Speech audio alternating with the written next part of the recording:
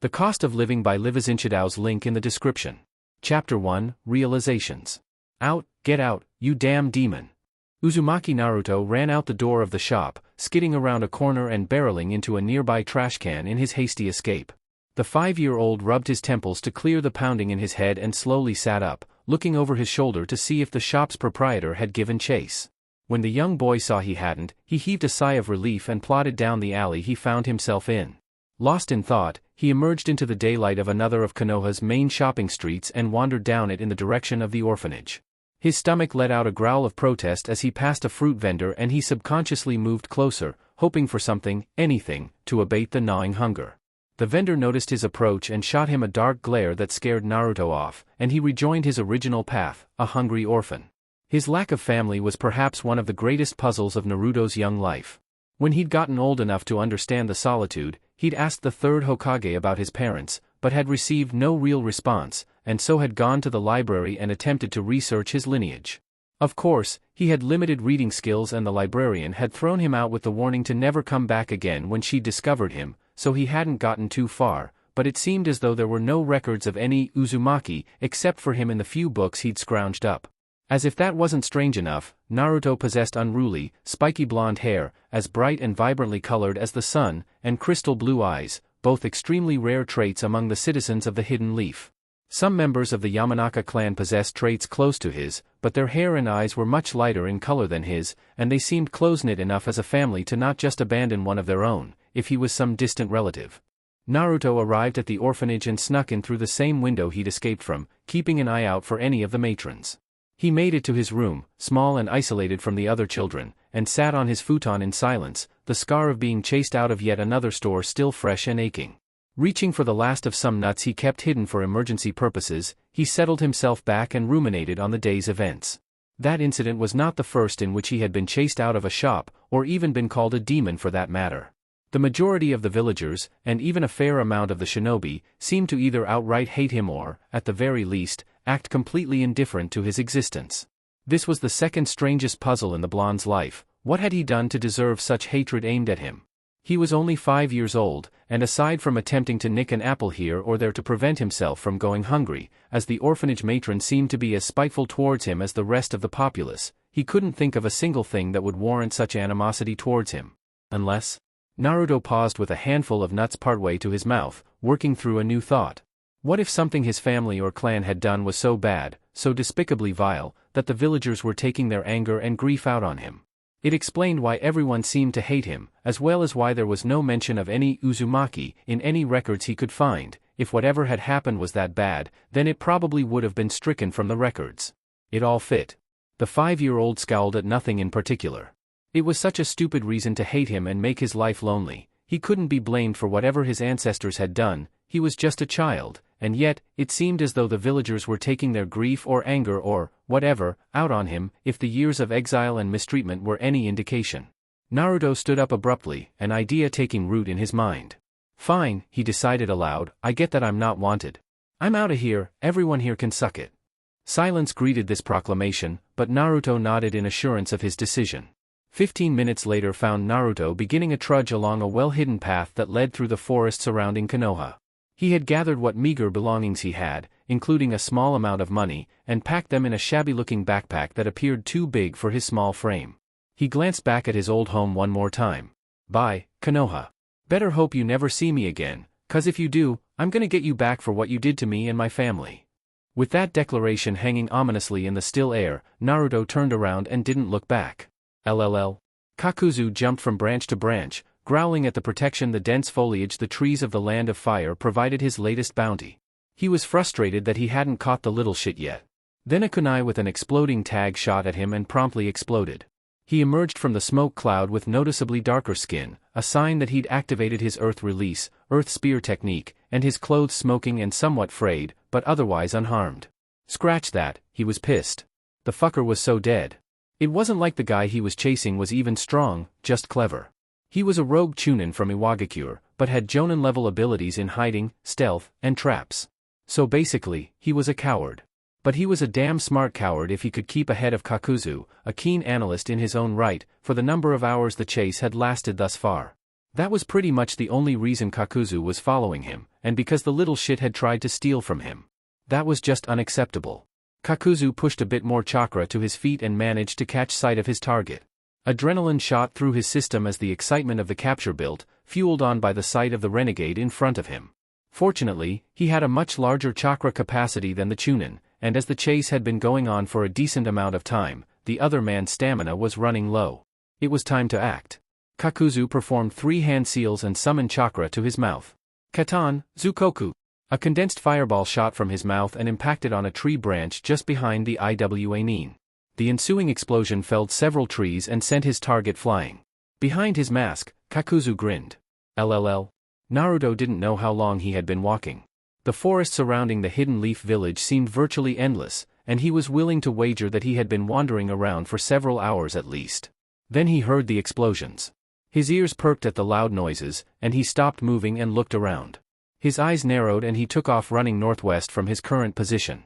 Curiosity was a strange thing, Naruto supposed as he ran.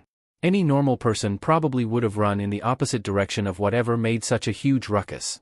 But as a young child, and what was more, a young boy, anything that went boom or involved fire was automatically classified as cool. He didn't give consideration to the fact that it might be an enemy, or an assassin, or anything. He just had to know who or what was causing the huge explosion. 10 minutes later, he stopped at the edge of a clearing, mouth agape in a mixture of awe and horror. Several trees lay on the ground, smoldering and charred black. Huge chunks of bark were missing from standing and toppled forestry alike, branches broken and splintered, some hanging precariously from their perches. Leaves were scattered about the clearing, most of them burnt to a crisp. Naruto stared at the destruction, eyes wide in amazement at who or what could cause such damage to the area. That should be a sufficient lesson on the merits of stealing from your betters. Naruto's head swiveled so fast he thought he heard his neck crack. Standing in front of one of the less damaged trees was a giant of a man, boasting a 6-foot frame to match his deep, guttural voice. A long black cloak hung around his body, falling to the knees of the deep green pants that were frayed at the cuffs, a pair of standard black ninja sandals on his feet. Some sort of tan cloth was covering his head and hair, disappearing into the recesses of his cloak, and a triangular piece of black fabric was sticking up in the front, tied in the back by a strip of cloth. In front of him, the Iwa Nin had been unfortunate enough to get caught in the blast radius of Kakuzu's searing migraine technique. The explosion had sent him careening bodily into a thick tree trunk, which had splintered from the impact and broken the man's right arm and leg. As he sat on the ground, dazed and confused with blood dribbling from his nose and mouth, Kakuzu had appeared and proceeded to slowly approach him, a maniacal grin hidden by the black cloth covering his mouth and nose. The next 10 minutes had been particularly appeasing to Kakuzu's sadistic nature before the bounty hunter decided to end it. Naruto gasped as the tall man's hand seemed to emerge from the other ninja's chest, a large mass of black something attached to the hand, which disappeared into the sleeve of his cloak. The blonde thought he saw the giant's head twitch slightly in his direction, and so he quickly ducked behind a tree trunk to hide his presence. Taking several deep breaths, he heaved a silent sigh of relief when nothing immediately happened to him. He peeked around the edge of the tree, but only the dead body of the other ninja was there. Wah! Where'd he go? Humph. I thought I sensed someone arriving. Just some damn brat, though. Naruto saw red, he had had enough of being looked down upon. Oi! Who are you calling a brat? He shouted as he turned around and threw a punch that would merely hit the tall man's leg. In retrospect, Naruto would look back on that moment and realize that it was simply stupid to attack this man. He was clearly a ninja, and a powerful one at that, and Naruto had yet to even start attending the ninja academy back in Konoha. And even disregarding that, there was the fact that this man had already killed someone else, a fully grown man, and Naruto was only half his size, if that. So it wasn't altogether surprising that the ninja managed to simply sidestep his basic attack, but then his foot met Naruto's stomach and the boy slammed into a tree 50 feet away, blood spurting from his mouth. Normally, I would hardly bother wasting my time with a brat like you, mocked the ninja, taking slow steps forward and stopping a good 30 feet from Naruto's position on the ground. But I have had a particularly trying day, and that last kill, while satisfying, was not nearly as fulfilling as I thought it would be. My name is Kakuzu, brat. Remember it, so you can tell the devil that it was I who sent you to hell. Naruto could only stare in horror and fright as the man, Kakuzu, performed a series of hand seals and brought his right hand to his mouth, forming a ring with the thumb and index finger. Katan, Gokaku no Jutsu. A giant ball of fire raced towards him and engulfed him, and then he thought no more. LLL. Kakuzu watched as his technique swallowed the young boy and waited until the fire died out, leaving the boy's body scorched and smoking. I suppose I should try for something a bit more challenging next time. The bounty hunter turned around and walked towards the body of the Iwa, looting the corpse for anything of value. He found a small bag of money, not even worth the time to kill him, some exploding tags, worthless, as well as a couple of kunai, some shuriken, and a spool of wire, substandard quality, all of which he dropped on the ground. The only other thing of interest Kakuzu found was an empty sealing scroll which he promptly used to seal the body of the missing nin in. While he normally preferred to carry the bodies of his bounties for personal satisfaction, the Iwa nin was unlikely to be worth much, and he'd already wasted enough time chasing him down. He wouldn't waste more dragging the corpse around on his back. He was about to leave when a wave of chakra, fouler than anything he'd sensed before, washed over the area, stopping him in his tracks. He turned back and watched as a strange, malicious, red chakra covered the blonde boy in a vulpine-like shroud. His eyes narrowed slightly as the chakra boiled and hissed over the boy's wounds, slowly healing them and making the burns caused by his attack to disappear. How interesting, Kakuzu muttered. He grabbed one of the Iwa nin's kunai and approached the blonde, who had started to moan and stir. When he was standing in front of the boy, he used the black threads in his body to detach his right hand and slide the kunai down the length of the blonde's arm, watching up close in morbid fascination as the red chakra hissed over the wound and healed it, not even leaving a scar. LLL. Naruto wasn't entirely sure what was happening. He remembered being hit by Kakuzu's attack, and then, pain. Lots of pain. He moaned as his body spasmed briefly, a prickly feeling like ants on skin running through his veins. It took a minute for the feeling to fade, and then he heard footsteps approaching. Please don't be Kakuzu, please don't be Kakuzu. He stayed perfectly still, trying to play possum and praying that Kakuzu would think he was dead. Then there was a stinging feeling as a sharp object, a kunai, Naruto guessed, was dragged down his arm. He hissed slightly at the pain, but otherwise tried to remain as silent as possible. He heard nothing for a moment, and almost heaved a sigh of relief. Boy! Naruto flinched, recognizing the deep voice as Kakuzu's. He continued trying to fake death, even though he knew it was pointless. I know you are alive, boy. Open your eyes and look at me, or I will make sure you die for real this time. Deciding that it was better to obey than face the consequences, Naruto gave in and opened his blue eyes. Kakuzu was standing above him, an imposing, towering figure. A black cloth concealed most of his facial features with the exception of his strange eyes, pupilless green orbs set in red sclera, and the weird black triangle thing the blonde had noticed earlier was attached to a hideate that held the crude symbol of a waterfall with a slashed line through it, a sign that Kakuzu was a missing nin from Takegakure, the village hidden in waterfalls, not that Naruto could identify that. Hard green eyes stared down at Naruto, and the blonde had the strangest feeling that those eyes were penetrating his very being. Where are you from, boy? Around. Naruto hedged, hoping that Kakuzu didn't kill him. He'd rather not tell this stranger he was from Konoha, though he couldn't explain why. Apparently, Kakuzu didn't care enough to pursue that avenue. Do you have a Kekkei Genkai? A what? Kakuzu sighed and fought down the urge to kill the brat. A Kekkei Genkai, he repeated, a special trait that runs through your family and is unique to it. Naruto blinked. Oh. I dunno. I'm an orphan, I don't know my family. Interesting, the other man mused. Kakuzu was silent for several moments, during which Naruto found the courage to speak up. Why? Naruto watched as Kakuzu seemed to debate with himself momentarily, or so it appeared. With most Kakuzu's face covered, it was hard to tell. Finally, he said, you seem to have some sort of healing ability that allows you to recover from injuries which should be fatal. Such an attack would have killed ninja several times your age and possessed of talents far beyond what you have, which seems to be next to nothing, and yet you somehow survived it at point-blank range. Further, you do not have even a scratch to show that you were attacked in the first place. It is an anomaly. Naruto remained silent as he absorbed this information. So, he had some special ability that allowed him to heal from anything? That was pretty cool. Boy! Naruto focused his attention back on Kakuzu, who was still standing ramrod straight in front of him, body language stoic. In all my years, I have never extended such an offer before, but your ability to heal and withstand my attack is an intriguing one. Should you choose, you can come with me, and I will teach you how to properly harness this power. The blonde boy stared at Kakuzu. Here was a stranger, who had tried to kill him no less, offering him companionship and guidance, two of the very things he had always desired and been denied back in Konoha.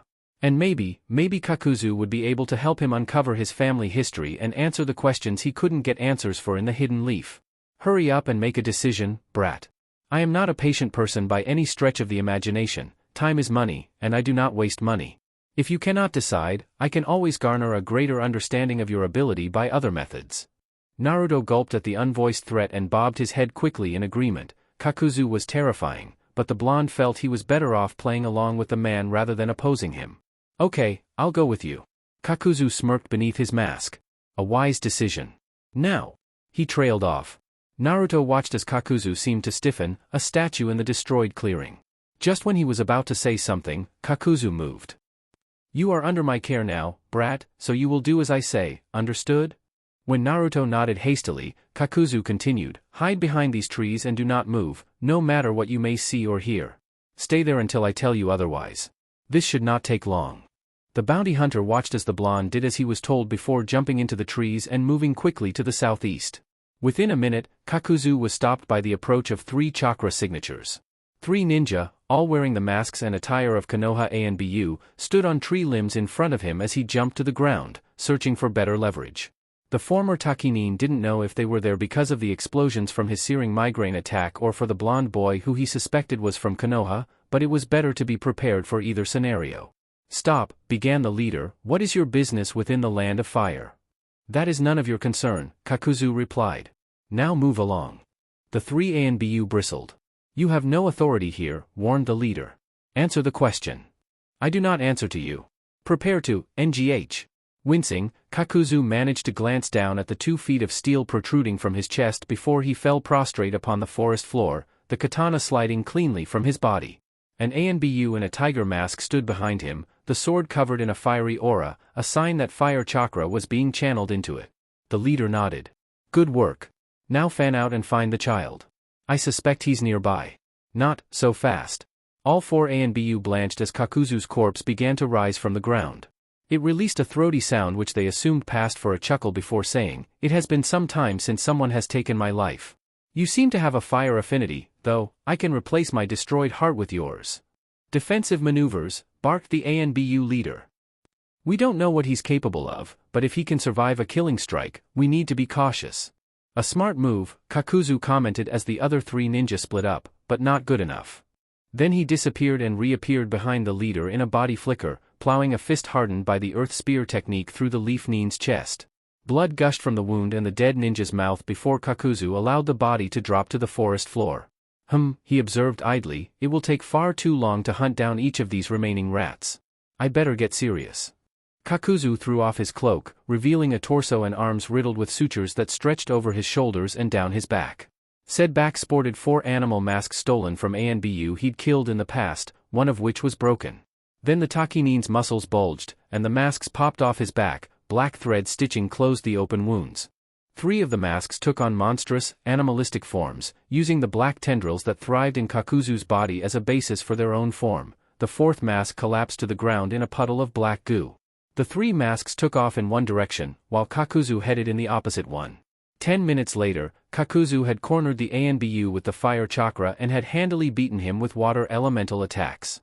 The other 3 masks suddenly appeared and buried themselves seamlessly into Kakuzu's back, taking their rightful places as stationary objects once again. Kakuzu turned back to his prey. Your teammates are dead, and you are about to join them. Do you have any last words? What, are you? I am a bounty hunter long thought dead. My name is Kakuzu, remember it, for it will be the last name you ever hear. Now die. With that, black tendrils slithered out from the stitch in Kakuzu's forearm and dug into the leaf shinobi's chest. The Anbu agent gagged as his heart was forcefully pulled from its cavity, pulsating within the mass of threads that held it. Kakuzu waited until the organ had been assimilated into his body before taking off the Anbu's mask, revealing glassy, blood-red eyes with 3 tomo in each one. An Uchiha, no wonder he seemed so skilled, and it also explains the high katana affinity. Pity, he might have fetched a high price one day. Kakuzu let the black threads maneuver the mask to his back where it was sewn on to cover his newly captured heart. I am full once again. Now back to the brat. Naruto waited for what felt like forever, though it had actually only about 15 minutes. When he heard Kakuzu calling, "Come out now, brat," he appeared from his hiding spot, taking in the slight puncture in Kakuzu's cloak. "Are you okay?" he asked, unsure if his concern was warranted. "A minor wound, you will discover in time. Come, you have much to learn." The bounty hunter gestured for Naruto to climb onto his back, and the blonde did so silently. So, brat, what is your name? Naruto twitched, he didn't like being called a brat. Uzumaki Naruto. Very well, Naruto. First of all, do not get used to this. This is simply the most prudent method to escape the premises, as you do not have the training to do so. That shall be rectified very soon. Second, you will call me Kakuzu and nothing else, or I will kill you for your impudence. Honorifics are old-fashioned and meant to garner respect by those of higher standing within the hidden villages, to which we do not belong. Should you choose to test me, I will have to come up with a more inventive way of instilling respect in you. Lastly, your training begins now. Kakuzu jumped to the nearest tree branch, taking to the canopy to better hide his trail. Then began the lecture. The most important rule you will ever learn is this: money is everything. The world revolves around money, even hell runs on money. Naruto listened to everything with rapt attention, taking in as much as he could. It was the beginning of a new life. Chapter 2, Teachers.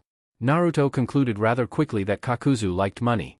Brat, did you hear what I just told you? Naruto sighed from his position on Kakuzu's back. Yeah. Then what did I say? You were saying how any ninja that's worth more than 15 million ryo is a good bounty and worth hunting. Good. Maybe like was an understatement. Kakuzu was obsessed with money. That wasn't to say the bounty hunter wasn't upholding his part of the agreement. Throughout the entire journey, which was sped up thanks to the tall shinobi's efforts, Kakuzu had continued to lecture and tutor Naruto on the basics of the ninja world, including countries, hidden villages, kages, the rulers of the larger hidden villages, and anything else of importance he could think of. Suddenly, Kakuzu came to abrupt halt, throwing Naruto violently against his back with a sudden change in momentum. Kakuzu, why we stoppin'? The older ninja's head turned slightly in indication of the question. We are on the outskirts of a small town within the Land of Fire, close to the border of the Land of Grass. I believe we are far enough away from any major village that we are safe from scrutiny, and so this town will be our temporary base of operations while you gain the skills necessary to become competent. Naruto nodded in understanding. So where are we? If memory serves, the town is called Onanji. It is relatively unknown, and therefore quite self-sufficient. I am sure we will find everything we need here. He paused and then growled, now get off, and Naruto immediately relaxed his grip, sliding off the giant's back. The two walked side by side until they reached the small village, entering it silently and veering to the right as Kakuzu spied an empty field of short grass nearby. He walked to the center of it and turned around, gesturing for Naruto to stand about 10 feet away from him. The blonde shifted restlessly from foot to foot as Kakuzu stared at him, silently weighing his options. At length, the bounty hunter spoke, his tone low and commanding. I am going to begin teaching you how to be a shinobi. Since you apparently have no training, it seems I will have to explain everything to you from the beginning, despite how irritating that is. Watch and listen. In order to effectively become a shinobi, you must learn how to access and utilize chakra. When Naruto opened his mouth to speak, Kakuzu shot him a glare that silenced him instantly. I will get there, brat. Chakra is a combination of energy from your body cells and the mental and spiritual energy gained from physical exertion. You will first need to practice accessing your chakra in order to use it for jutsu. I will teach you that shortly. Now, ninja techniques can be broken down into 3 categories: ninjutsu, taijutsu, and genjutsu. Ninjutsu is the broadest category, incorporating the hundreds or even thousands of special techniques that ninja use in battle. You have experienced ninjutsu firsthand already. Naruto shuddered at the memory of the searing heat from Kakuzu's fireball, but otherwise remained silent and still. Taijutsu encompasses the realm of physical attacks. Genjutsu involves the use of illusions to confuse and disorient the enemy. Do you understand so far? Naruto nodded slowly. Ninjutsu, taijutsu, genjutsu, ninja techniques, physical attacks, illusions. Got it. Kakuzu's green eyes narrowed, focusing intently upon the young boy. You are very fortunate that you met me, brat. I have one of the most extensive arsenals of ninjutsu you will ever come across in your lifetime. The basics of ninjutsu are as such. There are 5 main categories: katan, suiton, futon, raiton, and doton, fire, water, wind, lightning, and earth elements. Each one is strong and weak against another. Water beats fire, fire beats wind, wind beats lightning, lightning beats earth, and earth beats water. Additionally, every ninja has a specific chakra alignment that places emphasis on which element he or she is strongest in and therefore more adept at learning and using efficiently. Now I will show you how to channel chakra, simply to make you are aware of it. Put your hands in this position, continued Kakuzu as he performed the motion, positioning his left index and middle fingers upright and curling his right hand under the left, leaving the right index finger standing. This is the Ram seal, one of 12 different hand signs used to activate jutsu. The Ram also helps to increase concentration and allows for easier access to your chakra. Kakuzu waited as Naruto fumbled with the hand seal, clumsily putting his hands together in a decent replica of his own positioning. Now, focus within and try to bring your chakra to the surface. Naruto closed his eyes and tried to feel for something, anything, within himself. After about a minute, he opened his eyes to see his teacher watching him intently. Considering that you have had no formal training in controlling or even using your chakra, I cannot say I am surprised at this attempt, Kakuzu mused. Keep trying, I will return. The bounty hunter then left, walking towards the main thoroughfare of Onanji. He glanced around at the shops as he went, noting with his keen memory where all the places of interest, few as they were for future use. Stopping suddenly in front of a store, Kakuzu gazed at the sign with curiosity before pushing open the doors and heading inside. The proprietor, an average-sized man in his mid-30s, looked up from the counter, instinctively taking a slight step backwards at Kakuzu's imposing presence. How can I help you today?" he stammered. "Do you sell shinobi supplies?" Anything in particular?" Kakuzu merely smirked behind his mask. 10 minutes later, he exited the shop, a handful of supplies for his new charge buried within the folds of his cloak. He snorted to himself. One brat with interesting abilities and I find myself pandering to his needs and spoiling the little shit. How far the mighty have fallen. The bounty hunter wandered down the road again, taking a branch that led to one of the outlying farms when it appeared. A simple house appeared shortly thereafter, and he approached the dwelling, rapping sharply on the door. He heard shuffling from inside and waited momentarily for the door to swing open, revealing a tall man, though not Kakuzu's height, with short-cropped brown hair and intelligent green eyes. "Yes?" he asked, looking Kakuzu up and down. "Your name is Ryo, correct?" Ryo blinked, caught off guard. "That's correct. I don't believe we've met before. How do you know me? And who might you be?" "That is not your concern," Kakuzu stated dismissively. "You teach some of the local children, if what I have been told is accurate. Even if that was true, I don't associate myself with people whom I've just met or don't trust. You seem to fall into both categories. Good day to you." He stepped back and began to close the door, but Kakuzu's hand shot out and grabbed the man's collar before it could shut, yanking Ryo up to his face. "Listen here, Ryo," Kakuzu sneered, "I do not have a lot of patience, so I will explain this to you in the simplest terms possible. I have taken an intriguing student under my wing to teach the ninja arts to. However, he is quite young and will require tutelage in the more mundane aspects of learning as well. Therefore, it will be your job to teach him what he needs to know with regards to reading, writing, arithmetic, and whatever else you can think of, while I handle the rest of his training. In return." Kakuzu paused and pretended to think, allowing the ominous silence to build tension. "In return, I will guarantee the lives of you and your pathetic family, as well as everyone else in this village. I am reasonably sure this place would not be sorely missed if it mysteriously vanished from what few maps it does happen to be on. So, do we have an accord?" It was a slight gamble to threaten the teacher, since he could easily request aid from the hidden leaf, but Kakuzu was confident that he could dispatch anyone who did come if such a scenario came to pass. Plus, fear was a powerful motivator, and the fact that he wasn't requesting anything more complex than taking on another pupil would hopefully detract from the instinct to call for help. Ryo stared at the ninja, his feet barely touching the ground, quaking as Kakuzu delivered his proposition. He gulped. Kakuzu noted the gesture, taking great satisfaction in it. "When do I start?" he asked meekly. "Excellent, I appreciate initiative. Come by tomorrow at noon, to the field at the entrance of the town. If you are not on time, then I will be forced to hunt you down, and I guarantee that you will not enjoy that. Good day," he finished, echoing Ryo's earlier dismissal with a healthy amount of derision. Kakuzu spent the next several hours wandering around the town, mapping out Onanji's landscape. He hadn't survived as a ninja for over 80 years by slacking off and making stupid mistakes.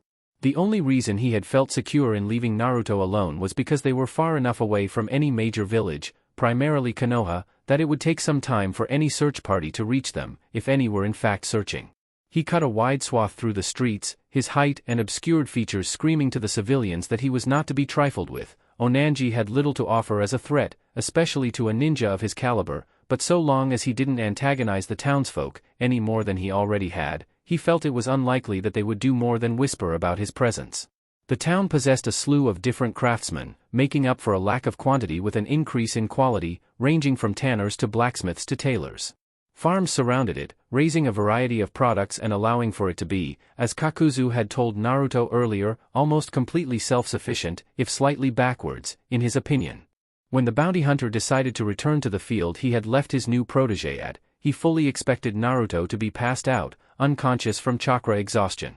He arrived just in time to see Naruto flop to the ground, sweat dripping from his face and breath coming in heavy pants, but still conscious. One eyebrow rose in surprise at Naruto's stamina, but he merely approached the boy and unloaded the bundle of camping equipment he'd picked up on his voyage through the town and been carrying around for a while. "Get up, brat," he ordered. "I'm not a brat," Naruto sulked, climbing shakily to his feet. Kakuzu chose to ignore him. "Can you sense your chakra?" Naruto's head bobbed, a pleased expression on his face. "Very well, show me." The blond boy shifted his legs so they were firmly planted on the ground and brought his hands together into the ram seal, closing his eyes. Several seconds passed before blue chakra swirled around him, weak but nonetheless visible. Kakuzu blinked in surprise. So, he managed to get it after only a couple of hours. Impressive, for a brat. All right, that is enough. Naruto dropped his hands and opened his eyes, the blue energy dissipating as he straightened and looked at his teacher. "Do you remember what I told you earlier about elemental ninjutsu?" Naruto bobbed his head again, and Kakuzu was half tempted to slap him upside it just so he would stop that ridiculous motion. He reined in his rather hair-trigger temper as Naruto recited, "Water beats fire, which beats wind, which beats lightning, which beats earth, which beats water, right?" "Correct. You will recall that I told you every ninja has a specific chakra alignment with one, or on rare occasions, more than one, of these elements." Here, Kakuzu reached inside his cloak and pulled out 2 square sheets of paper. "This is chakra paper," he explained, "created from trees that are specifically grown with chakra within the land of fire. It is the easiest way to determine which element you have an affinity for." Kakuzu moved one of the sheets to his left hand and focused chakra to his right. The paper there immediately became waterlogged. "My main chakra nature is Suetun, though I possess the capacity to use every element. Now, take this," and here Kakuzu held out the paper in his left hand, "and channel your chakra into it." Naruto reached out rather hesitantly and took the paper, staring at it momentarily before closing his eyes and focusing on the feeling he'd spent the last several hours discovering. He heard Kakuzu hm in what he could only guess to be interest before opening his eyes. The chakra paper in his hand had split down the middle, right where he had grasped it with his thumb and forefinger. He looked straight up into Kakuzu's strange green eyes. "What's this mean?" he asked, holding up the paper. "You have a strong futon affinity. Is that bad?" Naruto hazarded. Kakuzu waved his hand in dismissal and Naruto could have sworn he heard the tall ninja snort. "There is no bad element. It is curious, though, wind affinities are quite rare in the land of fire. However, it is a very versatile element, primarily known for its ability to cut." At Naruto's lost expression, Kakuzu sighed. "The wind element is sharper than any blade, able to cut through virtually any object with relative ease. I will train you to hone that ability in time. However, you have done enough for today. We will get something to eat and then get some rest. There is much to be done tomorrow, and time is money," finished Naruto before Kakuzu could. Kakuzu blinked once more in surprise before smirking beneath his mask. "Clever brat. You and I will get along just fine. LLL. Kakuzu woke later than normal, taking advantage of Onanji's anonymity to be a bit more relaxed than he might normally be. He sat up, head scratching the top of the tent he had bought the previous day, and watched Naruto sleep as cluttered thoughts roamed his mind. The boy was talented, Kakuzu would grant him that. He seemed to have an unusually large amount of stamina, which for ninja translated to a larger chakra capacity, always a good thing. Although his grasp of language was a bit lagging, and Kakuzu assumed therefore that his reading and writing talents were also behind, Ryo would be around to fix that. Such basics were more important than any of the ninja arts Kakuzu could teach him at this point, serving as the foundation of his education.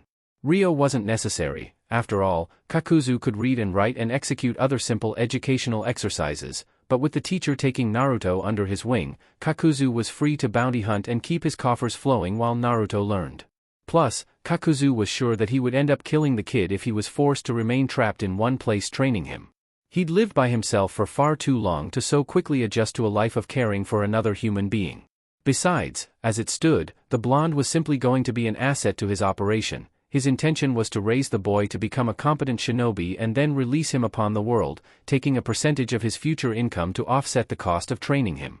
It was a long-term investment, in no small part because the bounty hunter didn't have experience in teaching, and because his own growth was based on rigorous self-improvement.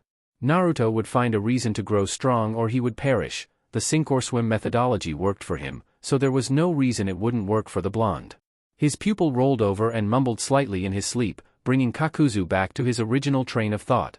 The brat seemed to have an impressive healing ability that he hadn't known of before, and more importantly, that Kakuzu, with his decades of experience, had been ignorant of. He assumed that its hidden nature was because no one else had tried to kill Naruto previously, and so the ability had remained dormant until it was needed. It wouldn't be the first time such a requirement was needed for the activation of a Kekkai Genkai, though it didn't explain why the former Takinin had never heard of it beforehand. Still, the chakra that such a bloodline limit required had to be massive, which would explain the boy's larger-than-average capacity, especially for an untrained 5-year-old. There was also the way it felt, though, evil, tainted? That chakra was more than just mere killing intent. Killing intent was based off of emotion either inadvertently leaked or intentionally used for intimidation purposes, and was typically dependent upon age and experience. But Naruto was too young to know that, nor did he really possess the capacity to utilize it, which meant that the nature of the chakra itself was evil. There were also those strange whisker-like markings on Naruto's cheeks, though that could simply be a physical manifestation of some family trait, similar to Konoha's Inuzuka clan. Still, Kakuzu wouldn't write off any potential explanations until he could definitely rule them out. He couldn't tell for sure what was different about Naruto, but there was something different. Until that time. Get up, brat, time to start training. Naruto groaned but woke up nonetheless, groggily following Kakuzu outside the tent. What followed was Naruto's first of many rather brutal training sessions to prepare him physically for the life of a shinobi. Several hours later, Kakuzu made out the figure of Ryo approaching their training spot. The teacher carried a scroll under one arm and a backpack over the opposite shoulder. He stopped in front of the taller man, watching as Naruto finished a series of stretches and calisthenics that the bounty hunter had shown him. Kakuzu cleared his throat and Naruto looked up, face morphing into a confused expression as his gaze settled on Ryo. Naruto, Kakuzu stated, voice brusque and businesslike, this is Ryo. I have asked him to teach you how to read and write properly, as well as to make sure you learn math and whatever else he considers pertinent. You will show him respect while he is here, and you will pay close attention to what he has to teach you. While not directly related to being a shinobi, these subjects will affect your life and sharpen your mind. A good mind is a valuable tool. Finish up here while I have a word with your teacher. Kakuzu beckoned Ryo to follow him out of earshot. Once they were a safe distance away, he leaned down into Ryo's face and stared intently at the man, an intimidation tactic he'd learned worked wonderfully on civilians due to his unusual eyes. I will be leaving on and off for missions during our stay here. While I am gone, I expect that you will house and guard Naruto with your life. Am I understood? When Ryo nodded, Kakuzu dismissed him with a wave of his hand. Good. Now, your pupil is waiting. I have some business to take care of, but I will most likely be back tonight. He is under your jurisdiction until then. Then Kakuzu strode off, leaving a visibly shaken Ryo to walk over to Naruto and introduce himself. Spreading out the scroll he had with him, he began to tutor his newest student. LLL. A year passed without incident. Just as he'd said, Kakuzu disappeared rather frequently to hunt rogue ninja, partially for the money and partially to vent his frustration that it appeared he was getting soft.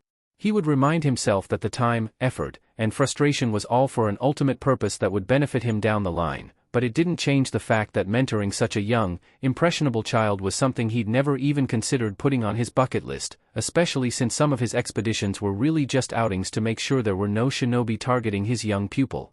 During these trips, Naruto would stay with Ryo, who despite his fear of Kakuzu, learned to like and enjoy Naruto's company. The boy listened to anything he taught with rapt attention, hanging off of every word.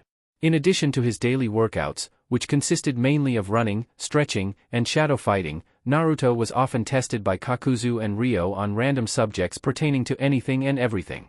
Kakuzu realized rather quickly that Naruto was able to grasp general concepts pretty swiftly for someone his age, despite his previous learning handicap. And while Naruto would never be as smart as Kakuzu himself, the blonde was clever and cunning, able to pick out flaws in strategies and set up traps on a level that surprised the bounty hunter. With the right training and teachers, it looked as though Naruto could have been, or still could be, the prodigy of whatever clan or family he belonged to. The bounty hunter heavily suspected that part of Naruto's drive to learn came from a desire to try to impress him. Throughout their interactions, Kakuzu always remained aloof of any attachment for his pupil, and so he looked to the bounty hunter for approval. It was an awkward notion, probably because the former Takinin knew that it was how he had grown up, and the idea of an emotional connection with the blonde was distasteful, but he had to admit that it was an effective stratagem. Naruto was a tool, a means to an end, and despite his apparent potential, he had a long way to go before he became truly useful to Kakuzu. Perhaps it is time to start teaching him the basics of ninjutsu. It will take some time for him to master the art. I suppose I should start when I return to the village. Kakuzu was currently headed out on another hunt, traversing the border between the lands of grass and rain to head to the southern part of the land of earth. Rumors of a skilled missing nin from Kusagakure, the village hidden in grass, had started floating around, and Kakuzu wanted to cash in on the new high bounty before someone else did. Oh, he seems to be on a mission.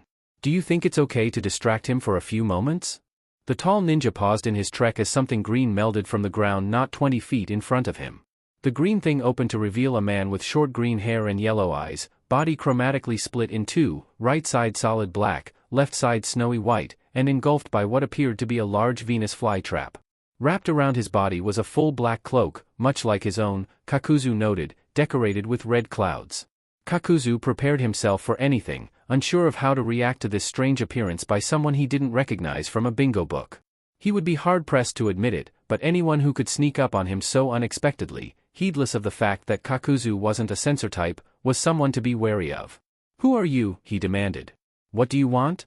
"We are Zetsu," spoke a darker voice than the first, and Kakuzu blinked as he postulated that the different colors of Zetsu were probably separate personalities, "and we are here to make you an offer." He peered intently at the person calling themselves, Zetsu. What technique was that? Your approach was undetectable. Even Moguragakure no Jutsu is incapable of doing that. That was my, "Shut up, fool," hissed the black side. Leader Sama said to tell him what he needs to know, not every detail. He does not need to know what our abilities are. Kakuzu stared, the mere act of watching two halves of the same person argue with himself allowing him to drop his guard slightly. It also did not appear as if this ninja was looking to fight him. He cleared his throat. "You mentioned an offer, I will hear you out."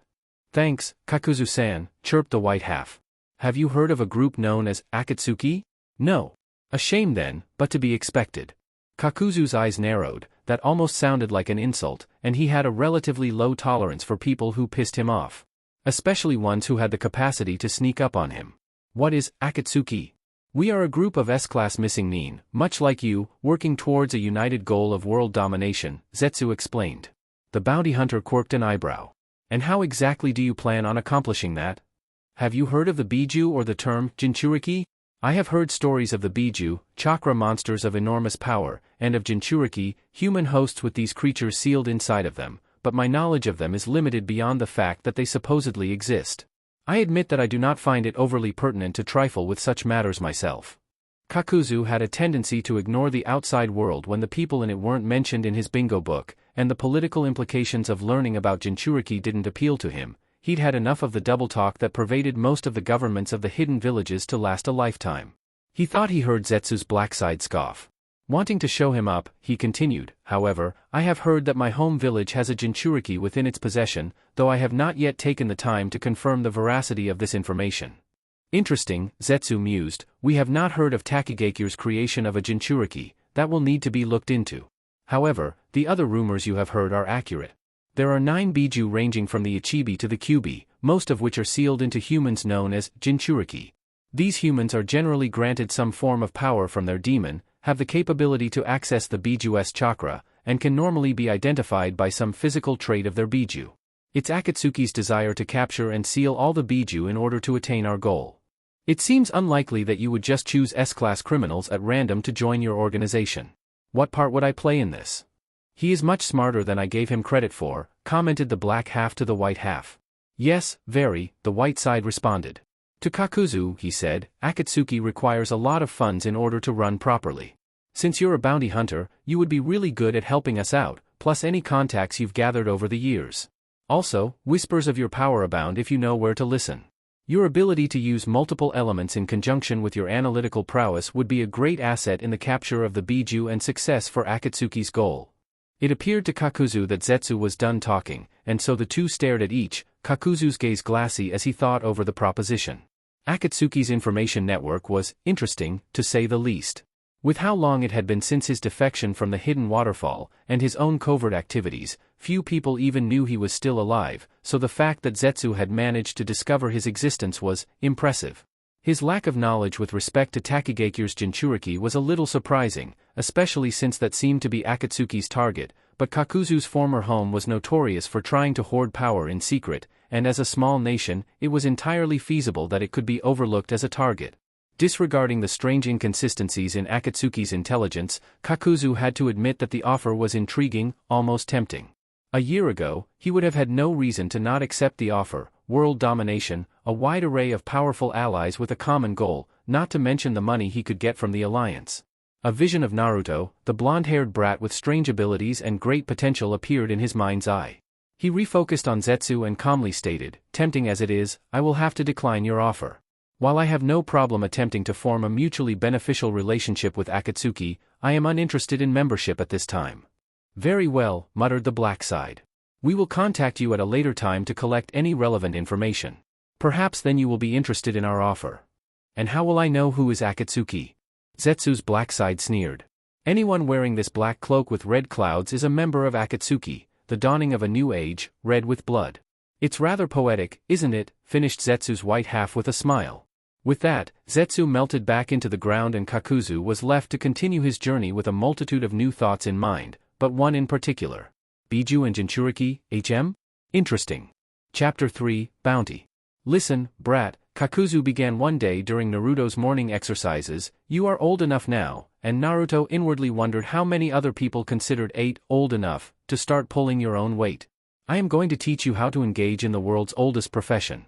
Naruto raised a hand and opened his mouth to ask exactly what that was, but Kakuzu's glare silenced him. "Killing." Naruto could tell from the manic glint in his teacher's eyes that he was grinning beneath the mask. He gulped slightly, the prospect of following in Kakuzu's footsteps a somewhat foreboding one. Kakuzu noticed the movement and reined in his bloodlust. "Problem, brat? As a ninja, you will have to kill eventually. That goes double for Nuke Nin, who hunt and are hunted alike, and especially for bounty hunters." "But Kakuzu, I'm only 8, aren't I a little young to be doing this?" Teacher stared at protege momentarily before deigning to respond. "Naruto," began Kakuzu, voice deep and throaty. The blonde came to immediate attention, Kakuzu's use of his name a clear indication that this was a serious conversation. "I have spent a lifetime engaged in this trade. Thus far, you have been exposed merely to the basics of the shinobi lifestyle. Now it is time to get serious. Your focus will largely be on elemental ninjutsu, and only when I deem you ready will I send you out."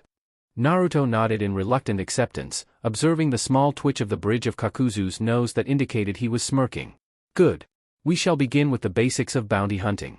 The guidelines for hunting other ninja are really quite simple.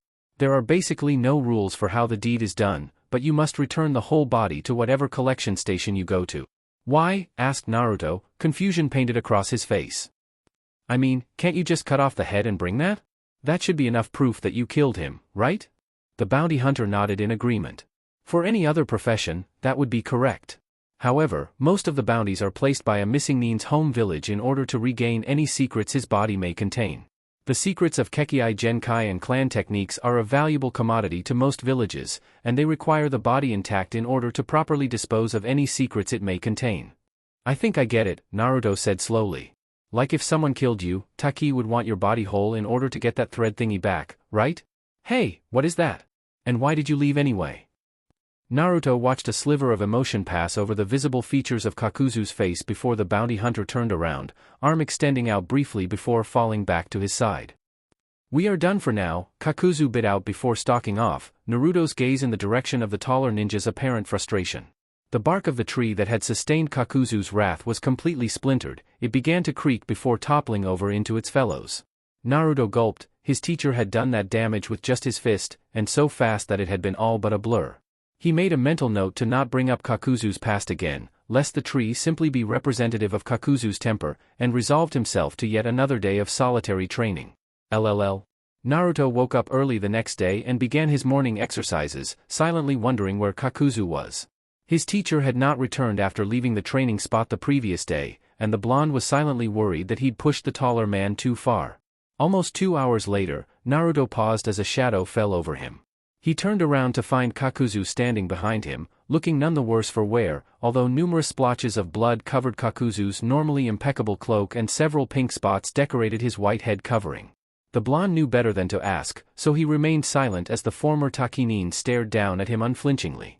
"Brat," Kakuzu finally greeted, his voice as level as it always seemed to be, "what have you accomplished so far?" Naruto grinned, the tension from the previous day dissipating. "Just my morning exercises so far. You said we'd work on elemental ninjutsu trainin' today," he reminded. Kakuzu grunted noncommittally in response, his gaze seeming dull with disinterest. "Now your real training will begin," he said, ignoring the blonde's statement. "Older and more experienced shinobi will not be taken down by your pathetic repertoire of techniques. If you recall, you have a futon affinity, meaning that you are more easily able to utilize wind chakra than the other natures, so we shall begin there." Naruto nodded quickly, his face a picture of excitement. Perhaps a demonstration." Kakuzu mentally concentrated on the futon chakra located within one of the masks on his back. He'd spent so many years honing his abilities that he didn't need to switch around his elemental affinities, but the power behind his techniques were always a little stronger when he did. "Watch," he commanded. He went through several hand seals before intoning, "Futon, Atsugai." A condensed sphere of wind formed in front of his mouth before he released it into the trees, allowing it to expand from its shape and shred everything in its path. The gales were so fierce that Naruto was forced to shield his eyes as they started tearing up. He squinted in the direction of the attack, and after a minute was finally able to lower his arm and gaze upon the destruction in a mixture of awe and fear. Trees were uprooted and torn asunder for up to 100 yards in a wide path about 50 yards across. Naruto gazed at Kakuzu with renewed respect. "Are you gonna teach me that?" the blonde hyped, slack-jawed. Kakuzu merely surveyed the damage with a neutral expression. "Perhaps in the future, when I deem you ready," he answered finally. "In the meantime, here," Kakuzu bent down and picked up a single leaf from the ground, "your main focus will be using your chakra to cut this leaf in 2 pieces." Naruto groaned as Kakuzu proceeded to slice the leaf neatly in half while it was held in the palm of his hand. He then gestured to the ground, indicating that Naruto should pick a leaf and begin, before turning around and walking away, leaving the blonde to stare despondently at the object in his hand. Sighing, Naruto covered one hand with the other and began to focus all of his attention on cutting the leaf as his teacher had just done. The bounty hunter observed from afar as Naruto struggled to have the leaf with just his chakra. He could sense the frustration within his apprentice, but instead of approaching and offering pointers, he merely smirked to himself, pleased with the direction the boy was moving towards. LLL. Over the course of the next year, Naruto slowly learned how to access and manipulate nature chakra. By about the 8-month mark, he could successfully split the leaf in half with minimal effort, and Kakuzu nodded his head in acknowledgement of this feat. Naruto grinned broadly in accomplishment. From that day forward, Kakuzu had begun to teach him some basic wind release techniques. After Naruto had split the leaf, Kakuzu had explained more thoroughly why he was able to. Wind chakra was quite malleable, capable of being shaped to be as sharp, thin, forceful, or blunt as the wielder desired. By applying his chakra to the leaf, Naruto was teaching himself how to use his elemental chakra alone to cut something. His training was fairly routine, involving calisthenics and perfecting any ninjutsu Kakuzu deemed him ready to learn. For months, the days bled together until one fateful morning, when Kakuzu woke him up and stated, "Come, brat, we are going on a trip." Naruto rose from bed groggily, asking, "Where are we going, Kakuzu-sensei?" Despite the fact that his teacher had specifically told him he only wanted to be called by his name, with no honorifics, Naruto had started slipping in the added tag as a way to test Kakuzu. The bounty hunter wasn't a great mentor, often disappearing for long stretches of time following blithe comments and vague instructions on how to perform some feat of shinobi prowess. Compared to Ryo, who sat with him and helped him through concepts and problems, Kakuzu's teaching abilities were lackluster. He could understand it during the first couple of years, his grounding needed work, and the abilities that he could hone were simple enough to do on his own that Kakuzu's presence wasn't needed, especially since he could always go to Ryo for extra knowledge. Now that he was a little older, with most of his foundation laid and the rest of his ninja career reliant upon a different foundation, Kakuzu's absence was quite noticeable. He'd once asked why the taller shinobi didn't stick around to help him learn the skills he gave the blonde glimpses of, and after a long silence, Kakuzu had answered, "Because the road to self-satisfaction is far more vindicating than the alternative." Naruto hadn't been satisfied with such a cryptic answer, but calls for his teacher to explain himself hadn't yielded any results, so he'd resorted to other methods, namely, trying to get Kakuzu to actually give him the time of day. The blonde suspected that, despite his appearance, the former Takinin was actually older than he appeared. The way he talked was a bit archaic, and he could recall Kakuzu expressing some disdain for things being old-fashioned, as if he'd lived during those times and moved past them. As a result, his dislike of honorifics probably stemmed from the fact that he didn't like being considered old, so Naruto had started using them as a way to irritate the man. The only downside was that Kakuzu always retaliated, and the bounty hunter didn't believe in restricting punishment. Still somewhat tired, Naruto wasn't able to dodge the fist aimed for his head. "What have I told you about honorifics?" Kakuzu growled. "As for your question, we are heading for the land of lightning. There are rumors of a rogue Kumonin around, and the best way to learn anything is by example. It is time to take you bounty hunting," he finished, and just by his tone of voice, Naruto knew he was smirking. It took 5 days for the duo to reach the border of the land of lightning. Naruto was a bit tired by the end of the journey. Kakuzu had kept them moving at a steady pace with minimal sleep, stating that it was best to get there early so no one else could take the bounty. "Stay watchful and be careful," Kakuzu cautioned his pupil. "This man is a jonin, and you are still learning simple moves." Naruto nodded in understanding. It took the better part of the day before the pair managed to find any sort of clue to the target's location, the embers of a hastily doused campfire. Kakuzu had them follow the trail for several hours before stopping for a short rest. After that, teacher and student began moving again, finding more signs of recent activity along the way, clues that indicated fear was driving the shinobi to be sloppy, according to Kakuzu. Naruto figured that his teacher took some sort of sadistic pleasure in knowing that. They ended up stumbling upon the renegade about mid-morning of the 6th day. He possessed unkempt crimson hair and narrow honey eyes, clothed in the standard jonin outfit of Kumogakure. He stood up as Kakuzu approached, taking a defensive stance. "Who are you?" he asked. Kakuzu released a mental sigh. Sometimes it got a little tiring being asked that question. It was fine to take credit where it was due, but with his focus shifted in several different directions since becoming Naruto's caretaker, bounty hunting had become more of a method of stress relief than recreational activity, and now he often preferred just fighting to the verbal boasting he had employed in the past. Instead of replying, he went through the appropriate seals and muttered, "Futon, Atsugai." The nuke-nin dodged the condensed sphere of wind that was formed, but Kakuzu kept up the assault. He could apparently control whether or not the wind expanded into the torrential gusts Naruto had been witness to after it was launched. The blonde observed the battle from afar, awed by Kakuzu's talent. His teacher stuck with using wind element tactics throughout the battle, for both Naruto's sake and the fact that, as he'd explained during the journey, his opponent had a lightning affinity. Moving in close, he engaged in a short-lived, brutal taijutsu match with the missing nin. Before using a futon technique, Naruto had not yet been taught to slice neatly into the Kumonin's body, which immediately crumpled to the ground. Kakuzu motioned for Naruto to move closer. A bright slash of red stained his dark cloak. "You need to get used to and accept the sight of the dead," he stated dispassionately. Naruto did as he bade and simply stared at the body, waiting for some sort of emotion but feeling nothing. The Kumonin didn't mean anything to him except as a means to make a living, and he realized suddenly that this was Kakuzu's intent all along, to both desensitize him to the death of other ninja and to show him why it was necessary. He admired Kakuzu's handiwork for another minute before looking up at the taller ninja, waiting for further instructions. "Good," Kakuzu said, "now come. We have a long trek ahead of us." Grabbing the dead renegade and slinging him over his back, the former Takinin started to walk, his apprentice following not far behind. LLL.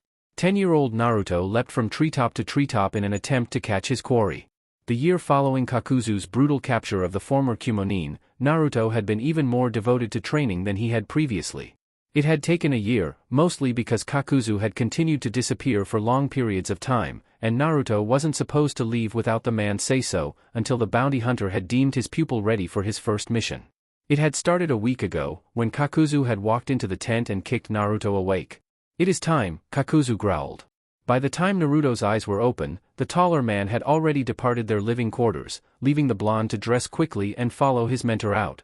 "Time for what?" he asked, confused. Kakuzu turned to look at him. "Your initiation," responded the mercenary. "Your skills should be sufficient to hunt a low-level chunin, so we shall test you." He pulled out a photograph and held it up so that Naruto could see it.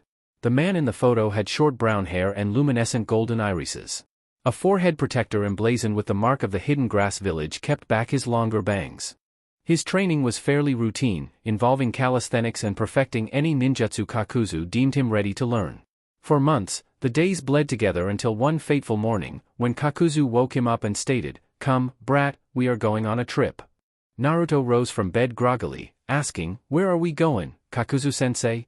Despite the fact that his teacher had specifically told him he only wanted to be called by his name, with no honorifics, Naruto had started slipping in the added tag as a way to test Kakuzu. The bounty hunter wasn't a great mentor, often disappearing for long stretches of time following blithe comments and vague instructions on how to perform some feat of shinobi prowess.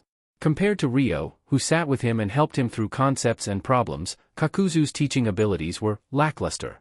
He could understand it during the first couple of years, his grounding needed work, and the abilities that he could hone were simple enough to do on his own that Kakuzu's presence wasn't needed, especially since he could always go to Ryo for extra knowledge.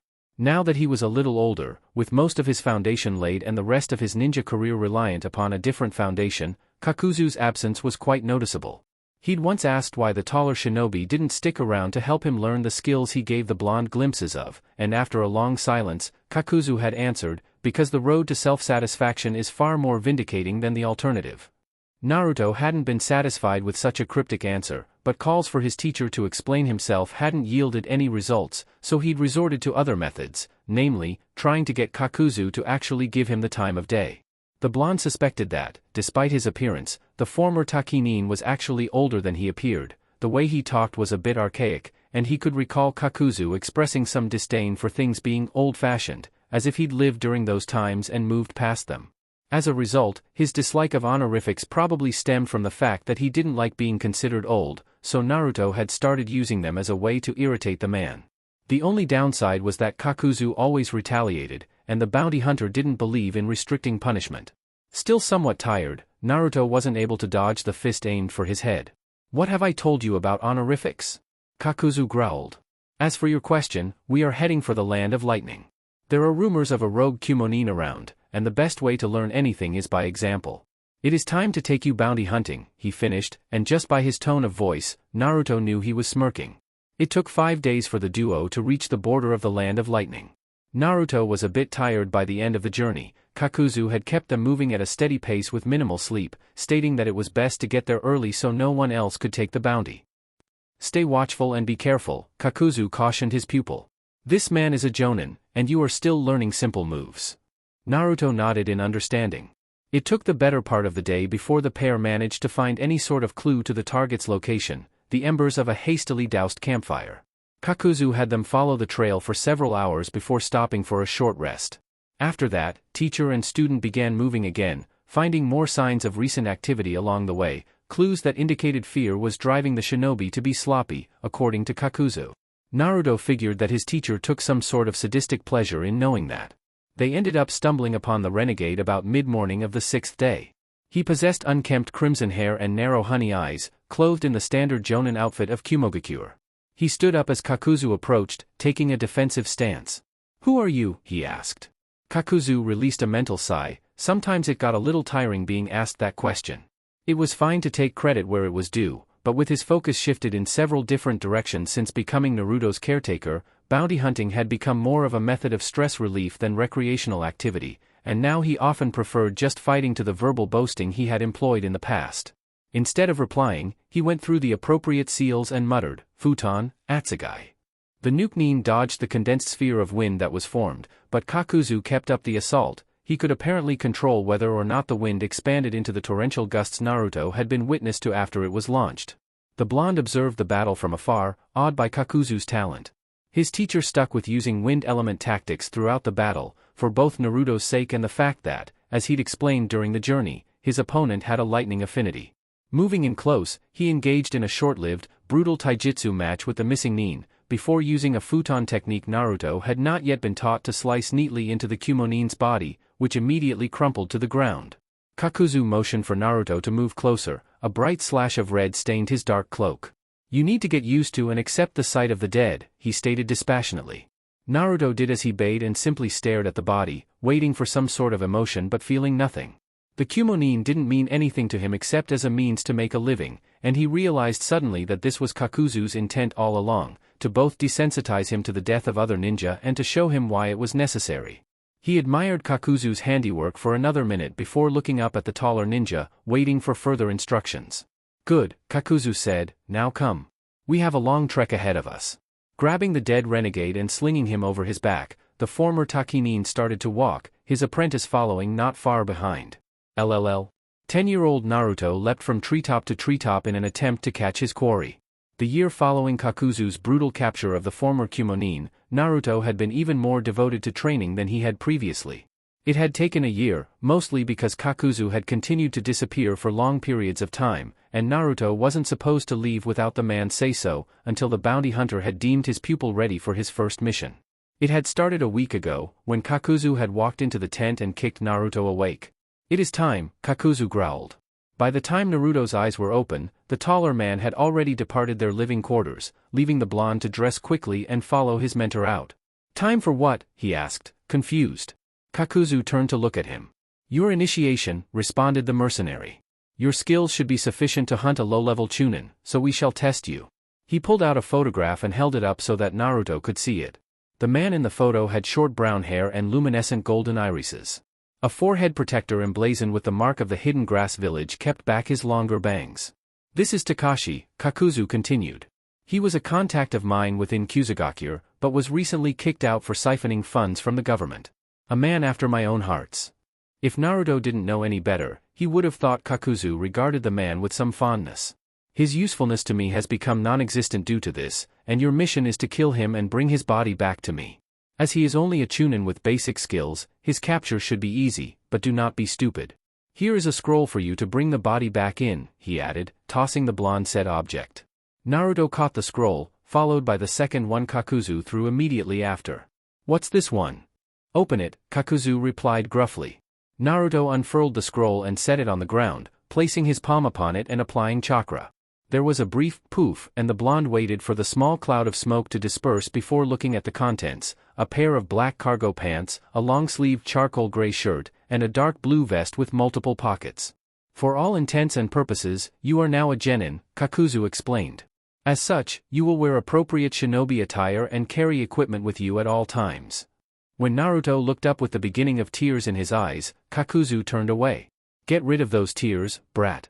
I did it for my reputation as well as yours, not because I care. Now get changed and leave before your sentimentality gets you killed. Naruto had changed and quickly left after that remark. He doubted that Kakuzu would carry through with his threat, considering how often his teacher made it, and especially since it seemed like he couldn't really die thanks to his supposed Kekei Genkai, but there was no point in pissing him off when he seemed to be in a relatively giving mood. Unfortunately, the mission had so far gone not nearly as smoothly as Naruto had hoped. The minute he had come within a half-mile of his quarry on the border of the lands of grass and earth, Takashi had quickly fled, moving west towards the land of birds. That had been almost 3 days ago. Predator and prey had steadily passed through the land of birds and into another small nation. All the while, Naruto had been triggering Takashi's traps, tripwires, and exploding tags. The blonde was merely thankful for his amazing stamina. Constant movement and chakra expenditure for several days was no mean feat, and he was sure Takashi was using soldier pills to stagger on. The chase couldn't last much longer. After another 20 minutes of tree jumping, Naruto landed in an open field, a huge, foreboding castle erected before him. Looking around but seeing no one, he decided to approach the building. He opened the giant front doors and stepped through, taking a moment to allow his eyes to adjust to the gloom. Behind him, the door swung closed with an ominous sound, and immediately after turning to look at it, Naruto ducked to avoid the shuriken that were thrown at him from the darkness. They embedded themselves in the solid wood of the door, and Naruto inspected them briefly before muttering dryly, "Well, I guess he's here." "W, who are you, and W, what do you want W with me?" stammered a terrified voice from the dark. "I am," began Naruto, "your executioner." He paused briefly, a bright smile lighting up his face. "I've wanted to say that for so long." Kakuzu always had a strange way of intimidating people just by speaking his name, though the blonde supposed that his physical presence and deep voice helped with that. A kid's appearance and voice would only get him so far. "You sound like a kid," came the voice again, this time closer and more confident. Naruto looked up and saw Takashi on the second floor, leaning over the railing. His brown hair was unkempt and dirty, and his golden eyes glinted strangely from within sunken skin. "You are just a kid," he exclaimed. Then he began laughing. "They sent a kid to take me out? Oh, that's rich." He was stopped abruptly as a shuriken made a small cut on his cheek. "Next one won't miss," Naruto promised. Kakuzu wanted you taken out, and I'm gonna do it. Takashi suddenly grew serious. Kakuzu? And he sent you after me? He's severely underestimating me, he finished with a laugh. The rogue Kusanine then leapt from the balcony straight towards Naruto, kunai in hand. Naruto reached into one of his pockets and pulled out several shuriken. He threw them deftly with his right hand before performing hand seals. Futon, Ripusho, he muttered. Holding out both hands, palms forward, a gust of wind rushed from them, propelling the shuriken forward at a much faster velocity. Takashi angled his neck slightly, letting the shuriken pass right by him. Huh? Is that all you've got, kid? You'll need more than that to defeat me. A spurt of blood erupted from his neck, and the missing nin dropped to the floor, hand clasped to the wound. What, you? He gurgled. Naruto walked up to him, making sure to stay far enough away that he wouldn't be caught off guard by any tricks. He held up his right hand, the one that had grabbed the shuriken. Attached to 3 of his fingers were thin, nearly invisible strands of ninja wire. These were attached to the shuriken I threw at you. Ninja wire's pretty good at conducting chakra, so I channeled my wind chakra through the wires into the shuriken. Even though you dodged the actual weapon, the wind meant that you weren't getting away from me, he explained. The blonde watched as Takashi struggled to say something and failed, the light fading from his eyes. That was kinda lucky, wasn't even sure that'd work. And a nice catch with the jugular, he congratulated himself. Kakuzu had told him that his size and age would make others underestimate him initially, and taking advantage of that moment was key. As much as he hated to admit it, his teacher had been right. He removed the scroll Kakuzu had given him from his back and opened it on the floor. Time to seal you and get out of here. Devour. Eh? The 10-year-old turned around, confused. Then the tongues erupted from everywhere. Naruto had to backflip quickly to avoid being hit by one of the tongues. Another one tried to hit him, forcing him to duck quickly. A third tongue scooped up Takashi's corpse and disappeared through an open doorway. Hey! Naruto protested indignantly. He's mine. The distraction cost him. One tongue flailed wildly and caught the boy a hard blow upside the head, knocking him out. It rolled Naruto in its grasp and disappeared from where it came, along with all the others. The room was left empty and silent, a splatter of blood on the floor the only sign of any disturbance. Devour. LLL. Oh. Naruto blearily opened his eyes, grasping his head with both hands as a searing pain rent through his skull. What hit me? Sitting up slowly, he looked around to take stock of his situation. He appeared to be in some sort of fleshy hallway that extended in both directions endlessly. The only things he appeared to be missing were the ceiling scroll and... Crap. Now I have to find that stupid body. He looked left and right, opting to go left. Hope I chose the right way, he grumbled, setting off on the path. It took half an hour of wandering down the hallway, but he finally came across Takashi's corpse, nestled in a small crook of the fleshy wall. Finally, he sighed. Naruto walked up to the wall and took out a kunai, digging into the material binding his bounty. Devour. The blonde turned around at that voice, wary. Last time, tongues had shot out of the walls, he wasn't taking any chances. A pale green mist began to emanate from the wall behind him, and Naruto, curious, threw his kunai at it. It promptly melted, causing Naruto to blanch. Acid? Oh, come on. He brought out another kunai and applied wind chakra, lengthening it and sharpening the blade. Cutting swiftly through the fleshy wall freed his bounty, causing Takashi's dead weight to fall completely upon him. He shoved it off and chanced a glance behind him, noting the acid hovering mere feet away. Panicked, the blonde clasped his hands together and threw them both out perpendicularly from his body, shouting, Futon, Ripusho. The acid was blown away a fair distance due to the amount of chakra thrown into the technique, but began advancing quickly again. Plan B, Naruto thought. Tiger, ox, dog, rabbit, snake. Futon, Daitapa, he yelled, this time pointing his hands up at the ceiling. A large blast of wind, sharper, denser, and stronger than the violent wind palm, flew from them, hitting the ceiling and cutting a circular tunnel out. Naruto immediately picked up Takashi bridal style and jumped, arriving on the first floor of the castle before the hole slowly knit closed behind him. Naruto panted in a mixture of fear and exhaustion, quickly locating the scroll he had left behind earlier and sealing the Kusanine's body into it. He picked up the scroll in time to observe a man walk out from one of the doorways leading to another room. He wore dark pants, a light gray, long-sleeved shirt with a red breastplate over it and green shoulder guards, as well as a tall blue helmet that was strapped under his chin. What the? Naruto began as the man walked past him. The man was suddenly surrounded by an ethereal blue glow, and Naruto fell silent as he walked slowly up the stairs. Entranced, the blonde slipped the scroll containing Takashi's body into a holder on his back and followed the other man upstairs. After several flights of stairs, Naruto arrived at what he surmised to be one of the castle's many towers. He blinked rapidly and looked around, realizing the man was no longer in front of him. Well, time to go. He started, right before his blue eyes spied something on the other side of the room. A gem? What's that? On an altar was placed a scroll that looked worn with age, which Naruto promptly unrolled. Across the top and bottom was an artistic border of some type of lizard, though what kind Naruto couldn't specify. The middle portion contained names and the fingerprints of people imprinted in dried blood. He stared at the scroll blankly until something Kakuzu had once told him caused a wide grin to split his face. Some shinobi have the ability to summon animals to assist them in a fight, Kakuzu lectured. These shinobi are typically part of a clan who has a contract that it passes down through the generations, and when its members are old enough, they are allowed to sign the contract and summon the animals in a method comparable to summoning weapons from a scroll. Konoha's Sannin, Jiraiya, Tsunade, and Orochimaru are perhaps some of the most notable possessors of summoning contracts in recent times, able to call upon the toads, slugs, and snakes, respectively. That said, summoning contracts are rather rare, so I do not expect you to have to deal with them often, if at all, but you should be aware of their existence.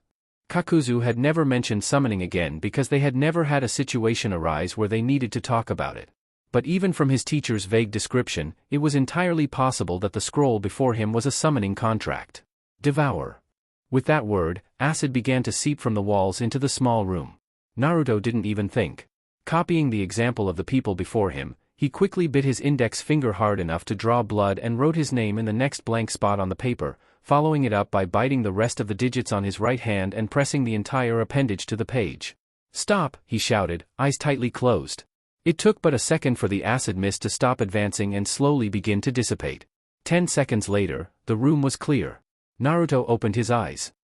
Good," he said, surprised. "Now, go away." There was a small delay, followed by a rather loud pop and a cloud of smoke, leaving Naruto suspended hundreds of feet in the air, scroll in front of him. "Ahhhh," he screamed, body plummeting towards the ground.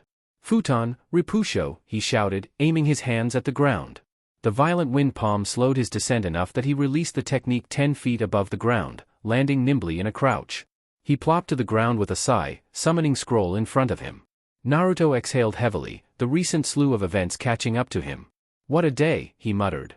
He stood up and picked up the contract, tying both ends to a piece of rope he had on him. He then slung the scroll over his back, where it knocked against the one containing Takashi's body. "Wait till Kakuzu sees this haul." The blonde walked toward the tree line at a sedate pace. Upon reaching it, he jumped for a low branch and disappeared into the foliage, leaving the land of Nek far behind. LLL. It took over a week to return to Onanji, the blonde moving unhurriedly after his harrowing adventure. When Naruto found Kakuzu meditating at their usual spot in the late morning, the bounty hunter appeared severely disgruntled. "You were gone longer than I anticipated," Kakuzu noted with practiced blandness, opening first one eye, then the other. Naruto reached back and rubbed the back of his head embarrassedly. Takashi led me on quite a chase, and his hidden spot proved to be really dangerous. "Here's his body," he added, removing the scroll with the kusanin sealed inside. "Good," Kakuzu stated, climbing to his feet and taking the scroll from his pupil. "That is one less headache I must deal with." Then his eyes caught sight of the other object strapped to Naruto's back. "Why do you have an extra scroll?" Naruto tried to fight back a wide grin but failed. "Oh, this," he asked coyly. "Just something I picked up on the trip. I was hoping you'd be able to explain it more clearly." Kakuzu quirked an eyebrow as his apprentice removed the scroll from his back and laid it on the ground, unrolling it slowly. His eyes widened slightly when he saw what it was, but he quickly schooled his features back into a neutral expression. "It appears that you have stumbled across the long-lost chameleon summoning contract of the Kubasaki clan." The blonde boy bounced excitedly on his heels. "It really is a summoning contract. I found it in an old castle that tried to eat me after chasing Takashi for 3 days," he told his teacher. Kakuzu digested this information and then nodded. "Takashi must have led you into the land of Nek. 50 years ago, the Kubasaki clan, who ruled that area, was deeply embroiled in war. Outnumbered, the remaining Kubasaki members were forced to retreat into their castle. It was rumored that Kubasaki Koza, the clan head notorious for his chameleon-like techniques, summoned a giant beast before his death and told it to destroy anyone that dared enter his domain. The aggressors were never heard from again, though the Kubasaki clan has also never been heard from either. Well, that explains the repetitive devour I kept hearing, Naruto mumbled. So how does this thing work? He asked aloud. I signed it, 'cause I was in a bit of a bind, but I don't really know how to use it. Can you teach me? The bounty hunter snorted. There is little I do not know. As I told you before, summoners have a blood link with a specific animal that they can call upon to aid in battle. The amount of shinobi who use summons are small, though, as many of the more useful ones require vast amounts of chakra. Not that that is a problem for you, Kakuzu added dryly.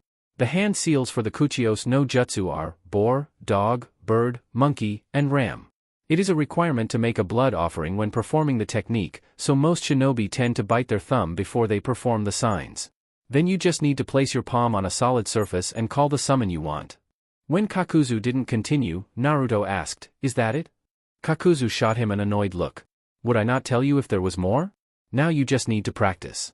Naruto didn't bother saying it would be just like his teacher to withhold information, instead biting his thumb hard enough to break skin and performing the required seals. "Kuchiyos no Jutsu," he yelled, slamming his palm to the ground. The inky whorls of a seal spread out from his palm, and a poof of smoke accompanied it before a tiny chameleon, no longer than Naruto's finger, appeared.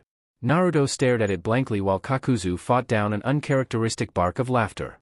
"You obviously need more practice," Kakuzu said as the lizard disappeared in another poof of smoke. "I shall return later." Dusk had fallen by the time Naruto made any headway on the new technique. As sweat dripped down his face, Naruto performed the seals once more and panted, "Kuchiyos no Jutsu." When the smoke cleared, a small chameleon, roughly the size of Naruto's forearm, stood in front of him on all fours. He was a bright green color, a few white spots sprinkled over his body, and a cylindrical brown container strapped to his back under his belly. His tongue flicked out experimentally, his left eye focusing on Kakuzu, who stood a short distance away, while his right eye stared at Naruto. "What is it?" he demanded haughtily, voice shrill with youth. For his part, Naruto stood there, completely flabbergasted. Finally he gasped, "I did it." He laughed heartily before blinking stupidly. "Wait, did you talk?" The lizard scoffed at him, focusing his left eye on Naruto as well. "Course I can talk. Name's Kamasada." He eyed Naruto carefully, and the blonde repressed a shudder as both eyes went in different directions. "What do you want?" he repeated. Kakuzu chose that moment to step in. "Kamasada, inform the one in charge that we would like to speak to him." Kamasada's left eye swiveled back to Kakuzu and appraised him quietly. "Fine," he agreed finally. "I'll let Aji-san know he's wanted." "Didn't even get a long time back," he grumbled. With that, he disappeared in a puff of smoke. "Naruto," Kakuzu began, "this will require a lot of chakra. You will need to gather as much as you can, more than you think yourself capable of, and push it all into the technique. But first, follow me."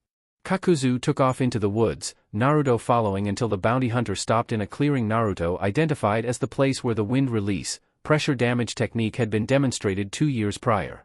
"We are far enough from the village and it is dark enough that there should not be too much of a disturbance." Naruto nodded in compliance and closed his eyes to collect what little chakra he had remaining. More, he thought, still more.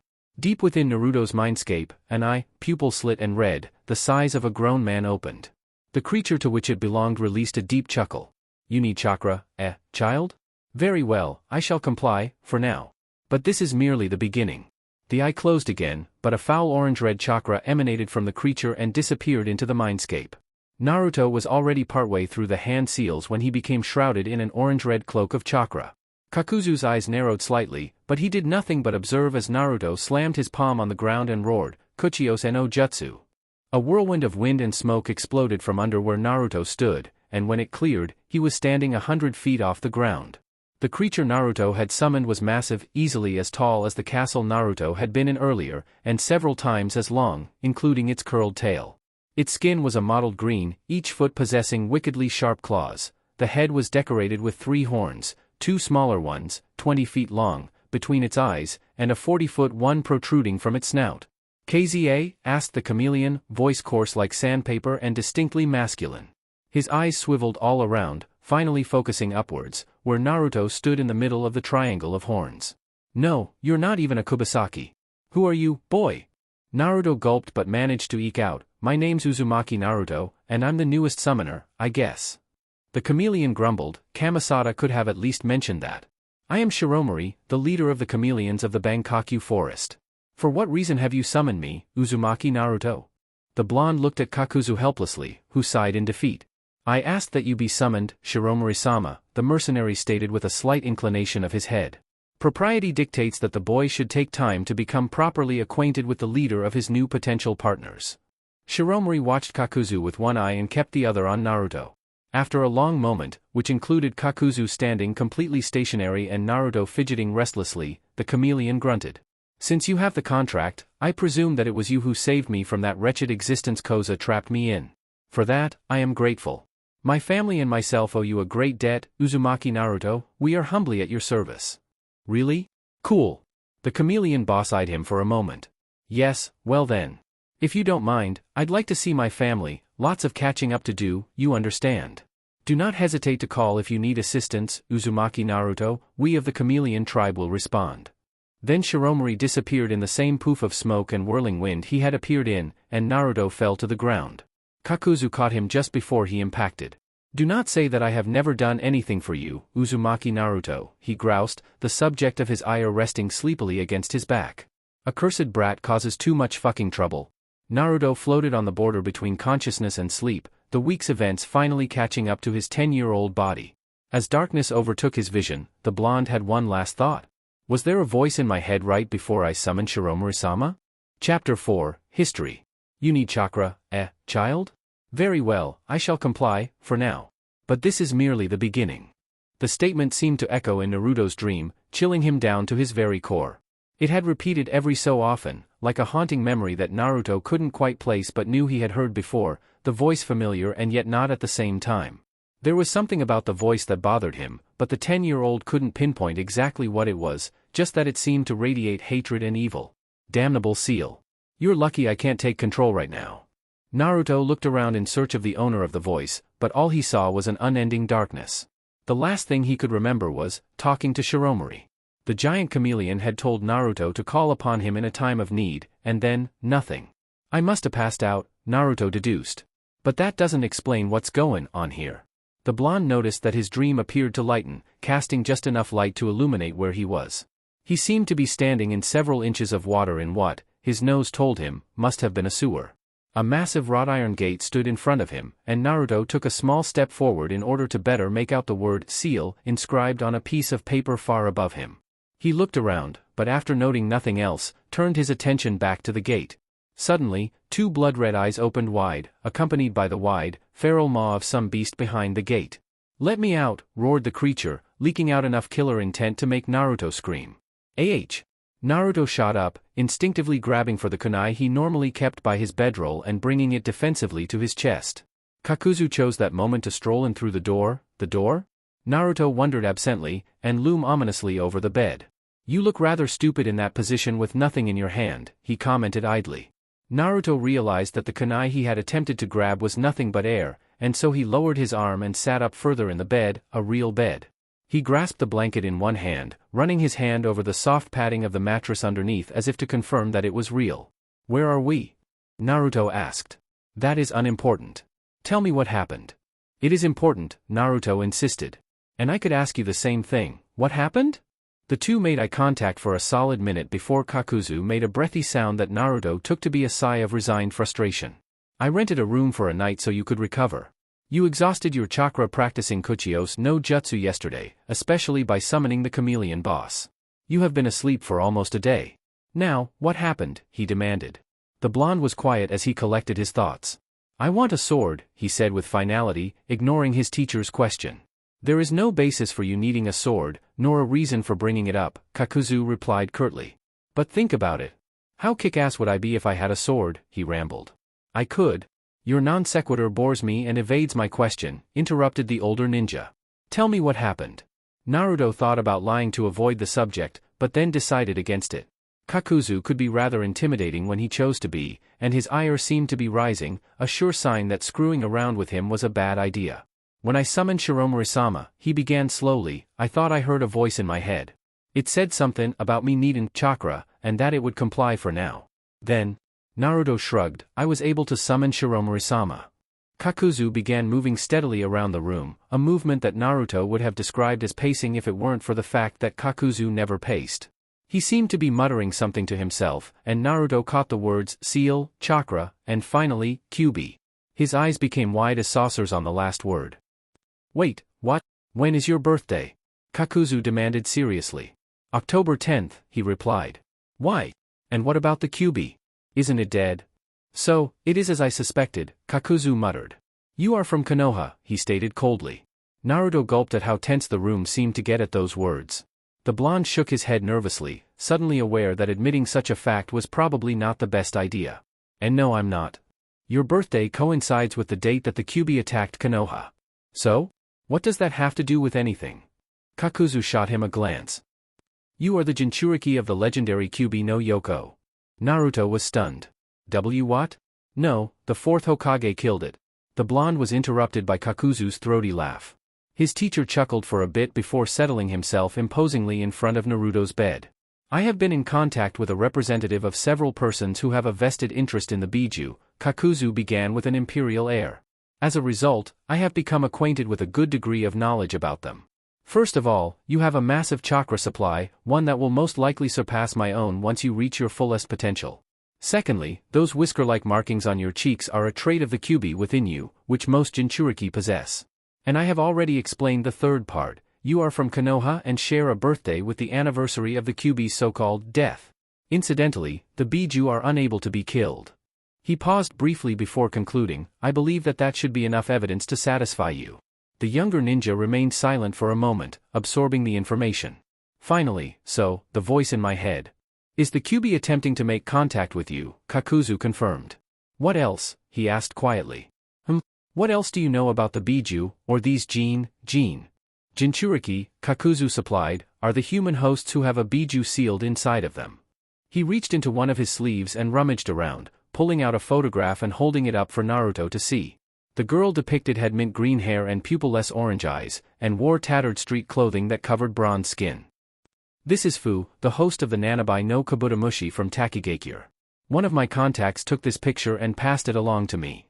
Naruto carefully took the picture from Kakuzu, staring at it intently.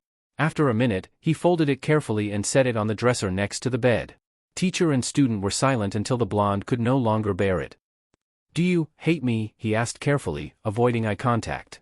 Should I? Everyone else did, mumbled the blonde. I presume that you are referring to the people of Konoha?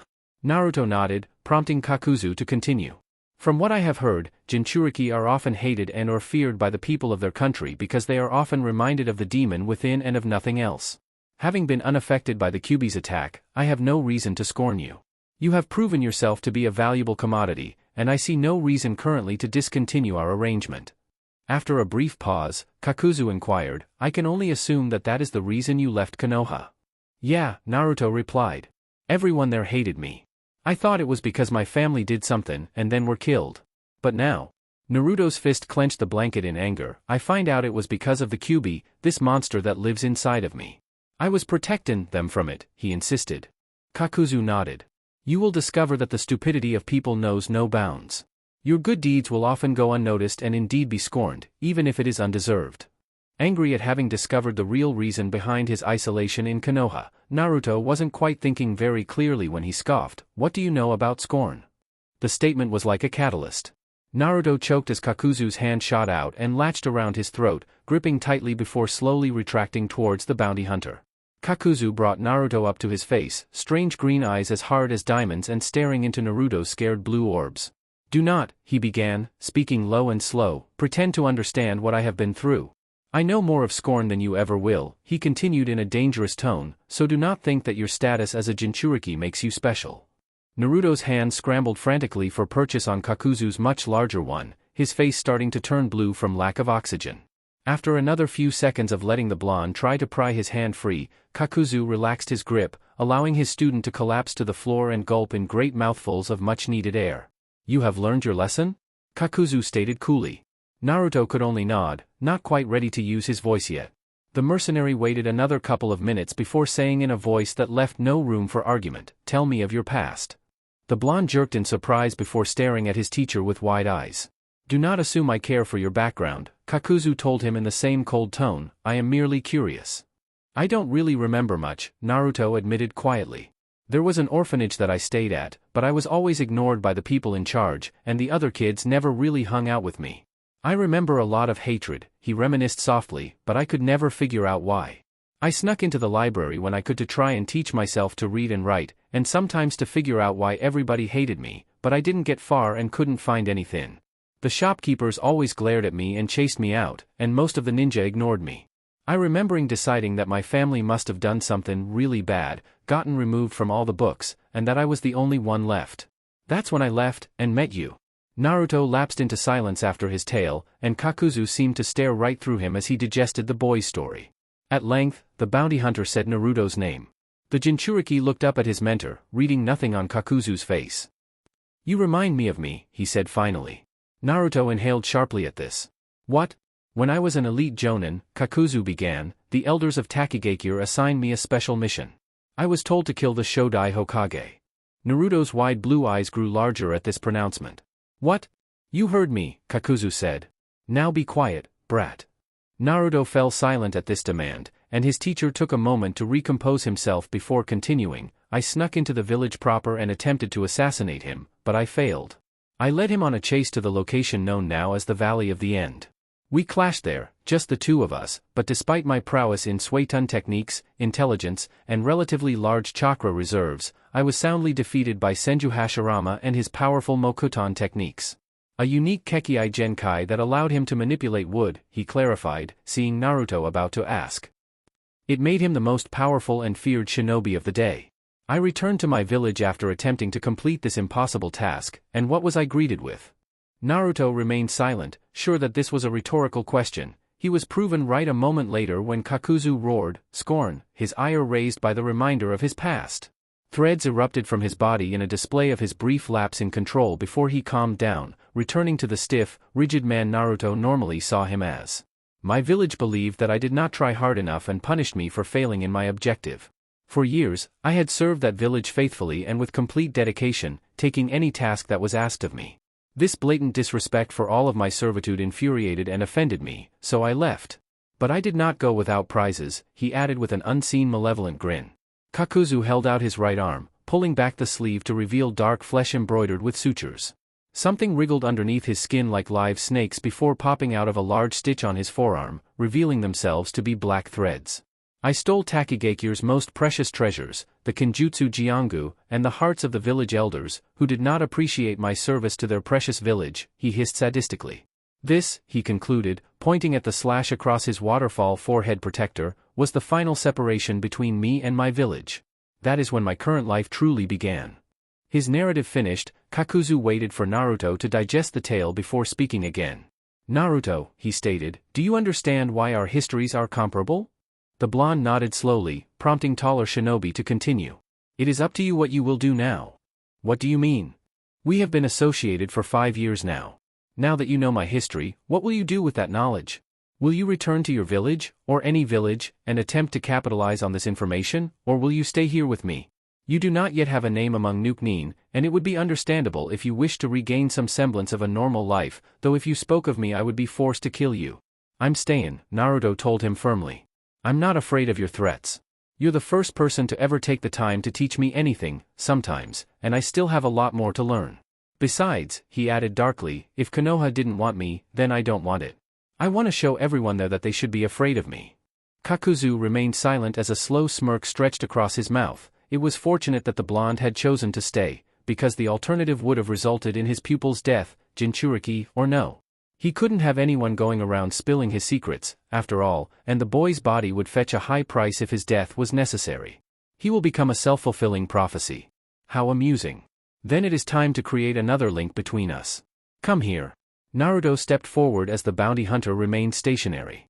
After several seconds of doing nothing, the blonde noticed a large bulge moving from Kakuzu's upper arm to his forearm, finally reaching the stitch in his forearm before slowly being expelled by several black threads.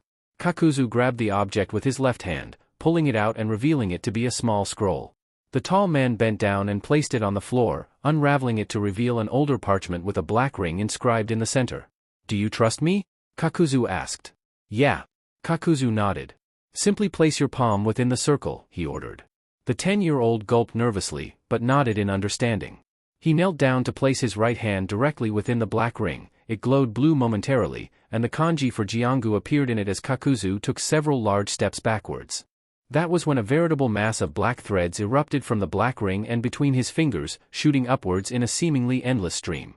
They seemed to hit a peak, stopping in midair only to angle downwards with Naruto as the focal point. The blonde almost stepped backwards, but Kakuzu's commanding bark of, "Stay still," stopped him. The next thing Naruto knew, someone was screaming. It took a moment to realize that it was him screaming, the sound continuous and racked with pain. The threads were burying into his body, completely bypassing his clothing and tearing into every inch of skin available below the neck. The entire process only took a minute, but to Naruto it seemed to last an eternity. When it was over, he laid in a ball on the ground, body spasming and voice hoarse from screaming. Kakuzu stepped forward and rolled the scroll back up, allowing the threads within his body to wrap around it and pull it back into hiding. "I would have warned you, but I believe that experience is the hallmark of learning," Kakuzu announced from above him, and Naruto could practically hear the sadistic glee dripping from the bounty hunter's voice. Kakuzu bent down and lifted Naruto's left arm, pulling back the sleeve of the gray shirt he wore to reveal a thick black band inked into the boy's skin, halfway between the wrist and elbow of each arm. "This is the sign that you now possess Jiongu," Kakuzu declared. "This is Takigakyu's most precious technique, greater than even the fabled hero's water of old, and you are now the second person to be granted its power. You have a year to gain control of it, and I will not train you how to use it. Like me, you will struggle to understand its power, but I believe that you have the potential to utilize it successfully. If you cannot use it by the end of a year, I will strip it from you, a process which may kill you. Take the time to recover while you can. I have to meet with someone." With that, he left the room. The mercenary wandered past his and Naruto's normal training grounds, entering the forest and walking to where Shiromari had been summoned the previous day. Upon reaching the spot, he held his arm out, allowing one thread to wriggle free from his body and deposit something into his hand. He stared at the object, a tiny black seed, for a moment before channeling his chakra into it and letting it fall to the ground. It only took 15 seconds to get the response he was waiting for. "What do you want?" spoke the dark voice of Zetsu from behind him. Kakuzu turned around slowly, no longer surprised at Zetsu's strange ability to merge with and meld out of anything and everything. "You told me I could contact you when I deemed it necessary by pushing my chakra into this seed," Kakuzu intoned. "I am slightly surprised to find that it worked," he added as an afterthought. Zetsu snorted. "You still doubt my abilities, after all this time. If I give you information, you should trust that the information is accurate. Now, what do you want?" he repeated. Kakuzu took a moment to note that Zetsu's white half was unusually silent, theorizing that the seed ability was perhaps unique only to Black Zetsu, which meant that the two halves could actually function independently. Suddenly Zetsu's usefulness and power became even clearer. "I require your assistance in finding someone. I believe that Akatsuki's contacts trumps mine in sheer quantity, meaning you have a better source of quality at your disposal for information. Who are you looking for?" Zetsu demanded, cutting straight to the chase. Kakuzu told him, and a sinister smile spread over White Zetsu's lips, the only motion he had made thus far. "I know just the person you want to find," Black Zetsu told him, the mirth evident in his voice. LLL. Kakuzu wasn't kidding when he said it would be a struggle to understand Jiongu, thought Naruto. It had been 3 months since the former Takinin had bestowed the kinjutsu upon his student, and the first week had been spent in a struggle with the pain caused by the technique. Kakuzu had moved them out of the hotel room after that first night, a waste of money, he commented dismissively with a wave of his hand, and Naruto had spent that next week trying to use the technique and collapsing in agony. All the while, his teacher had watched him mutely. The bounty hunter had also been serious when he said that he wouldn't train Naruto in the ability. Arguably, it wasn't all that different from his regular teaching methodology, but Jiongu was also far more difficult to understand than the basics of taijutsu or elemental ninjutsu. Naruto was all on his own as far as a training schedule and what to practice, which meant he didn't have to hear Kakuzu's mocking sneers and dry sarcasm with respect to his talents and progress, though he wondered if that wouldn't have been preferable to the silence. So far, Naruto had done very little with respect to using the black threads now within his body, though not really by choice. They seemed to retain some semblance of autonomy, almost sentience, and so he had spent the past 3 months attempting to find a way to control them. He was currently standing in front of a tree, shirtless, with one arm outstretched in front on his body. Focusing intently upon the tree, several threads shot out from the bands on his arms and pierced the trunk in places that Naruto imagined were vital spots on the average human male. "You seem to be making progress, brat." Naruto turned around to see his mentor standing behind him, arms folded across his chest. Yeah, he asked, excited. How long did it take you to do that? I would prefer not to embarrass you on such a prolific occasion, returned the hunter idly. When Naruto scowled, Kakuzu unfolded his arms and stepped towards the blonde. I came to let you know that I must venture out to find someone. I do not know when I will return. That's unusually vague, Naruto commented, eyebrow quirked in suspicion. His teacher normally gave him an idea of where he was going, or who he was hunting, or something. To hear none of that was strange. It is, agreed Kakuzu before turning away, elaborating no further. And there was one more thing. Before Naruto could ask what it was, Kakuzu had spun around and launched his hand forward, grabbing a kunai from the pouch on Naruto's thigh and bringing it in an upward arc at Naruto's arm. The blonde didn't even have time to react as Kakuzu used a combination of his monstrous strength and wind chakra to cleave straight through his arm, just below the elbow. His deed done, Kakuzu dropped the kunai, leaving Naruto staring at his arm on the ground. The blonde attempted to say something, yell at Kakuzu, scream in pain, but nothing came out.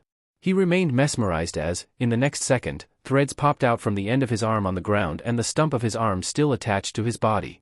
They mingled together and pulled the severed appendage from the forest floor to Naruto's forearm, disappearing under his skin. A band of stitch marks, an exact replica of the location of one of Kakuzu's, was the only thing left to show that the arm had ever been detached in the first place. Naruto looked up to either yell or thank Kakuzu, he wasn't entirely sure which, but the other ninja had already disappeared. LLL. It took about a month and a half of Kakuzu's precious time, but after following Zetsu's directions, he finally found who he was looking for. I have a request to make of you, he told the taller of the two men in front of him. The giant of a man listened to Kakuzu's request with a bored expression, but by the end he was grinning broadly. You've got yourself a deal, newbie, accepted the other man, his evil smirk revealing row upon row of sharp teeth. I'm always up for fresh meat. Chapter 5, Kindred. Naruto bent low, performing a picture-perfect sweep kick on his imaginary opponent. He immediately raised his left arm, the one Kakuzu had cut off 6 months prior, and prompted several threads to shoot out from the stitches and pierce the air. They moved in a downward arc and stuck into a tree, spread out in a fashion such that a real person would be pinned spread-eagle into the trunk. Naruto walked forward, hand still outstretched, and pulled out a kunai, applying a small amount of wind chakra and holding it up to his pretend foe's throat. Game, set, and match, he pronounced with a grin. You seem to have acquired an acceptable amount of control over Jiongu, brat, though perhaps you should consider fighting against an adversary who can actually fight back. Kakuzu, you're back, greeted Naruto, turning around to face his mentor. And you brought a friend, he noted slyly. Hardly, snorted the mercenary, dropping the corpse of a white-haired male wearing ANBU armor from his shoulder. He rolled said shoulder lazily and cracked his neck, the sound echoing in the quiet clearing. The trip to Kirigakure was well worth the bounty this one will fetch. You were gone a long time, huffed Naruto, plopping to the ground and poking the missed ANBU idly with his foot. Kakuzu cuffed him from afar, his student not even flinching from the hit.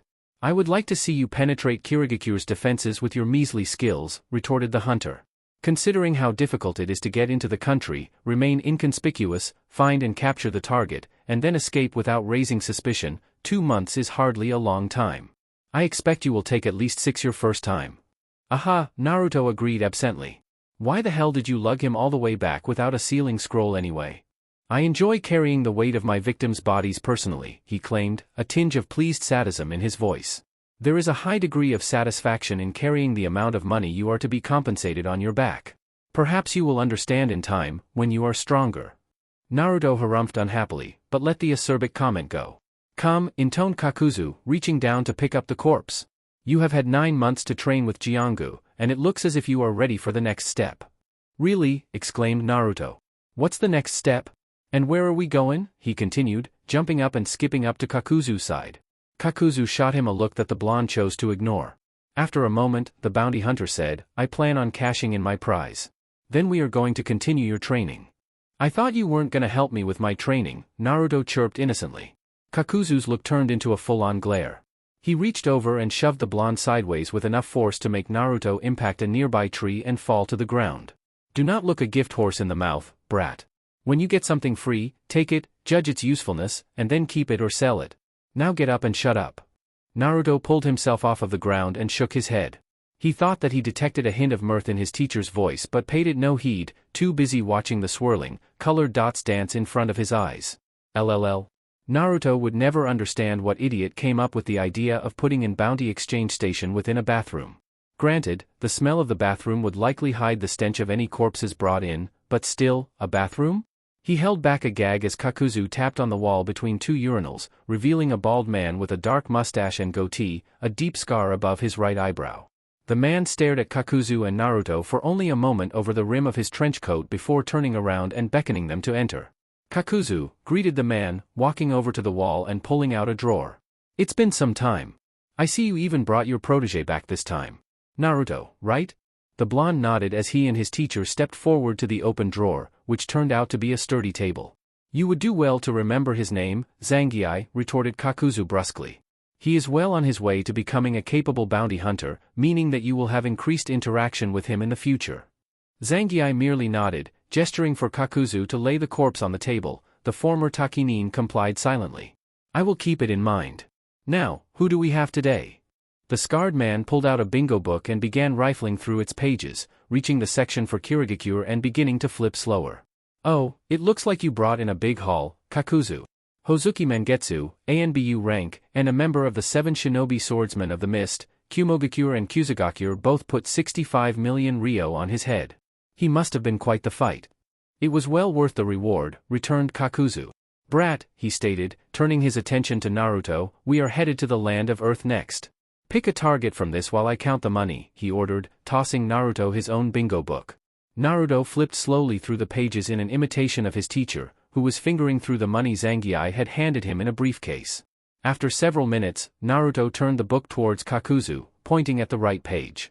"Him," he stated simply.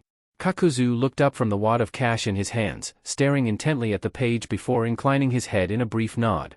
Shortly thereafter, the locking click of the briefcase could be heard. "We shall be on our way," Kakuzu bade Zangiai. The scarred man nodded in understanding, showing Kakuzu and Naruto to the door before closing it discreetly behind him. "Let us go," intoned the mercenary with a swish of his cloak. LLL. It only took a couple of hours of clip travel to cross through the land of grass and reach the border of the land of earth from where the exchange point was stationed, but Naruto was grateful for the time.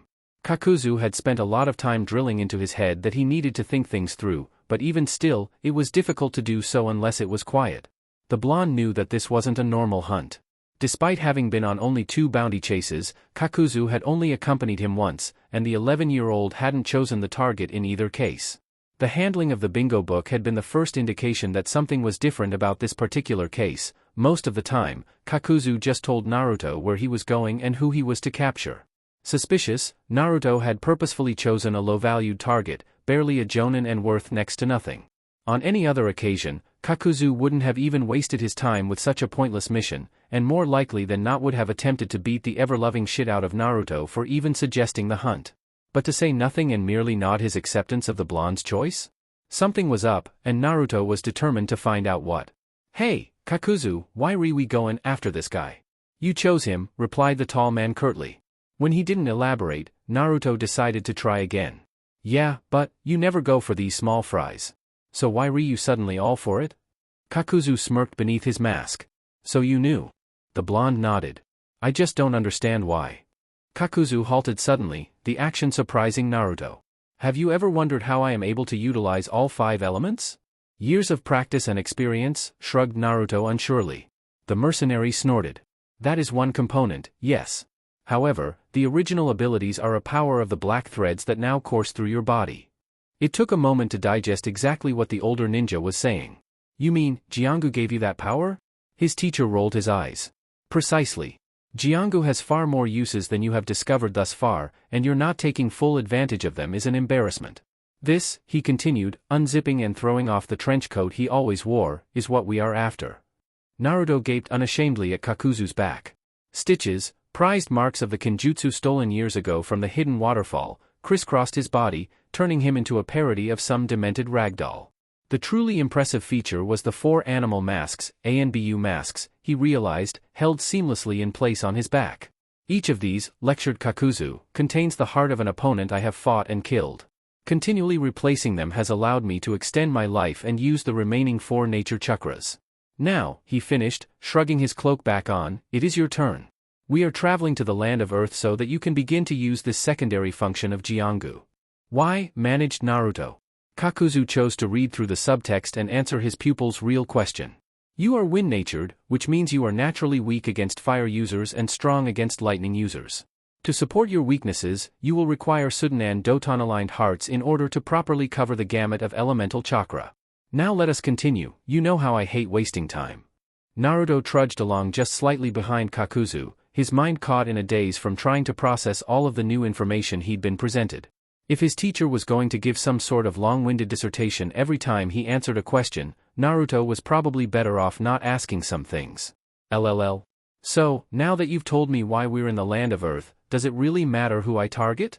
No, Kakuzu responded. You did choose a rather pathetic target, one not even worthy of our time, he added dryly. Bite me, retorted the blonde, flinching seconds later as Kakuzu shot him a chilly glare that promised pain. So? He drawled nervously, staring at the rocky terrain of the land of Earth and counting the border guards. Now what? Pick one of the pathetic shinobi in front of you to fight, and I will dispatch of the remainder, Kakuzu answered lowly, a manic glint entering his eyes. Naruto shuddered. He had noticed over the years that Kakuzu had rather frequent homicidal urges, and while the frequency with which he attacked Naruto had declined over time, he suspected that the reason the bounty hunter had a habit of being gone more than he was present was to satiate his murderous desires. The 11-year-old almost felt sorry for the rock Chunin on border patrol. He nodded to show he understood, and then both ninja moved. Naruto veered slightly to the right, aiming for the Chunin furthest from the rest. Kakuzu, noticing this, followed the blonde slightly, cutting off the other 4 Iwa nin from Naruto's target. You have to get past me first, grinned Kakuzu, his skin darkening. Show me your worth. Meanwhile, Naruto cornered his own prey, a young man in his late teens with sandy brown hair and green eyes. Said orbs flickered intermittently in Kakuzu's direction, where Naruto could only presume his teacher was making short work of the other ninja. After allowing this action to continue for a couple of minutes, Naruto crossed his arms over his chest. You know, maybe you should pay attention to your real opponent. His words seemed to galvanize the Iwa nin, who suddenly became more focused on the blonde. He ran through a short string of hand seals, putting his hands to the ground and causing several spires to rise from it.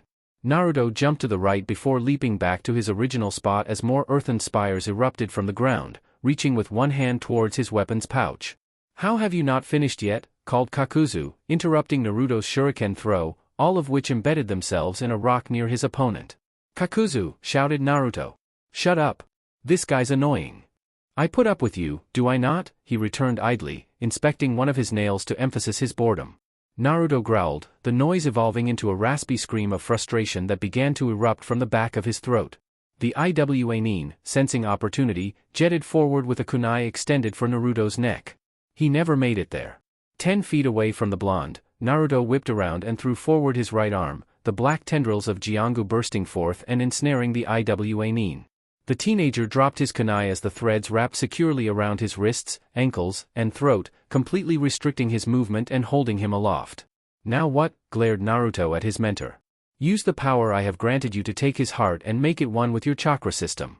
Jiongu will know what to do. The green eyes of Naruto's captive widened at this proclamation, while the blonde merely shrugged. Naruto raised his left arm, allowing the black threads to slither out from the suture there. They shot forward suddenly, burying into the Iwa nin's chest and causing him to gag. After a few seconds, the light dimmed from his eyes and the threads emerged, a pulsating something encased in their grasp. The bundle disappeared into Naruto's arm, and the blonde could feel a new power flooding through him. Whoa! Take off your shirt, commanded Kakuzu suddenly. Naruto raised an eyebrow at the abruptness of the order but did as he was told, removing both the vest and shirt he wore. Kakuzu stepped up behind him, holding something up to his back for a matter of seconds before removing his hand. It is done, he intoned. Naruto wished he had a mirror. What's done? He asked, annoyed. I covered up your new acquisition with a mask. I assumed that you would not want blood and organs to go unprotected, he deadpanned, and so took the liberty of getting extra ANBU masks. Jiongu took care of the semantics. The blonde turned and stared at the taller ninja, understanding dawning in his eyes. You mean, those last bounties? Do not read into my actions, brat, Kakuzu defended haughtily. I killed those ANBU because they were well worth the cost. The masks just ended up being additional perks.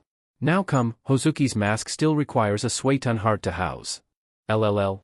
Naruto looked around as Kakuzu came to a halt, the clearing they were currently in quite serene. A waterfall fell gently into a smooth lake, the peaceful feeling in the area relaxing Naruto's nerves. The new power he felt coursing through him had been somewhat overwhelming during the trek out of the land of Earth. "If you want me to get a Suiton heart, shouldn't we keep going to Kirigakure?" he asked. "No," came the blunt response. "As I mentioned before, Kirigakure is far away and very difficult to infiltrate. This place will serve two purposes." The blonde looked around, attempting to find something special about the clearing. Stumped, he sighed and bit down his pride. "And where exactly is this place?" "This," Kakuzu presented with mock grandiosity, "is the renowned secret entrance to Takigakure." His pupil looked at him in slight disbelief, causing the bounty hunter to rub the bridge of his nose in irritation. "There is a reason Takigakure is named as such, brat," he ground out. Naruto eyed the waterfall, his mouth forming an O of understanding.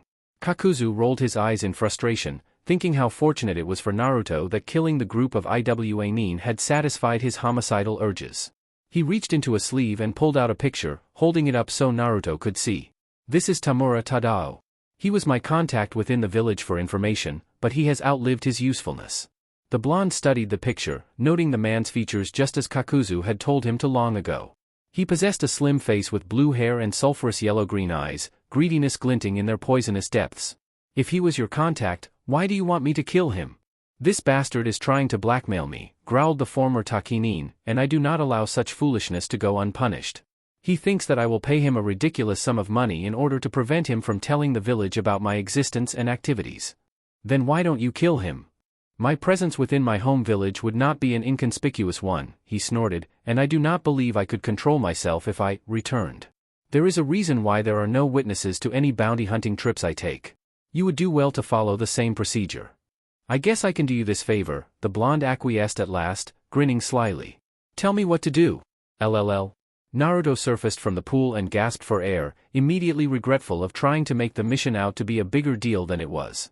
"That bastard Kakuzu didn't tell me how long I would have to hold my breath for. I'll kill him." He hoisted himself from the water, dragging a briefcase out behind him.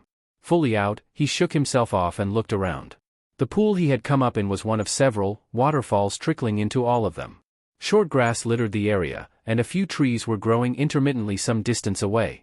Naruto placed the briefcase on the grass beside him, unfastening the locks and checking the contents. He heaved a sigh of relief when he saw that the money Kakuzu had received from Zangiai was still safe and dry. The blonde had asked his teacher for the briefcase in order to solidify the image of paying the blackmail ransom. Kakuzu had very reluctantly handed over the money, but not after telling him in vivid detail what he would do to the blonde if all the cash wasn't there upon his return. Naruto shuddered, the images were not pleasant. He got to his feet and picked up the briefcase, wandering aimlessly to the right. After 20 minutes of walking, he paused, sharp eyes catching sight of something interesting.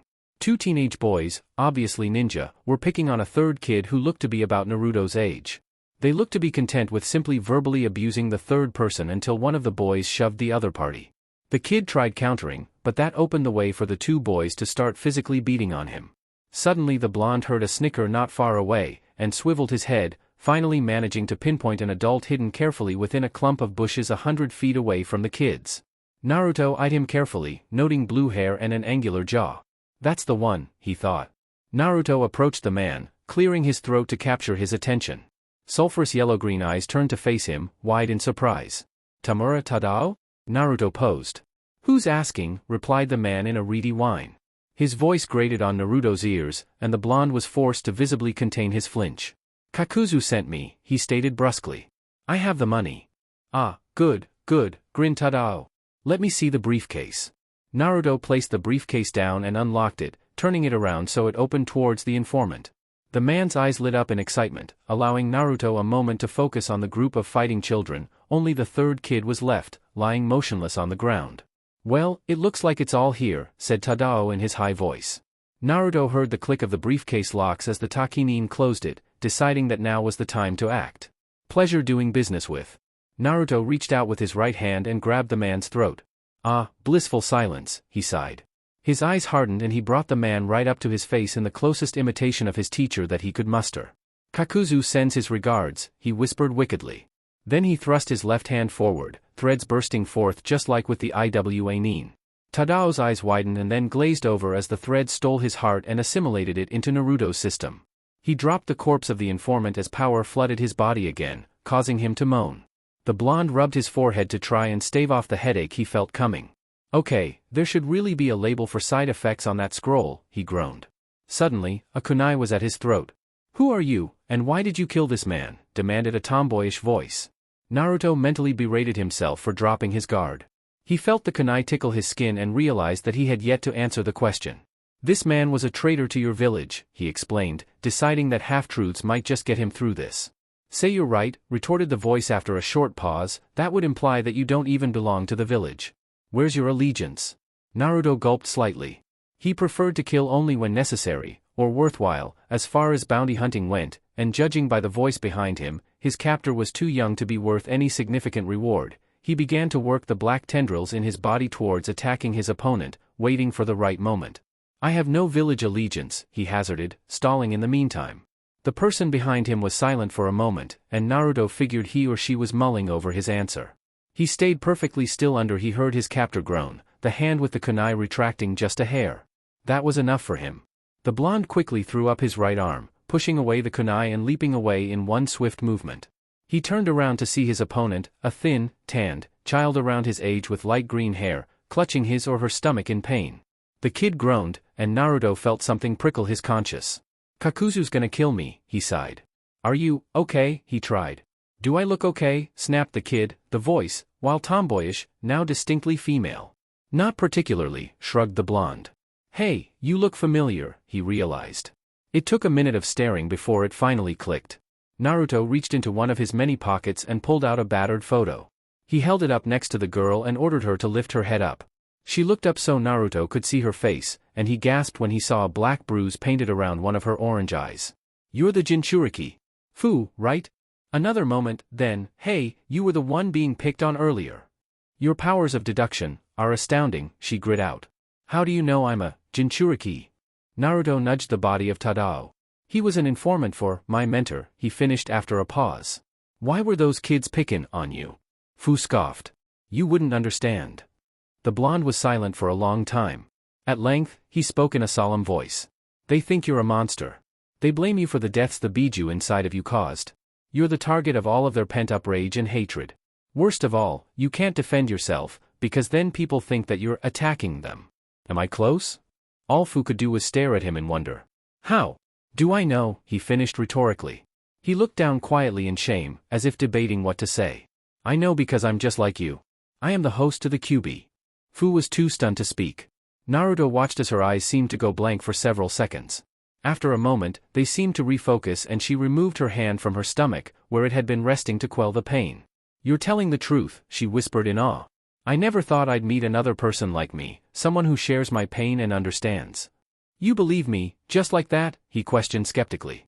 She smiled wryly. I spoke to the bug. At Naruto's inquiring gaze, she elaborated, Nanabai no Kabutamushi. Apparently he was reacting to the presence of the QB and that's why I was in pain. Ah? He wasn't quite sure how to respond to that.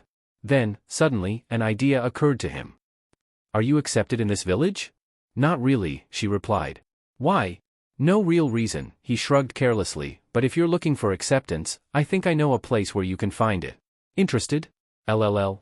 Kakuzu strode, he never paced, back and forth in the clearing his blonde pupil had left well over an hour ago. It wasn't that he was worried about him, but the idiot did have his money. Tadao shouldn't have proven to be such a big problem, but if Naruto had gotten caught, even a platoon of elite Takinin, as few as they were, might have been able to overwhelm him with his limited experience. That brat has 5 minutes before I go in there and take off his head for losing my money. Fortunately, Kakuzu didn't have to wait that long. After 3 minutes, bubbles began to form in the middle of the water, attracting his attention. Moments after, Naruto's blonde head burst through the surface, followed by several deep gasps of air. Brat, growled Kakuzu, where is my money? The black briefcase containing Kakuzu's cash flew through the air and landed on the bank next to the tall man. Good, he stated after checking the contents. Now hurry up.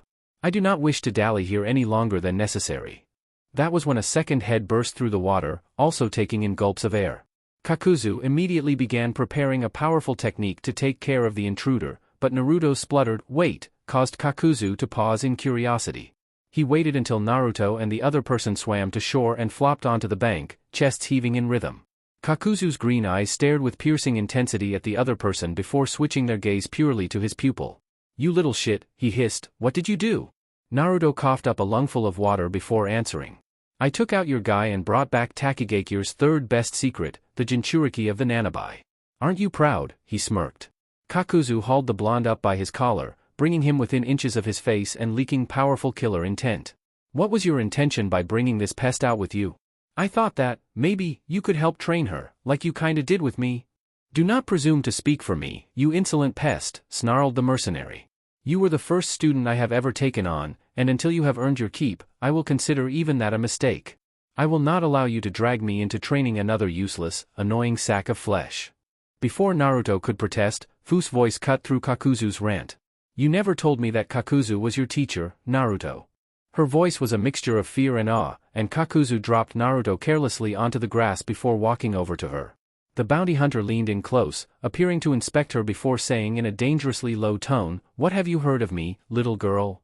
Only what the history books have told us, shrugged Fu, that after becoming a great ninja and then failing to assassinate the Shodai Hokage, you betrayed the village, but not before stealing Jiongu, and, the heart of some guy. Dunno, that part was pretty vague. But you're an inspiration to me. Kakuzu raised one eyebrow. Most people do not have such a reaction to my deeds and actions. My name's Fu, and I hate Taki as much as I think you do. Naruto gave me something to believe in, where before I only experienced pain and misery. She removed her hideate from where it was wrapped around her arm and scored it with a kunai, symbolizing the end of her village affiliation. Will you take me on as a second apprentice, Kakuzu-sensei? Kakuzu punched her head, but was surprised when the Fu in front of him burst into a cloud of dust. Interesting trick, he called aloud to the surrounding foliage. It's part of my Biju's abilities, returned Fu's voice. Pretty cool, huh? The green-haired girl jumped down from a tree, landing not too far from Kakuzu. So, am I enough of an asset for you to train now? The tall ninja looked at her for a long moment, considering the request. At length, he turned away, picked up the briefcase, and walked on. Do not call me sensei, was all he said. LLL. Naruto had to admit that while Kakuzu was interesting to hang out with, having Fu around was a blessing. It was great to finally be able to have someone his own age to hang out with, even if the past 3 months since Fu's arrival had been somewhat busy. While Naruto had been adjusting to the random power surges of the new Suiton and Doton chakras within him, Kakuzu had drilled Fu on all of her abilities. Unlike Naruto, who seemed to have been granted limitless chakra and elevated healing abilities, Fu's main ability allowed her to utilize the Jinton element, what she called dust release, a combination of wind and earth elements. Currently, both Naruto and Fu were waiting for Kakuzu in their usual training field on the outskirts of Onanji. Naruto eyed Fu using his peripheral vision, taking notice of her outfit change. She wore a short fishnet shirt under a slightly shorter white shirt which revealed her abdomen. White armlets covered her arms up to just past her elbows, and white ninja shoes protected her feet. A white skirt covered more fishnet material which went down to mid-thigh, and Fu's scored waterfall forehead protector was in place on her right bicep. An empty, red cylindrical bag hung on her back, held in place by crisscrossing red straps over her chest. Risque, he thought offhandedly. Kakuzu's curt greeting of, brat, Fu, cut off his thoughts. How come you don't have a derogatory name for her, pouted Naruto. She has respect for me, he replied blandly, and she does not annoy the shit out of me like you do. Naruto huffed indignantly, causing Fu to giggle lightly. As for the real reason I am here, continued Kakuzu, close your eyes and hold out your hands, brat. Naruto did as he was told, and seconds later he heard Fu gasp. He felt a brief sense of excitement before there was a swishing sound and Naruto lost the feeling in his right arm. He opened his eyes to find the black threads of Jiongu reconnecting his now severed right arm at the same junction it had done a year ago with his left one. This is becoming a habit with you, Naruto told Kakuzu in a voice unfazed by his lack of appendage. True, droned his teacher, but I wanted to demonstrate to you the capabilities of your new weapon. Naruto's eyes found what the tall ninja was referring to, a wakizashi with a 12-inch glistening steel blade connected to a plain black handle. Whoa, he murmured, reaching out with both hands as his right arm finished reattaching to his body. You got this for me? He choked out. For fuck's sake, do not get all emotional on me, Kakuzu chastised. This will expand your thus far limited repertoire and aid in your wind chakra manipulation. I expect you to pay me back for that in the years to come. So are you gonna teach me how to use it? Naruto asked, voice filled with awe as he sheathed and unsheathed the weapon over and over again. No, scoffed the bounty hunter, I have little use for such trivialities. So while I train your new friend here, you will serve under a kenjutsu master I managed to find for you." As Naruto quirked an eyebrow in curiosity, Kakuzu motioned towards the forest where two figures in black cloaks were appearing. The shorter of the two possessed raven black hair and blank crimson eyes, his face betraying no emotion whatsoever. The taller one rivaled Kakuzu's height, and carried a tremendous object wrapped in white bandages on his back. Naruto could only surmise that this man was to be his new teacher. "Does he have blue skin?" wondered the blonde as they got closer. He also noted slits in the man's neck, gills, and beady, bloodshot eyes that shone with a sadism which probably surpassed Kakuzu's own. "This is Hoshigaki Kisame, one of the former 7 shinobi swordsmen of the mist," Kakuzu introduced without emotion. "He will train you for the next year using whatever methods he so desires." Kisame grinned at this, revealing row upon row of sharp teeth. Naruto gulped slightly, but otherwise made no other move which revealed his emotions. "We're gonna have a good time, aren't we, fishbait?" chuckled Kisame. Naruto shot a scowl at Kakuzu, who completely ignored it, before following Kisame and the other man away from Onanji and northeast towards the land of lightning. Fu waved a rather tepid farewell before following Kakuzu in the opposite direction to continue her training. Both Jinchuriki had a long year ahead of them. LLL. Oh make. Kakuzu wandered down the practically deserted street, Fu walking in front of him and gazing at the buildings in wonder. While he recognized that Naruto would start training with Kisame tomorrow and Fu needed a legitimate ninja uniform, he wasn't particularly happy about going out and spending more money on his wayward pupils. The bounty hunter was shaken from his musings by the sound of a bell chiming. He looked up to find Fu disappearing through the door of the same ninja supply shop he had visited years before. He gave a long-suffering sigh that betrayed his annoyance before waiting idly outside, a silent sentinel. 20 minutes later, the Seven-Tails Jinchuriki reappeared dressed in the most ridiculous outfit Kakuzu had ever seen. While fishnet could be considered a staple of ninja attire, I fail to see the practicality of such stupid clothing choices, he criticized. "It helps show off my girlish figure," Fu chirped. "What figure? You have the body of a 12-year-old, he deadpanned. "I am a 12-year-old, she huffed indignantly. "Besides, I like it. These clothes allow me flexibility and room to grow into, so someday I can use my figure." "Let us assume for a moment that all of that is true," allowed the tall ninja. "What possible purpose does that serve?" He pointed to the red, cylindrical object strapped to her back. "No idea," she said, "but it looks cool." Noticing the vein throbbing in Kakuzu's forehead, Fu smiled sheepishly and added, "I'll find a use for it at some point." There was silence for a long moment as Kakuzu fought down the urge to kill the girl. "I expect a full reimbursement, with interest," he threatened before walking away. Fu merely pumped her arm in excitement at having won the right to keep her new clothes. Chapter 6, Motion. Suiton, Suikoden no Jutsu. Naruto quickly stopped channeling chakra to his feet, allowing his body to plummet below the surface of the lake. The water shark bomb sailed harmlessly overhead, splashing mere feet away from where he had been standing. He mentally congratulated himself for his quick thinking, swimming quietly towards where Kisame was standing in the vain hope that the blue-haired man wouldn't know his location. The blonde Jinchuriki had been training on and off with the former Kirinin for roughly a year, the lesson stopping due to changing locations based on the missions Kisame and his partner had to go on. With those exceptions, they had stayed around an independent part of the land of hot water which called itself the Land of the Sea, a stretch of rural country between the lands of fire and lightning which bordered the ocean and dabbled in fishing. The area consisted of a large lake which sat in the middle of a dense, foggy forest. Judging by how well it was hidden and how well Kisame knew the area, Naruto could only assume that he often frequented the area for his own training. The nice thing about having Kisame as a teacher was that Naruto had learned more than just swordsmanship from the man. He had left Kakuzu before being able to take full advantage of the new elements surging within him. Fortunately, ex-Mist Shinobi Kisame had taught Naruto a bunch of common Suiton moves that most Kirigakure Chunin knew, as well as the basis of some of the more difficult ones. It was, at the very least, more than Kakuzu had ever taught him in one sitting. As the year had passed, Naruto had noticed that he kept comparing Kisame to Kakuzu. While Kakuzu was ruthless, obsessed with money, and normally wouldn't do anything unless it benefited him in some way, Kisame was a strict taskmaster, forcing Naruto through motions again and again until he had perfected them. Comparatively, Kakuzu usually taught Naruto the bare minimum of what he felt the blonde needed to know and then left him to his own devices. Barring the obvious sadistic streak and bloodlust, there were very few similarities between the two giants. Besides teaching, the most useful contrast between the two was that Kisame was far more willing to talk than Kakuzu. So willing, in fact, that Naruto could swear planting him with the blue-skinned man had been part of Kakuzu's plan all along. That bastard would somehow find a way to make a gain by getting rid of me. Apparently, the black cloaks with red clouds that Kisame and his partner wore symbolized their affiliation with Akatsuki, an organization that Kisame described as being dedicated to world domination.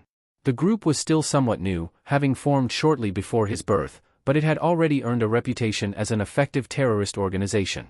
According to Kisame, Akatsuki was currently focusing on attaining large sums of money in order to back their plan, which explained its interest in Kakuzu.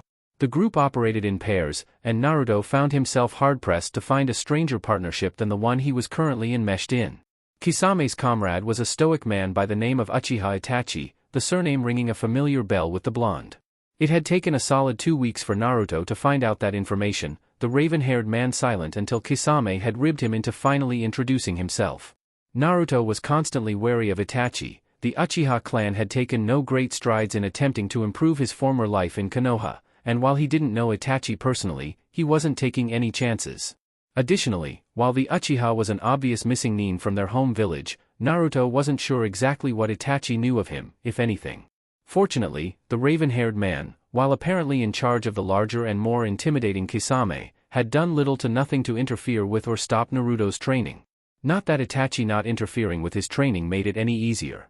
Naruto swam up from beneath Kisame, mentally thanking the man for training him how to hold his breath for long periods of time. He stealthily began to rise to the surface, closing in on 20 feet away when his teacher looked down and grinned wickedly. The blonde had seen that look many times on the former Kirinin in the past year and had learned that the amount of sharp, glistening teeth that could be seen in his mouth was a good indication of how much trouble he was in. Even from his current distance, Naruto felt like he could almost count each individual tooth. Ah, shit. Kisame clapped his hands together and then placed his right one on the surface of the lake. Suetun, Gashokazame. From each of his fingers came a shark made entirely of water, all of them swirling down through the lake and targeting the blonde. Naruto yelped in surprise, but only managed to release a stream of bubbles that the sharks promptly tore through. Thinking quickly, he formed 3 hand seals and began to rotate in place. Mizu no Tatsumaki, he thought. A swirling vortex of water formed around him, serving as protection and partially destroying all 5 sharks. He stopped spinning after several seconds and mentally sighed in relief. Okay, one obstacle avoided. Naruto looked up to see Kisame's grin grow wider. How is that possible? Before re-examining his surroundings. The sharks that he thought he had destroyed began to reform before his eyes, the water from the lake filling in the parts that his technique had destroyed. 1, he counted, 2, 3, 4, wait, where's the 5th? He turned around just in time to find the last shark bearing down upon him and resisted the urge to yelp in panic. Stretching out his arms and legs, Naruto caught the shark's wide jaws as it attempted to snatch him up. It thrashed violently, trying to shake the blonde off to attack him properly, but Naruto held on tight. Frustrated, the shark raced to the surface, breaking through the glass-like top of the lake at a breakneck speed. Fortunately for Naruto, the shark lost cohesion as soon as it lost contact with the water. Unfortunately for him, the momentum from the shark continued to propel him through the air. Ahhhhh, he screamed as he flew in an arc over the lake and towards the shore. He hit the ground clumsily, rolling head over feet before springing up with his wakizashi raised defensively. The large, bandaged weapon that Kisame affectionately called Samahata connected with Naruto's blade, forcing the blonde to dig his heels into the ground to keep his balance. Even so, the power behind the attack moved him back a solid foot. Naruto wasn't entirely sure why the blade had a name, but after fighting against it for the better part of a year, he wasn't about to question Kisame's methods, especially considering that he had yet to win against it. All he knew was that letting the bandaged weapon touch him was a bad idea. It stole his chakra and caused an annoying burning sensation that lasted for a while. Gotta gain leverage, Naruto sweated as Kisame applied more pressure to his weapon. Kihihi, laughed Kisame, it's over, fishbait. Naruto raised one eyebrow and opened his mouth to respond, but found himself, once again, surrounded by water, a strange sphere of the liquid that was levitating above the ground. Suiro no jutsu, commented the Akatsuki member. You're completely immobilized. Forfeit, or I can take off a leg, he offered hopefully. Fine, grunted the blonde, you win. The water surrounding him collapsed suddenly, allowing him to fall to the earth, chest heaving slightly. Naruto craned his head and caught sight of a second Kisame behind him which promptly collapsed into water. Damn, he thought. He heard a heavy footfall in front of him and looked up to see Kisame standing there, Samahata once again strapped to the man's back by its leather harness. You did better than I thought you would, fishbait, Kisame told him. You're no master of either Suitun or Kenjutsu, but you have enough skill to get by for now. Naruto grumbled half-heartedly, frustrated that he hadn't gotten closer to beating the giant sword wielder. The year is over, your training is done, spoke a bland voice from the trees. Both ninja looked over to see Itachi standing in front of a sturdy oak, his expression blank. Kakuzu is about a 4-hour walk in that direction, he pointed. Kisame, we have a mission. Let's go. Sure thing, Itachi. See you round, fishbait. Maybe next time you'll have a chance at beating me. Kisame flashed one of his patented smirks at Naruto before following Itachi in the opposite direction the ex-Leaf Nin had pointed. Naruto waved a hand in farewell, mildly confused at the abrupt exit, then headed to where Kakuzu was waiting for him. LLL. If there was one thing that Naruto would grant Itachi, it was that the man was accurate to a fault. It took just over 4 hours to find Kakuzu and Fu waiting in a rather large clearing with a small pond nearby. Brat, Kakuzu greeted as Fu waved, I trust that your training went well. Fine, he replied quickly, trying hard not to compare Kisame's and Kakuzu's sadism. How was yours? He asked reflexively. Fruitful. It is amazing what one can accomplish when one has a competent student.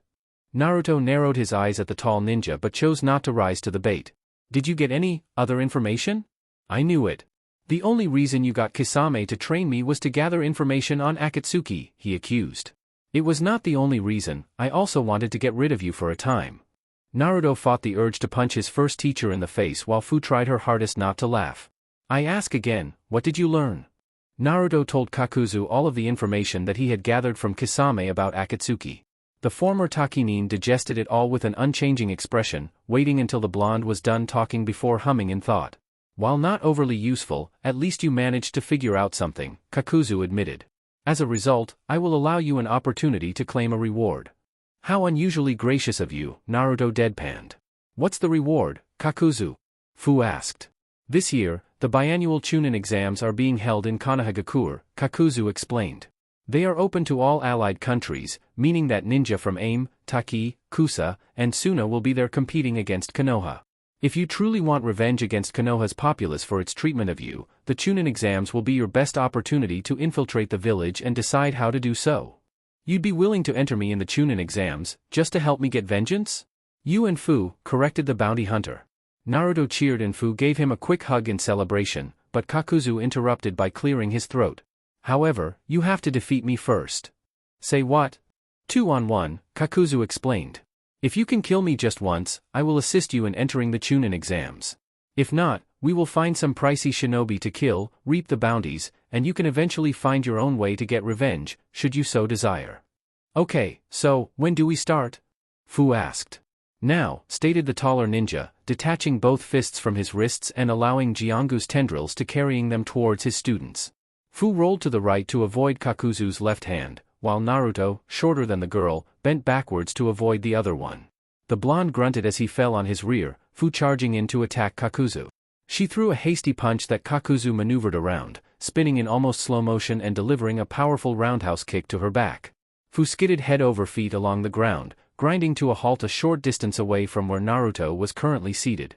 Comfortable, he offered. Fu coughed once, spitting to the side and rising to her feet. Very, she retorted sarcastically. Naruto grinned in response, waiting until Fu's eyes met his own before exchanging nods with her. The unspoken message was simple, both would distract their teacher and take advantage of any opening the other could garner.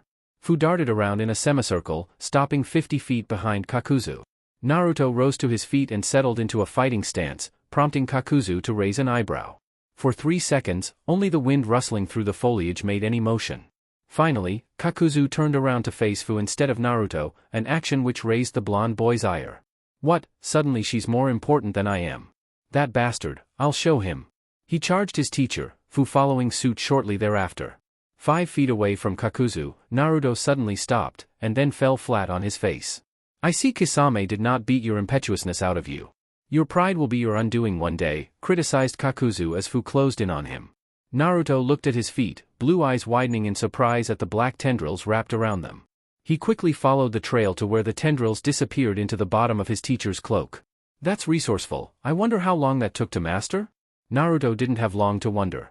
Fu arrived on the scene, throwing another, harder punch at Kakuzu, who, unable to dodge, caught it. As the girl reared her other hand back, the black threads holding Naruto lifted from the ground, spinning him around and slinging him in the direction of the pond.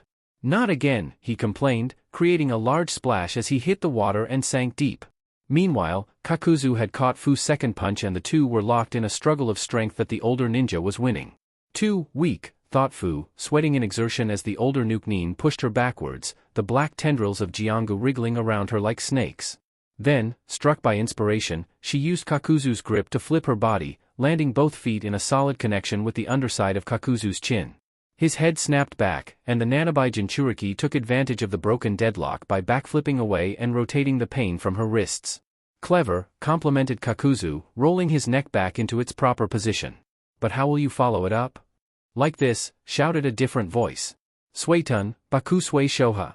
A medium-sized wave of water rose from the lake, Naruto riding its peak as he directed it towards Kakuzu, Fu backpedaling swiftly and finding purchase among some tree branches.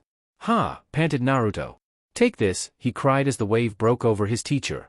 After half a minute, the water settled into a relatively small area, only a couple inches deep. Fu abandoned the tree she was in, applying chakra to stand on top of the water like Naruto was doing far across from her. Too much for ya, Kakuzu, taunted Naruto, his irritation at his teacher granting him cockiness. Arrogance must be earned, brat. You overestimate your power, replied the bounty hunter, rising slowly from his crouch between the two Jinchuriki. I see that Kisame taught you more than mere swordsmanship. However, he continued, reaching his full 6-foot height, do not presume to defeat a former Suetun expert with his own weapon. Naruto, currently facing the former Takinin, scrunched his face in disgust and pointed at Kakuzu. You, he whined childishly, what the hell happened to your face? Kakuzu's eyes darted momentarily to the water, and after noticing a scrap of black fabric floating away, reached up with one hand to feel his head covering. The triangular piece that normally covered his mouth and nose was missing, revealing his full face to Naruto for the first time. The bridge of Kakuzu's nose looked permanently aged, a crease right below where the mask normally covered. Naruto was briefly reminded of Itachi and the distinctive, premature stress lines he possessed just below his eyes. However, the truly disturbing part about Kakuzu was his mouth, over half of which was essentially stitched shut. From what he could see, 3 loops of thread kept the former Takinin's mouth sewed closed on either side. Is that a side effect of Jiongu? Naruto posed hesitantly. Kakuzu reached down and picked up the fabric, reattaching it to the white head covering and glaring daggers at the blonde. Nothing comes without a price, he stated at last, something I am sure I have taught you already. And everybody ages, something which I thought I would not have to teach you. His piece said, Kakuzu's fists shot forward with lightning quickness, nailing Naruto in the sternum and belly before he could react. The older ninja's hand sunk in a little deeper before Naruto turned into water. He anticipated my move. Perhaps the brat has learned something after all. I see that Kisame also taught you how to perform Mizu Bunshin, Kakuzu called to the air. That is good, it is a very useful technique, provided you have the water to use it.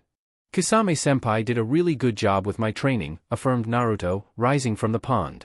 Granted, I need water to use the Bakusui Shoha and he doesn't, and mine definitely isn't as powerful as his, but he did open up my moveset a little bit. Now, let's continue, he said, settling into an offensive stance again. Kakuzu nodded in recognition, but before he could move, he found a spike of earth protruding from his chest. Sorry, Kakuzu, commented Fu, a foot-long piece of earth formed around her hand, but it looks like we win. Nice job distracting him, Naruto. Not quite, Kakuzu told her, a steely glint in his eyes. Just like Naruto had, he dissolved into water, but instead of completely collapsing the liquid flowed around and over Fu, encasing her in a bubble held in place by the Mizu Bunshin. Ah crap, complained Naruto, recognizing the water prison technique his battling partner was now trapped in. He reached behind and placed one hand cautiously on the handle of his sword before gazing around intently, wary of his teacher. Where are you? He sing-songed nervously. That was when a hand reached up through the earth and grabbed Naruto's leg, surprising him. Ah, he cried as he was forcibly pulled into the ground up to his shoulders. Kakuzu rose smoothly from the earth, grabbed the wakizashi from its sheath on Naruto's back, and fluidly moved it next to Naruto's throat. Yield, he commanded. Naruto growled in frustration but acquiesced to defeat for the second time that day. The water clone holding Fu collapsed, dropping the girl to the ground on hands and knees. Kakuzu brushed minuscule specks of dirt from his shoulders as he manipulated the earth around Naruto by channeling chakra through his feet. The blonde pulled free seconds later, hauling himself out of the ground and irritably swiping his weapon from the bounty hunter. I didn't even get to pull off my best moves, he pouted. Such a shame, drawled Kakuzu sarcastically. Fu walked over and patted Naruto's shoulder sympathetically. I am sure your potential must far surpass what you displayed, he continued in the same dry tone, clearly mocking his student. Hell yeah. What exactly was the purpose of that exercise? Asked Fu. Did you really think we would win, or were you just trying to prove a point? The latter. I wanted to make sure there were no misconceptions about the difference between our power levels, even in a 2-on-1 fight. Also, I felt that the brat needed to relearn respect, just to unlearn any bad habits Kisame may have taught him. Now come, you lost, and we have money to make. Actually, Kakuzu-san, I'd like to interrupt your plans. Naruto and Fu's heads snapped around in surprise, a direct contrast to Kakuzu's slow and purposeful turn. Standing under the shade of a copse of trees was a strange woman wearing a black cloak with red clouds, some sort of white flower stuck in her blue hair. Naruto, apparently mesmerized by the stud stuck underneath the woman's lower lip, leaned into Kakuzu without averting his eyes and whispered, "Who's she?" "I do not know," admitted the other man, "but staring like an idiot does not seem to be getting you anywhere." "I was once told by a man named Zetsu," Kakuzu stated a little louder, "that anybody wearing that outfit is a member of Akatsuki." "That is correct," confirmed the woman. "My name is Conan, and I'm the second in command of the organization. Might I have a word with you privately?" Kakuzu nodded and took a step forward, pausing momentarily to throw over his shoulder, "Listen in and I will kill you." The two Jinchuriki jumped slightly, but quickly nodded in understanding. "What do you want?" he demanded upon reaching Conan. "We," she emphasized, "would like you to reconsider your offer to go to the Chunin exams." The former Takinin's eyes narrowed suspiciously. "How long were you spying on us?" "Long enough," began Conan, "to know that your students have great potential and that you are the best option we have to complete our plans. While your concern for me and my students is touching," he drawled cynically, "I am not in the habit of breaking my word, and as the brats did not beat me, we are not going to Konoha," he finished firmly. Kakuzu turned around and prepared to walk away, but was stopped by what Conan's next words. "We know you are in possession of the Nanabai." The older ninja refocused his attention upon the blue-haired woman, silently prompting her to continue. "We could easily remove her from your presence, if we so desired. Even you could not stand against so many other S-class shinobi. I will hear you out." "Thank you," Conan bowed. "You have heard of Orochimaru?" Orochimaru, renowned as the Snake Sannin of Konoha and one of its most infamous traitors. "Few people have not heard of him," he snorted derisively. "Why? We want you to kill him." Kakuzu raised an eyebrow at this statement. While not entirely outside the realm of possibility, the fight would be a difficult one, Kakuzu conceded. "Tell me why." 13 years ago, Orochimaru joined Akatsuki after defecting from Konoha, Conan explained. When Uchiha Itachi joined 7 years later, Orochimaru attempted to steal his body, but ended up failing. He was forced to flee the organization, taking his ring with him. "His ring?" Kakuzu interrupted. "The rings are the most important symbol of a person's affiliation with Akatsuki," she told him, flashing her own ring in the process. "However, that's merely one reason we want him gone. Orochimaru's current plans involve the 12-year-old container of the Ichibi. The Ichibi, and from what Zetsu has told me, that would interfere with your plans. I can only assume that this container will be present at the Chunin exams," Kakuzu extrapolated. Conan nodded. "From the intelligence we've been able to gather thus far, he plans on using the powers of the Jinchuriki to invade Konoha and take vengeance upon the village by destroying it." "A universal plan, it seems," muttered the bounty hunter. "And if I refuse to cooperate?" Conan's eyes darted to where Fu and Naruto were standing. "We'll take her and extract the Biju, killing her in the process." Kakuzu seemed to consider it for a moment, prompting Conan to finish her offer. "We're also allowing you to keep the money his head is worth." "Done," agreed Kakuzu without hesitation. "That is too large a sum of money to pass up simply because of principle. However, the brats will need a third teammate. If you would like my services, you will need to provide a competent and obedient person who can serve as one." Conan remained silent for a long moment, her eyes appearing slightly unfocused. "Very well," she conceded at length, returning her attention to Kakuzu. "Your last student will be waiting for you at one of our hideouts within the Land of Fire, near the border with the Land of Rice Paddies. We appreciate your cooperation, Kakuzu-san." Her piece said. Conan's figure appeared to ripple, breaking apart into hundreds of pieces of paper to be carried away by the wind. Kakuzu watched her disappear in silence. The shinobi of Akatsuki have very unique abilities. I would fit in quite easily, and would also do well to remain on their good side. Even with my skill, working against them would be hindering.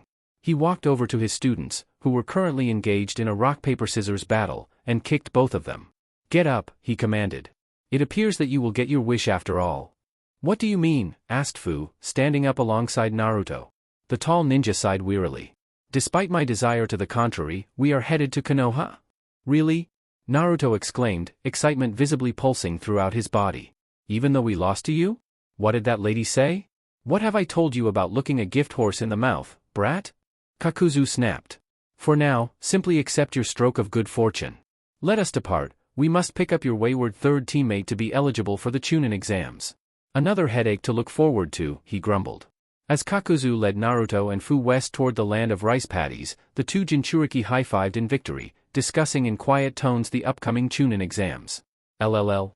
A large quantity of paper fluttered into the center of a large forest in the southeastern part of the Land of Fire. They came together to reveal Konan, looking no worse for wear despite the strange method of travel. She held her ring, which displayed the character Byako, up to a sturdy tree, unveiling a white sheet of paper that was only one part of a complex sealing technique meant to ward off interlopers. The blue-haired woman walked straight into the tree, causing it to ripple slightly, and descended down a stairwell into a humongous open cavern. The cavern was void of all but two objects, one of which was near the back. A massive stone statue stood there, the top of which came only a couple 100 feet shy of hitting the ceiling. Spikes jutted out from behind the face, which possessed 9 eyes, 2 rows of 4 with a giant one in the middle to make the face symmetrical, all of which were closed. A stone scroll with a chain running through it was held by the statue's mouth, and 2 large hands, handcuffed together, jutted up from the ground, coming to about the statue's chin. The other figure was, surprisingly enough, even more imposing than the statue, a man of average build with spiky orange hair and the traditional cloak of Akatsuki. He turned around upon hearing footfalls, his ringed gray eyes, a series of concentric circles, boring holes into the new arrival. "Kakuzu accepted the terms we set forth," stated Konan. Receiving no acknowledgement that she was heard, she continued, "What are our plans, Pain?" The gray-eyed man remained completely silent, but despite his unnerving stare and emotionless facade, Konan waited patiently for an answer. "Kakuzu has agreed to take care of Orochimaru," Pain remarked at length, "who has been a thorn in our side for far too long. Even if he has never acted directly against us, his defection and plans have stalled us unnecessarily. I still don't understand why we didn't just take him out when we had the chance," Konan pointed out. Pain blinked slowly, the only motion he made in response to his companion's query. "Orochimaru is clever and resourceful. He has contacts in most of the countries the world over, and knows how to stay under the radar and manipulate the underground. Until now, we have been spread too thin to dedicate resources to attack him, but with Zetsu's most recent information, we can finally begin our real plans," finished Konan. "The Biju." Konan's partner nodded once. "Correct. Zetsu and Sasori have managed to piece together enough information to deduce that Orochimaru plans on using Ichibi no Shikaku to destroy Konohagakure during the third portion of the Chunin exams." "I know," Konan intoned impatiently, "you made sure that I knew at least that much to get Kakuzu on board. However, what Orochimaru doesn't know is that we will also be there," Pain told her. "And we will capitalize on his upcoming failure." The blue-haired woman nodded in understanding. "And the girl? I can only assume you are referring to the Jinchuriki of the Nanabai no Kabutomushi," Pain guessed. At Konan's confirming nod, he continued, "For now, we leave her. Kakuzu is a valuable asset and we would do well to not endanger our current partnership with him by overextending our reach." "What was his relationship with the children?" Konan's eyes adopted a faraway look, trying to recall her conversation with Kakuzu. "I don't know the man well enough to make an accurate judgment. He might care enough to pose an obstacle when we target the Nanabai, but if there's more incentive for him in her death, he would probably go along with the plan." "Then we leave her alone," Pain repeated, "along with the boy." Konan arched one perfectly thin eyebrow in confusion. "The boy, you mean the blonde child with him?" Pain turned around, eyeing all 9 closed eyes of the giant statue. "Yes. Or, if you'd prefer, the Jinchuriki of the Kyubi no Yoko, the most powerful of the Biju." The woman's eyes widened by a fraction. "What? When did you find this out?" "Itachi informed me earlier today when I assigned him and Kisame their newest mission," Pain explained. "Since the Kyubi needs to be sealed last anyway, it would appear to be doubly beneficial to keep Kakuzu near us as much as possible, especially following the Chunin exams. Keeping track of the 2 Jinchuriki will be much easier with their teacher close at hand and their power already in our clutches. So, we wait until the right time then," concluded Konan. "Yes. Soon enough, our plans will begin in earnest." The orange-haired man stared at the second eye from the left on the top row of eyes. "1 down, 8 to go." Then, the world shall finally know peace, through true pain. Chapter 7, Obstacles. Ah, Kakuzu-san, a pleasure to see you again. Naruto and Fu both jumped as the strangest person they had ever seen emerged from a tree. His face and upper body were two colors, half black, half white, and he possessed yellow eyes, one of them pupilless, along with light green hair. A large Venus fly-trap engulfed and protected his head, making him seem more plant than human, especially with what little they could see of him. Naruto was still fixated on the fact that this person had just morphed out from a tree. On the other hand, Kakuzu appeared to be completely unfazed. "Zetsu," he greeted in a monotone, "how unsurprising to run into you here." Zetsu merely stared at the tall ninja unblinkingly. With just under a week before the Chunin exams began, Kakuzu and his pupils had taken their time traveling the relatively short distance from their training spot to the land of rice paddies. The 7-hour trek had led them past the Valley of the End, the last battlefield between Konoha co-founder Senju Hashirama and Uchiha Madara. Naruto and Fu were in awe at the sight of the awesome statues and roaring falls. Kakuzu had remained oppressively silent, and Naruto thought that perhaps the bounty hunter had scowled at the Senju statue as they passed. About 10 miles away from the Valley of the End, the strange man whom Kakuzu referred to as Zetsu had popped out of a tree. As Kakuzu and Zetsu engaged in conversation, both kids were shocked to realize that the newcomer had two personalities. Apparently Kakuzu had already become acquainted with this trait of the Akatsuki member, for he seemed to be unalarmed by the contradicting voices. "How have you been, Kakuzu-san?" implored White Zetsu politely. "Do not engage him," snarled Black Zetsu, "we are here for one purpose only, at the command of Leader Sama." "That seems to be the general trend of things," Kakuzu commented dryly. "Leader Sama is a man worthy of respect," Zetsu informed him, "but enough of this idle chit-chat. We have other places to be. Come, we'll show you to your target." Zetsu unmerged completely from the tree, walking towards a rather large rock embedded in the ground. 3 sets of eyes followed him. The Akatsuki member held forth his right hand, and Kakuzu briefly saw the glint of a ring, positioned on a different finger than the one Konan had flashed him. The rock in front of the plant man slid slowly to the side, revealing a man-sized hole in the ground. Kakuzu could only conclude that the rings allowed members access to hideouts that were otherwise off-limits to lower minions.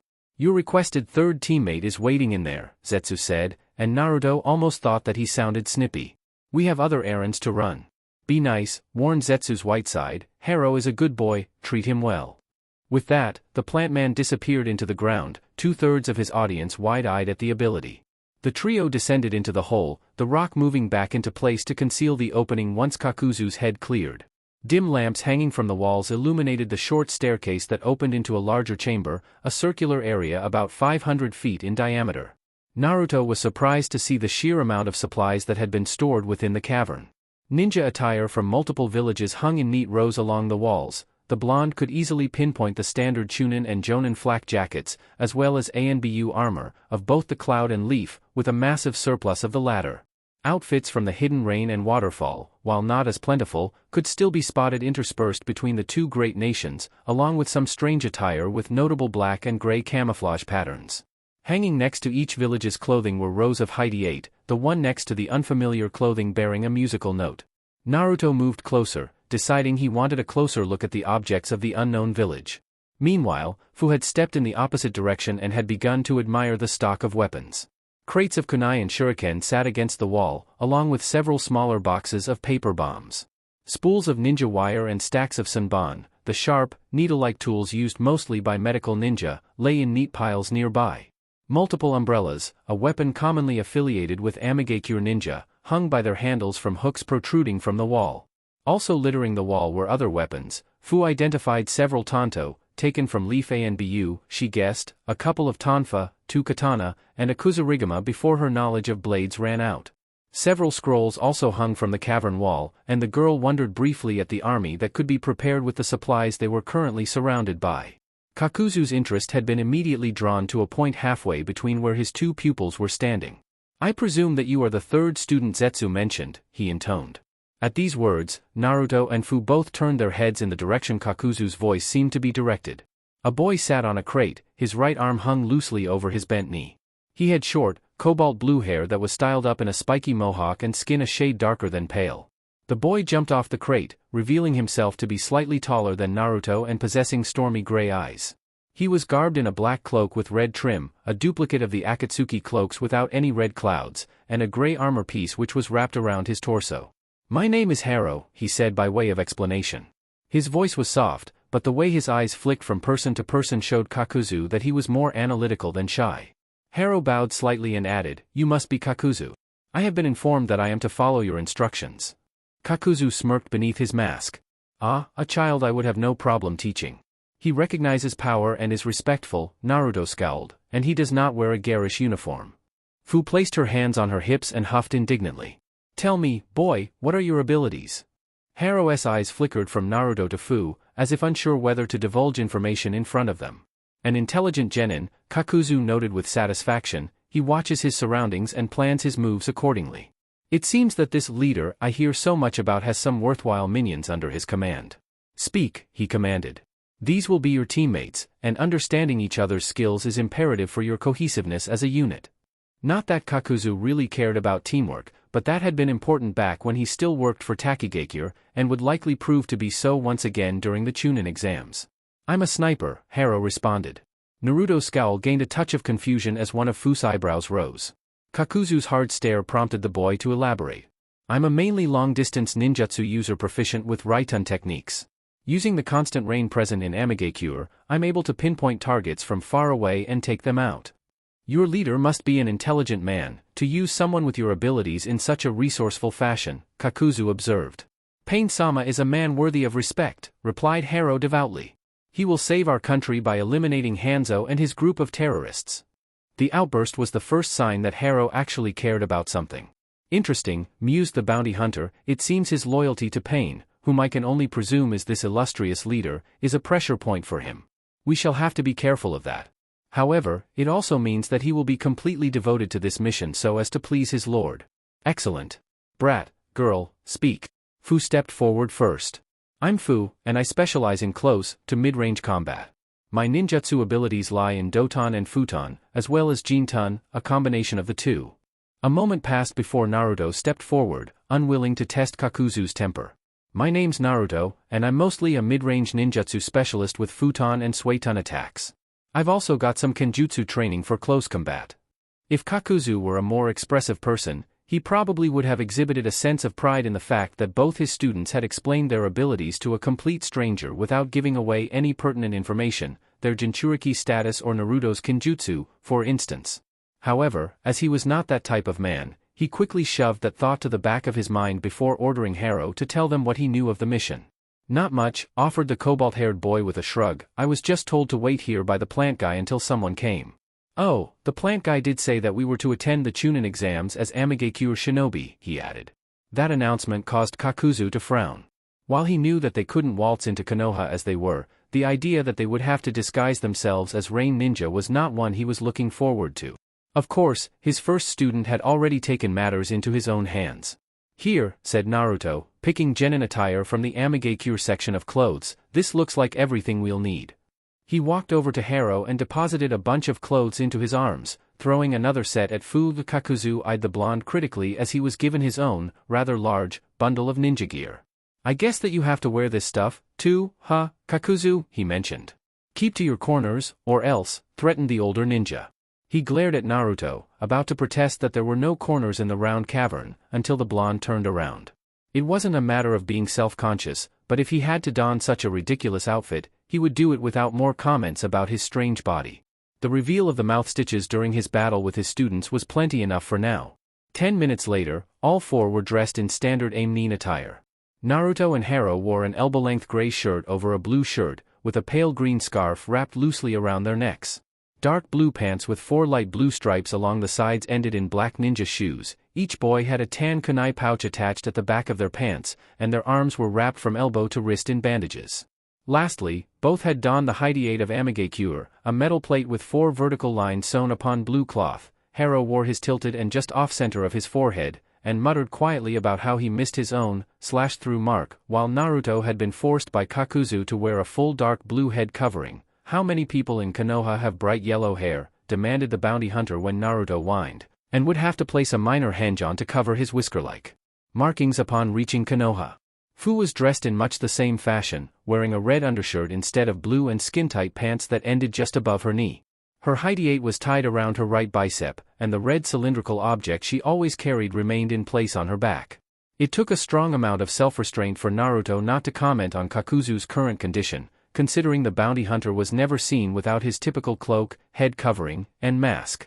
The former Takinin had been forced to wear a long-sleeved black shirt and pants, with sea green, Jonin flak jacket over that. A dark blue material, a rain cloak, Naruto surmised, was draped over his shoulders and fell to his mid-forearm, the cloth open in the front for mobility. Like the genin, Kakuzu had wrapped bandages around the rest of his forearms down to the wrist, and kept a brown kunai pouch attached to his pants at the back. In order to keep himself fully covered, he had also donned a full head covering with the Hidden Rain Village affiliation on it, as well as a complex-looking rebreather to hide the remainder of his facial features. "Get your supplies," he ordered gruffly, clearly unhappy with the way things were going. Naruto and Haro approached the kunai and shuriken crates, quickly loading their pouches with the weapons. Fu walked over to the wall of weapons and pulled several umbrellas from their perch, checking to make sure they were fully equipped with senbon. She placed those in the red case on her back, the handles up, and then filled her own weapons pouch with extra senbon. As Haro went to examine the weapons, she turned and flashed Kakuzu a victorious grin. "Told ya I'd find a use for this thing." "Congratulations," he deadpanned, "it only took you a year to do so. Bring whatever food from here that you can carry. I refuse to waste any money on pampering you brats while we are within Konoha." "Ah, that's not necessary, Kakuzu-san," interrupted Haro, walking toward him while strapping a pair of katana, each with two smaller, oppositely curved metal pieces, approximately 2 inches in length, one near the base, the second close to the tip, to his back. "Pain-sama has provided me with the funds we'll need in order to survive behind enemy lines." "Very well," conceded Kakuzu after a moment. "Come, let us depart." He turned around and led the way out of the hideout, Naruto, Fu, and Haro following not far behind. LLL. The trip to the center of the Land of Fire, where the hidden leaf was located, was far more active than Fu would have expected. Haro, who had no previous biases about anyone in the group, remained noticeably silent, observing his new teammates with growing curiosity. However, the thrill of the Chunin exams had apparently instilled an even greater sense of mischief within Naruto than she had thought possible. "So we get to call you Kakuzu-sensei now, right?" Naruto asked eagerly. He was a bit too enthusiastic with his questioning. In Fu's opinion, Kakuzu already hated honorifics tacked upon his name, and being reminded of it, if the last 3 times were any indication, did not improve his increasingly sour mood. Wearing clothes he was uncomfortable with and being sent on a mission that he was not in control of seemed to shorten Kakuzu's already dangerously short temper. She noticed Haro watching the scene play out from the corner of his eye. "No," Kakuzu answered in a clipped tone. "Ah, come on." Naruto continued to egg, "We need it to solidify our team disguise." "No." Haro cleared his throat. "Actually, it would be practical to refer to you as our sensei, in order to not appear suspicious to any Konohanin." Kakuzu remained silent for a long moment, appearing to fight the urge to do something detrimental to the mission, like killing Haro or Naruto. "Only when we reach the village," he finally growled. They settled down that night in a large clearing Kakuzu estimated to be 20 miles away from the village. The bounty hunter told his team that they would arrive sometime in the afternoon the next day. Haro and Fu merely nodded, but Naruto chirped, "Okay, Kakuzu-sensei." Fu thought that, in the dead silence of the clearing, she could almost hear the final snap of Kakuzu's frayed, hair-thin temper. Kakuzu's arm detached, quicker than lightning, and grabbed a surprised Naruto around the neck. The blonde's arms flailed wildly as Kakuzu dragged him closer. Black threads erupted from beneath the bandages over his wrist and wrapped themselves around Naruto's arms, binding them to his body. Haro took a step forward and began to withdraw his swords, but Fu placed a forceful hand on his shoulder and shook her head. Naruto needed to learn this lesson. The two watched as Kakuzu brought Naruto right up to his face, the rebreather he was forced to wear the only thing separating the two. "Listen well, brat," Kakuzu hissed, his muffled voice coming out even lower and more dangerous than anyone present expected. "I have tolerated your foolishness far longer than I should have, and this childish wordplay and immaturity will cease immediately. You should be grateful for the fact that we have embarked on a dangerous mission that we know next to nothing about, where you get all the benefits and I am forced to engage in a battle I might not be completely prepared for." He lowered his voice further, so Haro and Fu could no longer hear him. "I never had intention of taking a pupil until I was confronted by you. Now, after steeping years of time and money into your tutoring, I expect you to act like the shinobi you have been raised to be.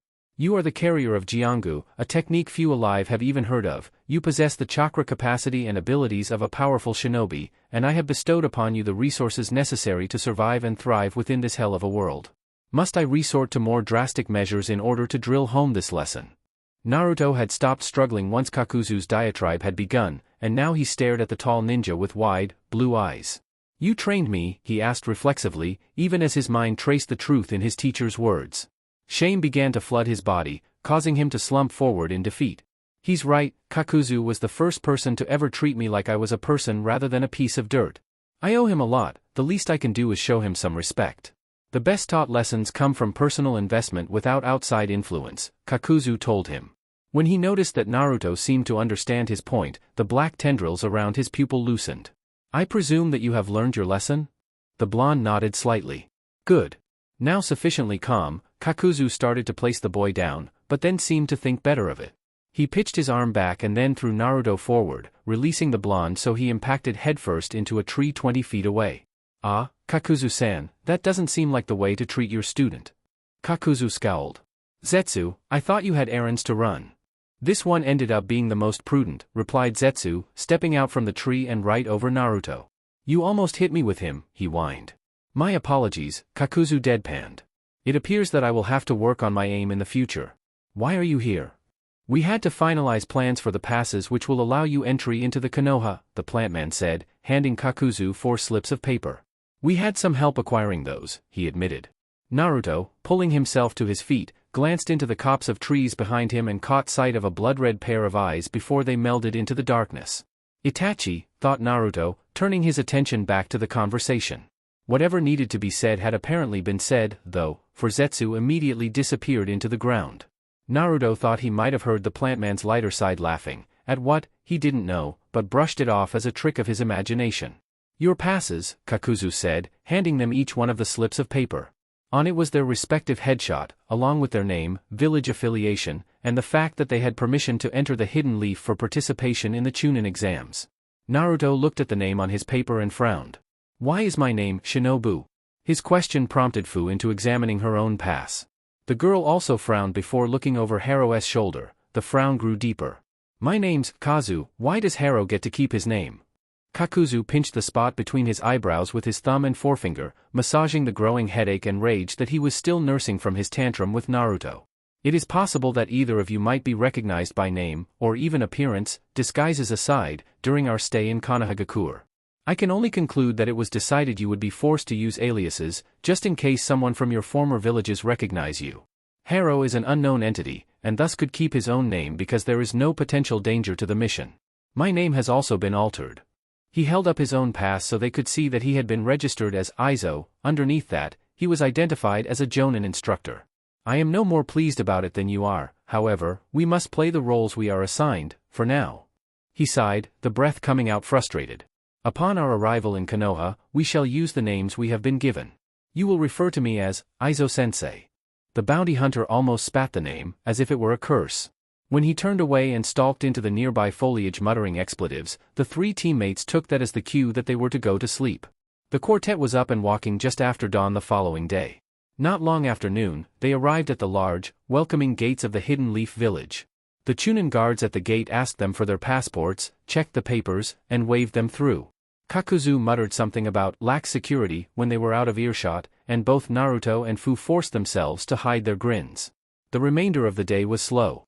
Kakuzu followed a group of grass shinobi to the hotel that was designated for all incoming foreign ninja. As they walked through the city, the 3 children tried not to gape in awe at the sights, their heads turning every which way to better see the village. Kakuzu went directly to his room upon reaching the hotel, closing and locking the door behind him. His 3 students collapsed upon their own beds, stripping off some of their more cumbersome clothing.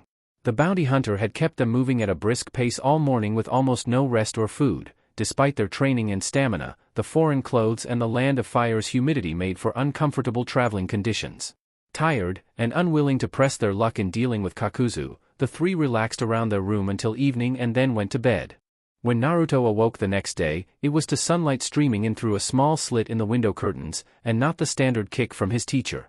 He yawned loudly, opening bleary eyes to watch Fu step out of the bathroom in her rain ninja outfit. Haru's bed was empty, and the connecting door to Kakuzu's room was open, presenting its emptiness as well. Scratching his head, he yawned once more, shooting Fu a confused look. Haru left to explore the city a little bit. Kakuzu's working on gathering information about the exams for us, she explained. Ah, he responded, tongue and mind still thick with sleep. How about I shower and dress and then we go explore? Sounds good. It took half an hour for Naruto to prepare for the day, mostly due to the fact that he didn't want to wear the full head covering to hide his blonde hair.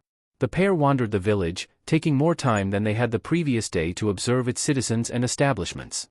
Naruto, who hadn't seen Konoha since he had left 7 years prior, found the walk quieter than he remembered. It took a moment to realize that the villagers, whom before would scowl, curse at him, and whisper about him, merely ignored him. He wasn't sure whether to view the lack of attention as a positive sign or not. He did find it strange that Kakuzu's training seemed to have permanently embedded itself into his brain. When he and Fu passed a training field where a genin team was training with a tall, silver-haired man, a voice that sounded suspiciously like the bounty hunters whispered in his mind, Hatake Kakashi, known as Kopi Ninja no Kakashi and Sharingan no Kakashi, rumored to have copied more than 1,000 ninjutsu techniques. Genin at 5, Chunin at 6, Jonin at 13, an ANBU member for several years afterwards, he possesses extraordinary insight and analytical abilities, and has a claim on his head in almost every nation. He is worth 80 million ryo. Naruto shook his head to clear the string of information from it. While useful, he, and to a more worrying extent, Kakuzu, couldn't bounty hunt within Konoha's walls without giving away their underlying purpose for being there. A growl of frustration ripped from his throat when they passed another team standing outside a barbecue restaurant, the voice murmuring, Sarutobi Asuma, son of the Sandaime Hokage, former member of the 12 Guardian Ninja, Futon Affinity. His head is worth 35 million ryo. After another 3 internal monologues of people he recognized from the bingo book, Naruto quit fighting the feeling. He supposed that, once they were outside the city's walls, his ability to remember such important information would prove invaluable, though it was a little annoying right now.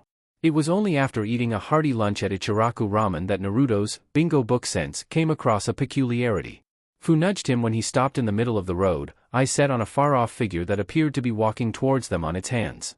As the person neared, Naruto identified him, for the person was definitely masculine, as possessing a horrible bowl cut of black hair set over thick black eyebrows, wearing a solid green spandex jumpsuit and orange legwarmers. Madogai, taijutsu specialist, began the voice, but as it blathered on and the person neared, Naruto's own thought of, I thought he'd be taller, surfaced. The blonde didn't even seem to register the fact that Madogai had come within speaking distance of him and Fu Yash, cried the handwalker. Excuse me, Aim-nin-san, but you appear to be blocking my path. He jumped to his feet, bowing low. I assume you are here for the Chunin exams. Is there something I can help you with? Are you Madogai? Naruto asked impulsively.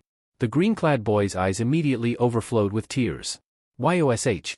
Gai-sensei's legacy has spread even to the waterlogged fields of Amigakure. I am proud to hear that his accomplishments have gone so far. One of Naruto's eyebrows started twitching, and Fu felt a large sweat drop rolling down the side of her face. Alas, I fear you have made a mistake.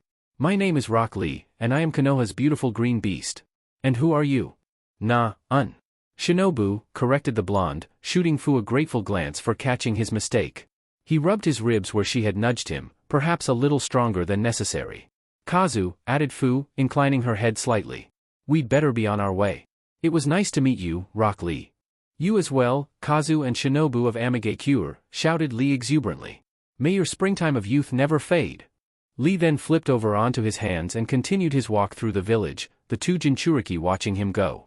He's strange, commented Fu at length. Naruto could only nod mutely. Discovering the peculiarity of the genin of the hidden leaf was the first strange incident of the day. Naruto could safely say he was glad he had gotten out of the village before he had been infected with whatever turned normal ninja into that. Lee was someone to watch out for, though. In the ninja world, the stronger a shinobi was, the more peculiarities he had to compensate for the types of missions he went on. Kakuzu and Kisame, at the very least, fit into that stereotype extremely well. The second problem the 2 Jinchuriki encountered that day came in the form of 3 sand ninja they ran into on the way back to the hotel. The tallest of the 3 was a male wearing a full black bodysuit with a black hood and purple face paint, and possessed a bulky, bandaged package on his back. His female companion wore her dirty blonde hair in 4 pigtails in the back, along with a pale lavender outfit and fishnet stockings, and wielded a giant battle fan. However, it was the third, shortest member of the trio that ended up causing the problem. He possessed hair the color of dried blood and skin the same hue as Haro's. His clothing consisted of a black bodysuit shorter than the other boys', the sleeves going only halfway down his biceps. From the edge of the sleeves to just above the elbow he wore fishnet. A long white sash hung over his right shoulder and crossed his body to his left hip, the loose ends of the sash moving in the breeze. From his left shoulder to the other hip crossed a brown, leather band, similar to Kisame's, Naruto noted, with multiple buckles. Connected to the leather was a large gourd with black markings on it. Black sandals covered his feet, and bandages were wrapped around his ankles. A tattoo with the kanji for love was imprinted upon his forehead, and dead teal eyes peered out from within black-rimmed sockets. The red-haired male stopped suddenly when they were about to cross paths with Naruto and Fu, causing his two teammates to stop as well. He stared at the pair intently for a solid 30 seconds before Fu groaned and clutched her stomach in pain. Shikaku buzzed a voice in her head before lapsing into silence. "You," spoke the redhead with a voice as dry as the desert. Naruto wasn't sure whether the boy was talking to himself or Fu, but hearing him say the single word gave him the creeps. It was like talking to Itachi, only his own age. "You're like me." His teal eyes were focused on Fu, and Naruto became distinctly uncomfortable with the gaze on his friend. The boy's two teammates also seemed rather nervous at the initiation of conversation. "I will kill you to validate my existence," he finished. Naruto gulped. The way he said it, the proclamation was a fact, like if Kakuzu walked up to him and said, "I like money." He'd never met an individual so prepossessed with surety. Naruto's fists clenched, and he stepped forward slightly in order to partially shield Fu from view. "You can try," he uttered with more confidence than he felt, "but you won't succeed." Not a flicker of emotion passed over the other boy's face. "You have a strong will," he said after a moment, "but that will not be enough to save you. Or her. When we meet in the Chunin exams, you will die." His piece said, the redhead and his two teammates continued on their way. When they passed Naruto, the blonde felt a stirring in his mind, as if something in there was restless. "What's your name?" he asked, trying to calm the unease he felt in his body. "Sabaku no Gaara," answered the redhead. "You and your Aimnin brethren will satisfy mother." Naruto didn't have anything to say in response, and so Gaara and his two teammates walked on, the blonde's bright blue eyes on them until they disappeared around a corner. "Come on," Naruto prodded, helping the recovering Fu get to her feet. "Let's get back to the hotel and tell Aizo-sensei about our new friend." Together they managed to get back to their room without any more distractions, the green-haired girl recovering from her brief bout of pain just inside the front doors. Upon reaching their room, Naruto noticed that neither Kakuzu nor Haro had returned.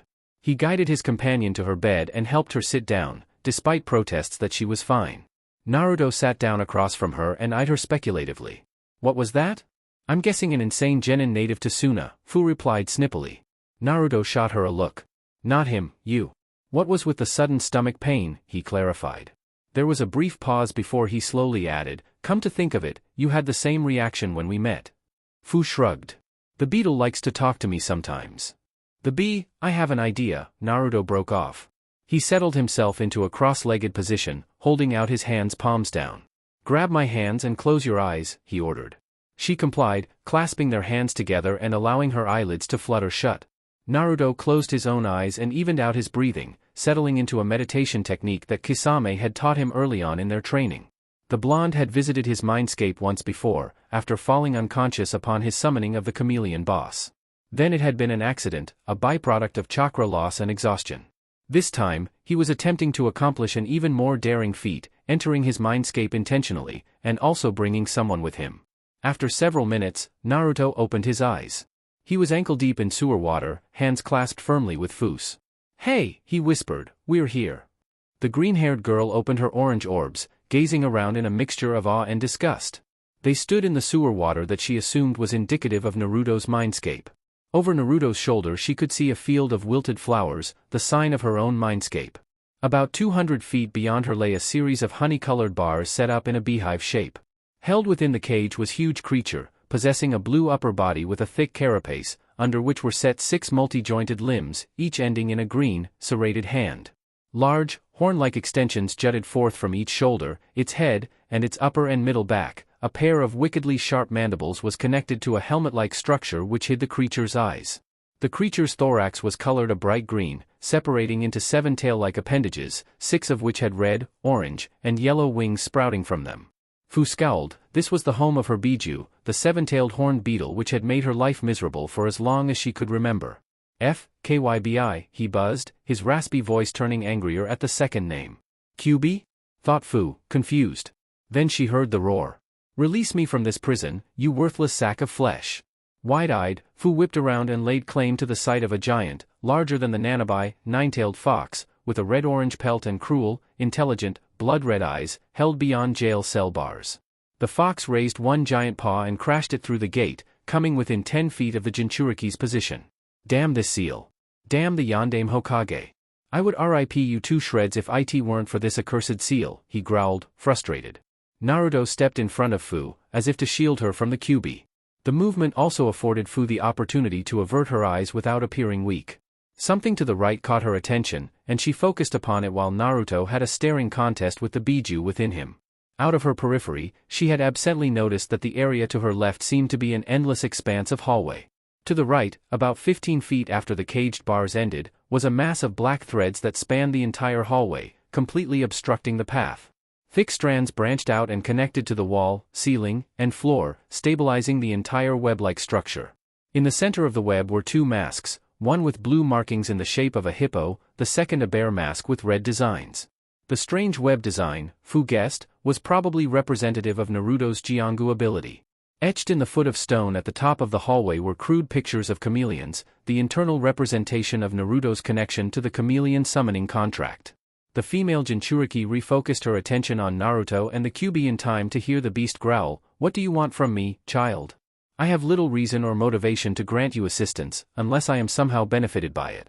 And why is the fly here?" "I am no fly," rasped the Nanabai, whipping its non-wing tail through its cage and producing a thunderous crack against the ground. "I am the Nanabai no Kabutamushi, bringer of dust storms and whirlwinds, capable of disintegrating anything that gets caught in my winds. I ravaged the plains of Iwagakure while the tale of your capture spread to our remaining brethren. I am the third most powerful Bij in existence, and I will not be demeaned by even you, you cursed kitsune," bristled the seven tails. A low, throaty sound emerged from the QB, and it took both Jinchuriki a moment to realize the giant fox was chuckling. "If those are your boasts, you are more pathetic than I remember. Get this dust mite out of my sight, child," demanded the Ninetails. "No," Naruto responded stubbornly, "we need to talk to both of you. This is the most convenient way to do so. What makes you think that either I or the butterfly over there will give you any information?" QB snarled. "I am not a butterfly." "What's Shikaku?" interrupted Fu. The two bickering demons fell silent at the question. "When we came across that Gaara guy, you said Shikaku," she stated slowly, turning to face her Biju. "What's Shikaku? I want to know if it's a threat to our mission." Both Biju began to laugh, QB's deep and sinister, Nanabai's raspy and grating. "Shikaku is hardly a threat," the fox chuckled. "That runt may pose a challenge to you mere mortals, but to us, Shikaku is nothing." "Shikaku is the weakest of us all," agreed the beetle. Naruto raised an eyebrow. "Of us all?" he repeated. "Shikaku's a Biju?" Fu slammed one fist into the other palm. "Of course," she cried. "Gaara said that I'm just like him, he's a Jinchuriki, too." "This Gaara, he is from Sunagakure?" The two children nodded. "Then his being the host of Shikaku does not surprise me. Suna has kept a tight grasp on Shikaku since the fool's initial capture." "As they should," buzzed Nanabai in agreement. "Our sibling, Ichibi no Shikaku, is the most claimed to fame Suna has had since its formation. It and the puppeteer Chikamatsu Manzaemon, and no mere human can compare to the power of a Biju. So Gaara's also a Jinchuriki," pondered Fu. "We'll have to watch out for him." Naruto nodded his agreement. "But why did he only sense your Biju?" he asked, turning to face his companion. She didn't have an answer for him. "The seal," growled the QB. "The fourth Hokage created a unique and powerful seal to contain me, one that had never before been used. As long as I hold no influence over you, I am undetectable by most everyone. Only the Hachibi and this annoying insect have the power or ability to sense my presence in this state." The fox gestured with his large head in the direction of the seven tails across from it. "I sense that wasn't a compliment," rasped the Nanabai. The QB snorted in reply, but the beetle ignored it. "As Fu knows well, the seal that binds me to her is a weaker one, capable of containment and preventing some measure of my influence. However, I retain a certain amount of power, the ability to sense the other Biju, and communication abilities with my host. Not that I like to take advantage of that little ability," Fu replied dryly. "Whether you like it or not, the ease with which we talk has come in handy. Certainly the side effects are entertaining to witness. Fu clutched her stomach in memory of the phantom pain she had experienced prior, the pain she felt whenever her tailed beast conversed with her. And then Fu and the Seven Tails disappeared from view. The QB was soon to follow. I apologize for putting an end to this rather heartfelt display of affection, spoke a new voice, sounding completely unsympathetic. Naruto groaned. He could recognize the dry, cynical tone of Kakuzu even in his sleep. It wasn't affection, protested Naruto, cracking his stiff neck. He suddenly noticed Haro standing beside his teacher, meditating to help compile what we know about the exams. Kakuzu's facial expression didn't seem to change, but Naruto identified skepticism and curiosity within the even stare the tall ninja leveled him with. Call it what you will, brat, responded Kakuzu, choosing not to probe just yet. The bounty hunter then proceeded to tell his 3 students about what he'd uncovered during the day, that the Chunin exams consisted of 3 parts. The first was some form of written test, the second a survival portion, and the third a tournament between competitors. I have exhausted my patience with collecting intelligence for you, he said when finished, and as such, I have no desire to assist you anymore. He seemed to believe they could interpret the unspoken threat, for he turned on his heel and walked into his room, slamming the door behind him. The 3 children could only exchange looks and shrug. After Haro left the room the next morning, Naruto knocked lightly on Kakuzu's door. The bounty hunter growled, "What?" from inside his conclave. Naruto gulped and hesitated before answering. Can we talk?" When there was no response, Naruto chose to take the silence as a yes. He opened the door slowly, using it as a shield in case he had misinterpreted his teacher's intentions. "Your meditation," Kakuzu began once Naruto had closed the door, "was what I presume to be a conversation with your Biju." Naruto bobbed his head in affirmation. "Speak." Naruto remained standing, telling Kakuzu about his and Fu's confrontation with Sabaku no Gaara, the ensuing talk with the QB and the Nanabai, and the deduction that Gaara was the container of another tailed beast. Once his tale was done, Naruto watched Kakuzu silently mull over the information. Finally, the tall ninja said, "Our employer informed me that there would be another Jinchuriki present in the exams, but I admit that I was not told any other information beyond that. However, he is not your objective. You are to get as far as possible in the exams to make my movements around the village inconspicuous and give us as much access to Konoha as possible. Avoid this Gaara child if possible, lest you slip up and reveal more of your abilities than strictly necessary." Realizing that his teacher was done talking, Naruto nodded in understanding before leaving the room and going to rejoin Fu to pass on the message. LLL. The days until the Chunin exams began seemed to drag on, but after what felt like forever, Naruto found himself walking through the village with Fu and Haro at his side. They arrived at Konoha's Ninja Academy and were soon caught up in the swarm of students gathered outside room 301. "What's going on?" Naruto whispered to Fu, who was the tallest on their team. "We only came up 1 flight of stairs." Fu stood on tiptoe to get a better view. 2 ninja are guarding the entrance. They just kicked that Rock Lee kid away, and some other girl, too, she added after a moment. "We should wait for someone else to notice," Haro advised quietly, "so as to not give away our skill level." Naruto remembered Kakuzu's words about avoiding Gaara to keep their power hidden and nodded his agreement. It only took 10 seconds before a raven-haired boy in blue stepped forward. "I will pass," he declared, "once you remove that illusion you've placed on the doorway." Muted whispering followed this announcement, partially muffling the boy's baton pass to a pink-haired girl, who took over the explanation of why the scene was an illusion. The sign above the door morphed before the crowd's eyes to read, 201. Naruto nodded his head towards the door. "Let's go," he said, weaving through the throng of genin. He and his 2 teammates went through the hallway as Rock Lee and his teammates fell into an argument with the raven-haired kid and his pink-haired teammate. "Well, that's one obstacle avoided," Naruto observed. They entered a large room filled with long benches and Chunin hopefuls. Naruto glanced around. Just as Kakuzu had said, genin from the leaf, sand, grass, rain, and waterfall were present in varying quantities, as well as what appeared to be a single team with the strange musical note headbands. The blonde wanted to say something, but Fu had taken to trying to hide herself and Haro's gaze was half-lidded with boredom. "What are you doing?" he demanded quietly of Fu. "You've been gone from your home village for a long time," she whispered fiercely, "and with your outfit, the odds of them recognizing you are slim. I've only been gone from Taki for a year, and my outfit isn't nearly as concealing as yours." "Okay, I see your point, but you're making yourself stand out more by trying to be inconspicuous," he retorted. The Nanabai Jinchuriki straightened herself slightly, but continued to use Naruto as a shield. The blonde sighed at his friend's antics, but chose to ignore her and scan the room instead, noting that Lee and his team had entered the room. "Sasuke-kun," squealed a girl in a purple top and skirt outfit with platinum blonde hair. She leaped onto the back of the raven-haired boy, who had entered the room with his team behind Lee, and hooked her arms around his neck. While flames seemed to erupt in the eyes of the pink-haired girl, 2 more boys meandered through the crowd towards the ensuing argument. Just like the day he and Fu met Rock Lee and Sabaku no Gara, Naruto's mind instantly snapped to bingo book mode, except this time, the voice that sounded like Kakuzu spoke about identities rather than numbers. The platinum blonde was a Yamanaka, one of the members of Sarutobi Asuma's team and part of a family proficient in mental manipulations. The 2 boys who had approached the group, one with hair tied up in a style reminiscent of a pineapple, the other a somewhat chubby lad munching on chips, were her 2 teammates, a Nara and an Akimichi, respectively. Nara clan members were notorious for their mastery over shadows, and the Akimichi were able to manipulate the sizes of their body and body part to do battle. If the boy that the Yamanaka was fawning over really was Sasuke-kun, then he was the last, loyal member of the prominent Uchiha clan, and one of Hatake Kakashi's students. From what he had read and learned from Kakuzu and Ryo, the Uchiha were to be respected for their skill and Kekkei Genkai, the Sharingan. Even as a genin, he would have to be watched out for.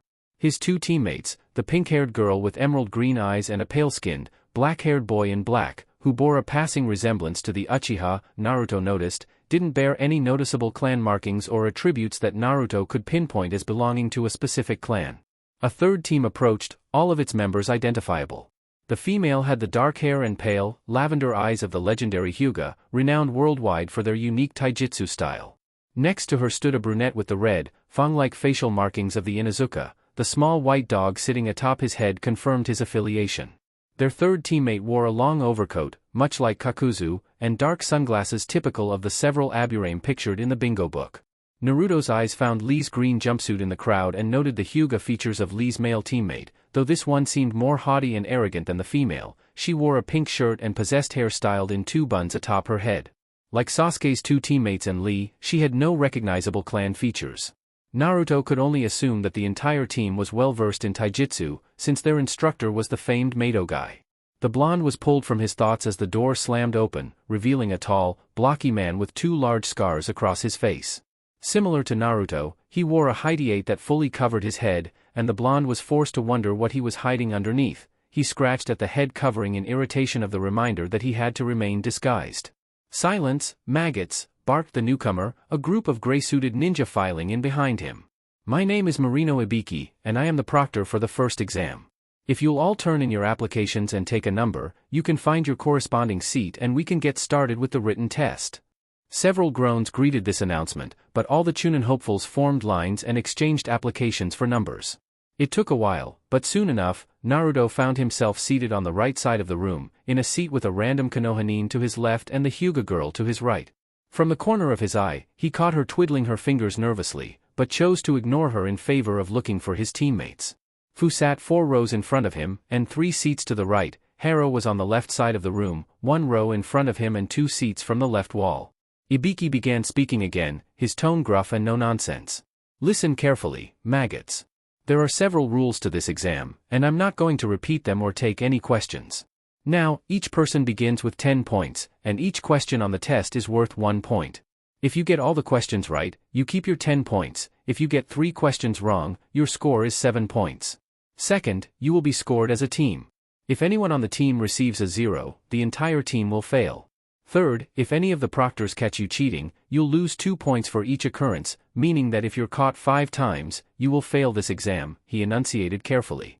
He allowed a brief silence to fall over the crowd of genin in order to allow them to digest this information before continuing. "The 10th question will be given 45 minutes after the exam has started. You have an hour to complete the exam." Ibiki gazed around the room, eyes hard as diamonds. "Begin."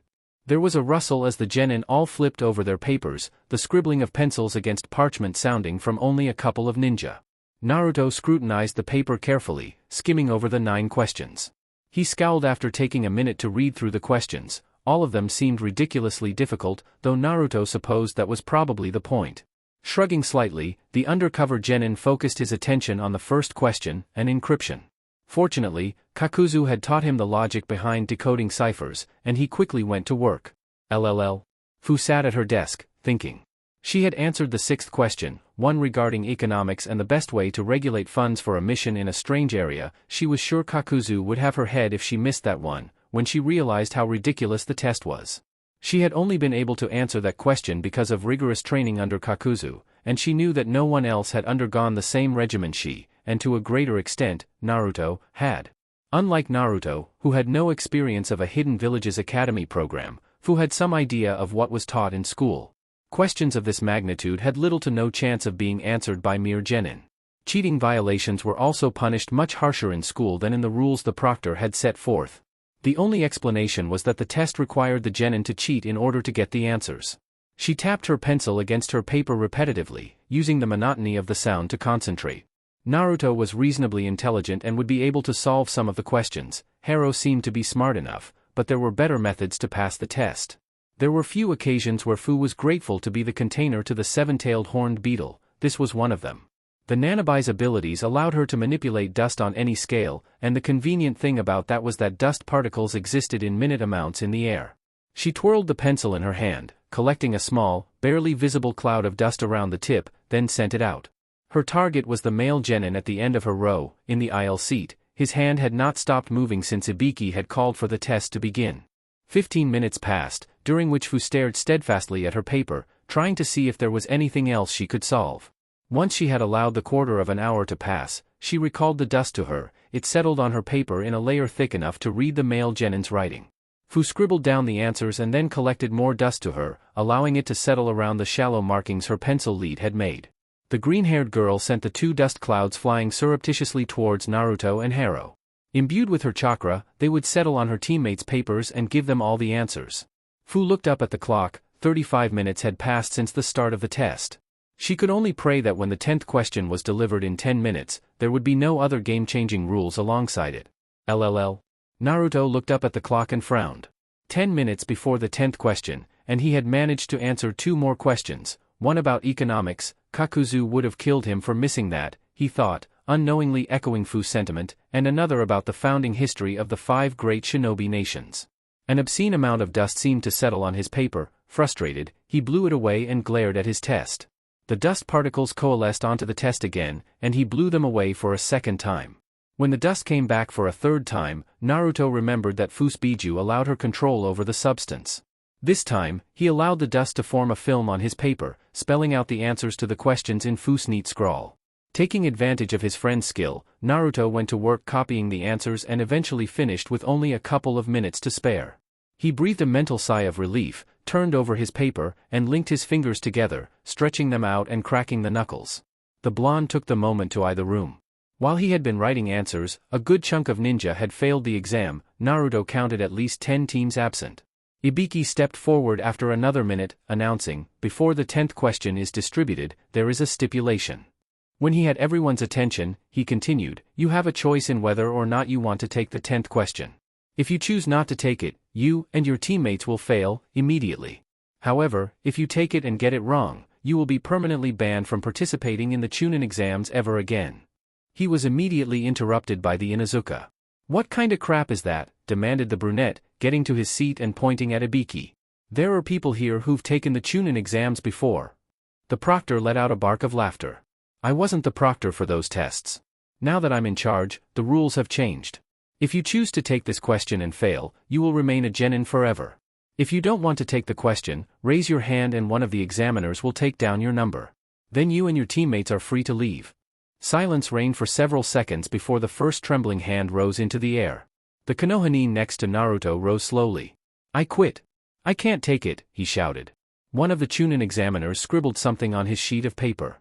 "Numbers 111 and 130, you fail alongside number 50. That one action was like a catalyst. Hands from all over the room shot up, and numbers were methodically called out, alongside the words, "You fail. Please leave the room." Then, the unthinkable happened. Naruto, bored with the proceedings, yawned. Ibiki's gaze snapped over to the blonde in the blink of an eye. "Do you find this boring, Aimnin?" the proctor queried with false patience. Naruto supposed that, in his own way, Ibiki was a rather scary individual. The only problem was that Naruto had been raised by Kakuzu and, to a shorter extent, Kisame, both of whom were hardcore, S-class missing nin who believed in intimidation and lessons filled with pain above all else. Compared to them, Marino Ibiki was like a fledgling bird just learning to fly. Honestly, yes, he replied in a bored tone. I'm sure on some level your threat is meant to be scary, but I'm just not buying it. Sorry for interrupting your fun, but if we could get on with this, I would really appreciate it. If Ibiki was surprised by Naruto's response, he didn't show it. His stony face scanned the room, trying to intimidate anyone else into leaving, but all the genin, even some of the weaker ones, stood their ground. Cocky kid, he thought. Congratulations. All of you in this room have passed the first portion of the Chunin exams. What about the 10th question? Someone asked. Naruto turned around and spied the Uchiha's pink-haired teammate with her hands planted squarely on the bench. Ibiki smiled, causing the blonde to shudder. Certain people should not be allowed to do that. There was no 10th question. Or, if you prefer, choosing to stay or leave was the 10th question. Naruto ignored Ibiki's explanation regarding the first 9 questions, the importance of information on missions, and how false information could drastically hurt a village. He perked up slightly when Ibiki took off his head covering, revealing burn marks and screw holes, signs of torture from missions past, but went back to zoning out when Ibiki continued his diatribe. The Kyuubi Jinchuriki was brought back to wakefulness by the sounding of shattering glass. A large bundle had come through one of the windows and was currently in the process of unrolling. Standing in front of a large banner which read, "Second Examiner, Mitarashi Enko is here," was a purple-haired woman in an open, tan trenchcoat, wearing mostly fishnet for clothing. "I am the second examiner, Mitarashi Enko," she announced needlessly. "Let's go to the next exam. Follow me." Chapter 8, Complications. Naruto leaped from one tree branch to the next, Haro and Fu not far behind. The second round of the Chunin exams had begun only 3 hours before, and so far the team had simply ventured deeper into the forest, not a word exchanged among the three. The premise of this phase was rather simple. Mitarashi Enko, the, arguably insane, second proctor of the Chunin exams, had told the remaining teams that each of them would receive one of 2 scrolls, heaven or earth. Starting from separate gates, the teams would then enter Training Ground 44, otherwise known as the Forest of Death. To pass the second round, it was necessary to arrive at the castle in the center of the forest with both scrolls, meaning that they would have to intercept another team and take its scroll. It wasn't really a problem, of course. The probability that any team they ran into would have the scroll they needed was 50-50, so the plan of attack was to simply find a team, take it out, check the scroll, and hope that it was the opposite of what they were carrying. Naruto wondered if the exam could really be any simpler. Yes, the whole idea was theoretically a test of teamwork and strength, but Naruto and Fu had both undergone training with Kakuzu, an S-class missing nin. And Haro had apparently been brought up under the guidance of some great leader whom even Kakuzu seemed to know something of, if not grudgingly respected. The real issue puzzling Naruto was what they were doing in the Chunin exams in the first place. He wasn't complaining. The exams did present a great opportunity to observe the hidden leaf denizens and defenses for his eventual vengeance. But Kakuzu had proven time and again that he was not a man to go back on his word, which meant that the blue-haired woman in the Akatsuki cloak had somehow convinced him to bring the 2 Jinchuriki to Konoha. By that logic, Kakuzu was taking orders from Akatsuki, though the reason why escaped him. When the blonde had angered Kakuzu on the trek to the hidden leaf, the bounty hunter had briefly mentioned a battle he wasn't prepared for. That was intriguing in of itself. Kakuzu was a very analytical and arrogant ninja, choosing bounties and chasing them only after either coming up with a solid strategy or realizing that their skills didn't even merit having one. To have agreed to a mission where he didn't yet have a plan meant that the former Takinin was either coerced into doing so, something Naruto found hard to believe, considering his teacher's personality, or there was some huge sum of money on the line, which equated to a very powerful target. Naruto didn't particularly care for being left in the dark. If Kakuzu needed him and Fu, and Haro, he supposed, to remain in the Chunin exams, the blonde wanted to know why. Of course, the odds of him getting the answer were relatively slim, but he'd be damned if he didn't at least try. The Kyuubi Jinchuriki was brought from his internal musings as Fu shouted, "Hey!" He turned his head in time to see Haro peel off from the group on a separate trajectory. Scowling, he motioned for Fu to follow him as he twisted on his heel and took off after the ranged shinobi. In Naruto's opinion, Haro was a wild card. Even if the blonde didn't know what their exact mission was, he knew that he could rely on Fu simply because of their shared history.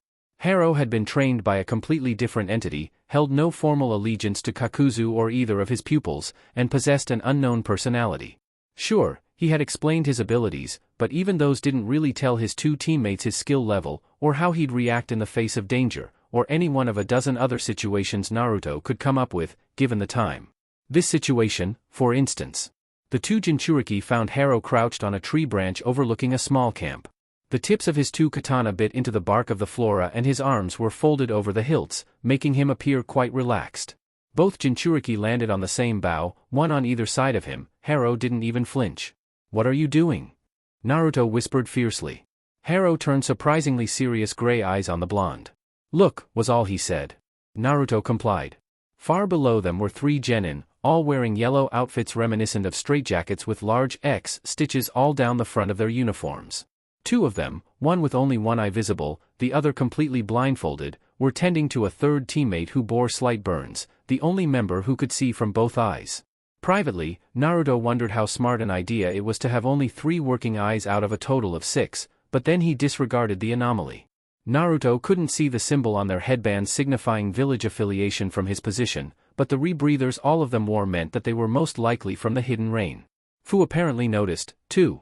3 genin from Amigakure, she observed. One looks injured. What's the big deal? Haro shot her a look of disdain. They are aim-nin. Hanzo's aim-nin. Naruto caught Fu's eyes behind their teammate's back and shrugged, clearly not understanding the cobalt-haired boy's point. Haro apparently noticed Fu's confusion and elaborated, Hanzo is Pain-sama's sworn enemy, the cause of all the strife within Amigakure. Any of his underlings are therefore the enemy of Pain-sama and must be eliminated. Naruto stared at the back of the boy's head. They're only genin, he pointed out, hardly a threat to your cause. Our forces are small as it is, Haro defended through gritted teeth. Whether genin or jonin, they are opposing the path to peace within my home country, and thus must be removed before they can do more harm.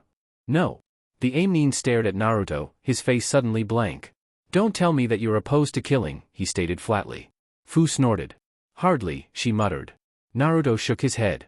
Anko had explained that killing was allowed, practically expected, within the forest of death, whether by wildlife or opposing teams. All the participants had been forced to sign waivers acknowledging the fact that they could die while within Training Ground 44, though the capacity for most genin to commit such a cold-blooded feat was rather small. Then again, Naruto and his team were hardly most genin. The blonde had killed before, but even considering the limited experience he had with killing people himself, Kakuzu had made sure that he'd become desensitized enough to death to deal with his new profession as a bounty hunter. And therein was the hitch. Kakuzu had taught Naruto that living a successful life meant having the money to afford the necessities, that money made the world go around.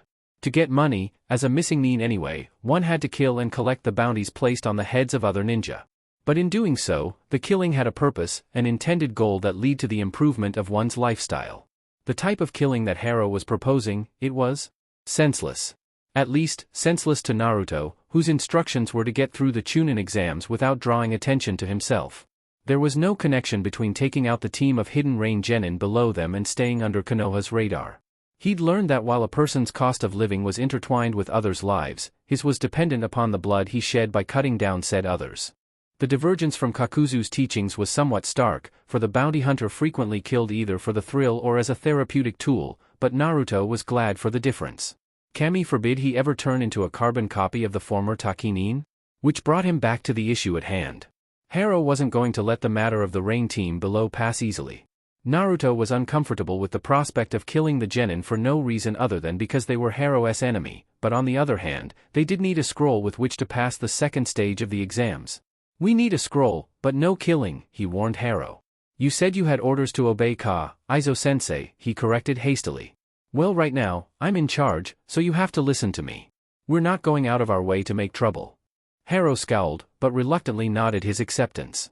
Naruto shared a nod with Fu before both of them leapt in opposite directions. The cobalt-haired boy stood, pulling his twin swords from the tree branch. The weapons weren't his, but out of all of Pain's followers, it was he who had the capacity to use them best. Apparently, one of the higher members, a Hoshigaki Kasame, had tracked down some former member of the Mist's 7 shinobi swordsmen and killed him, collecting the money on his head and adding the legendary Thunder Fangs to the rebels' collection of supplies. Being one of the few lightning users within Pain's ranks, the aim-nin had instantly been drawn to the swords and had devoted much of his free time learning to use them efficiently. However, Haro had 2 unfortunate problems. The first was that he had limited to no formal kenjutsu training, so he could only use the swords effectively as a means of channeling and utilizing lightning, both chakra-natured and real, though he hadn't tried the latter yet. Kisame had taken the time to inform him of several of the lightning techniques the sword's previous owner had used. He had also handed him a scroll detailing all of said techniques, that he had apparently pilfered from the owner's hideout, but that was as far as his swordsmanship training with the Thunder Fangs went. The bigger issue was that Harrow had smaller than average chakra reserves, which, combined with the fact that Raitun was more chakra-intensive than the other elements, meant that he tended to lose stamina quicker than he should have.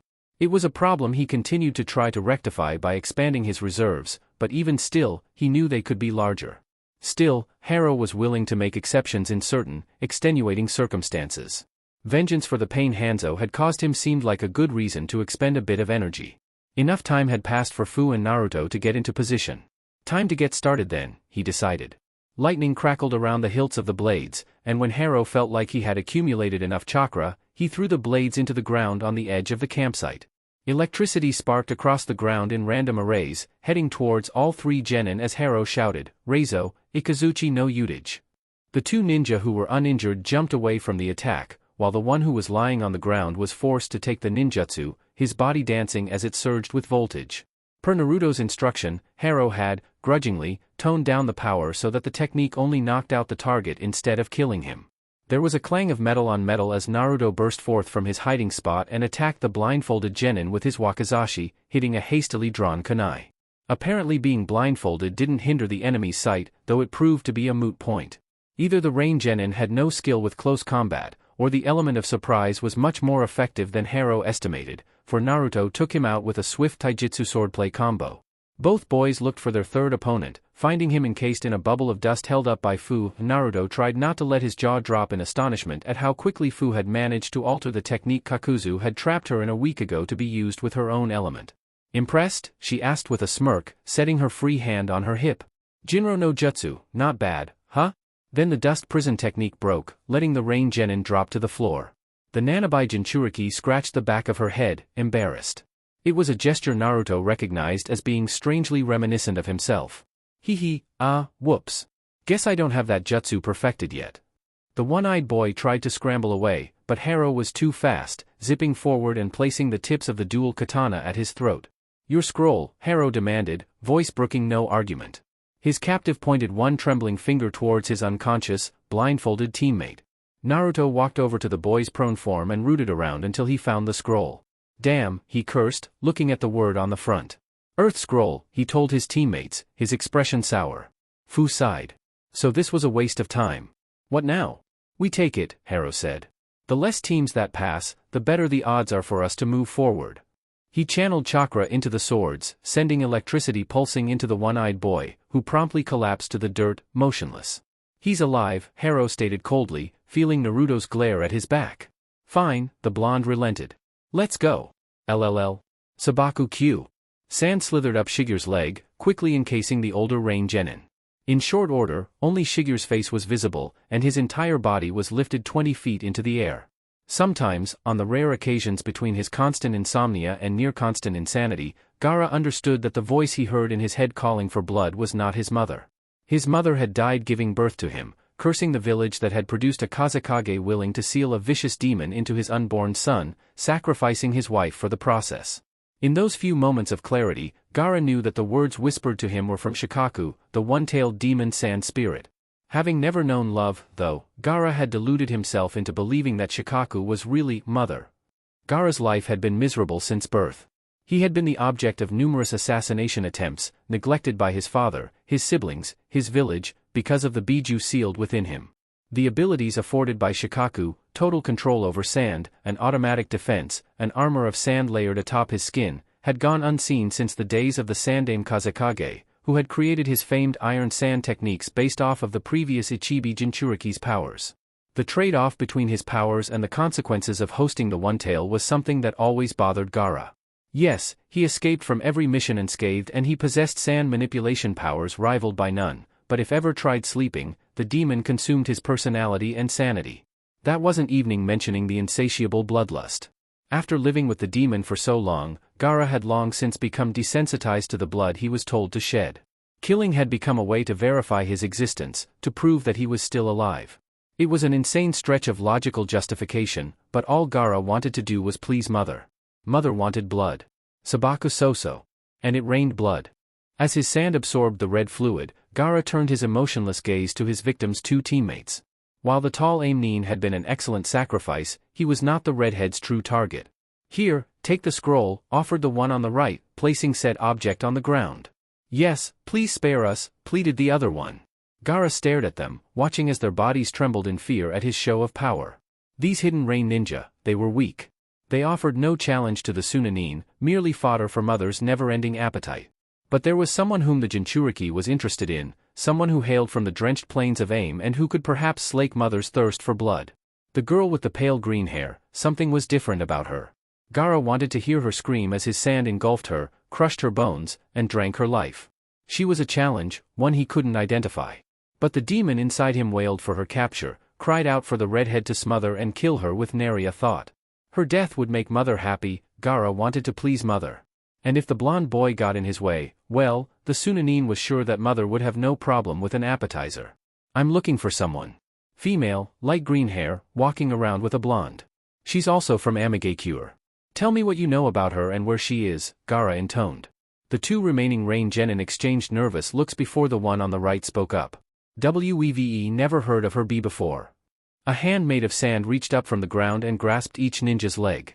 The sand quickly encased their bodies as Gaara stretched his arms out, hands pantomiming a grabbing gesture. "Wrong answer. Sabaku Soso."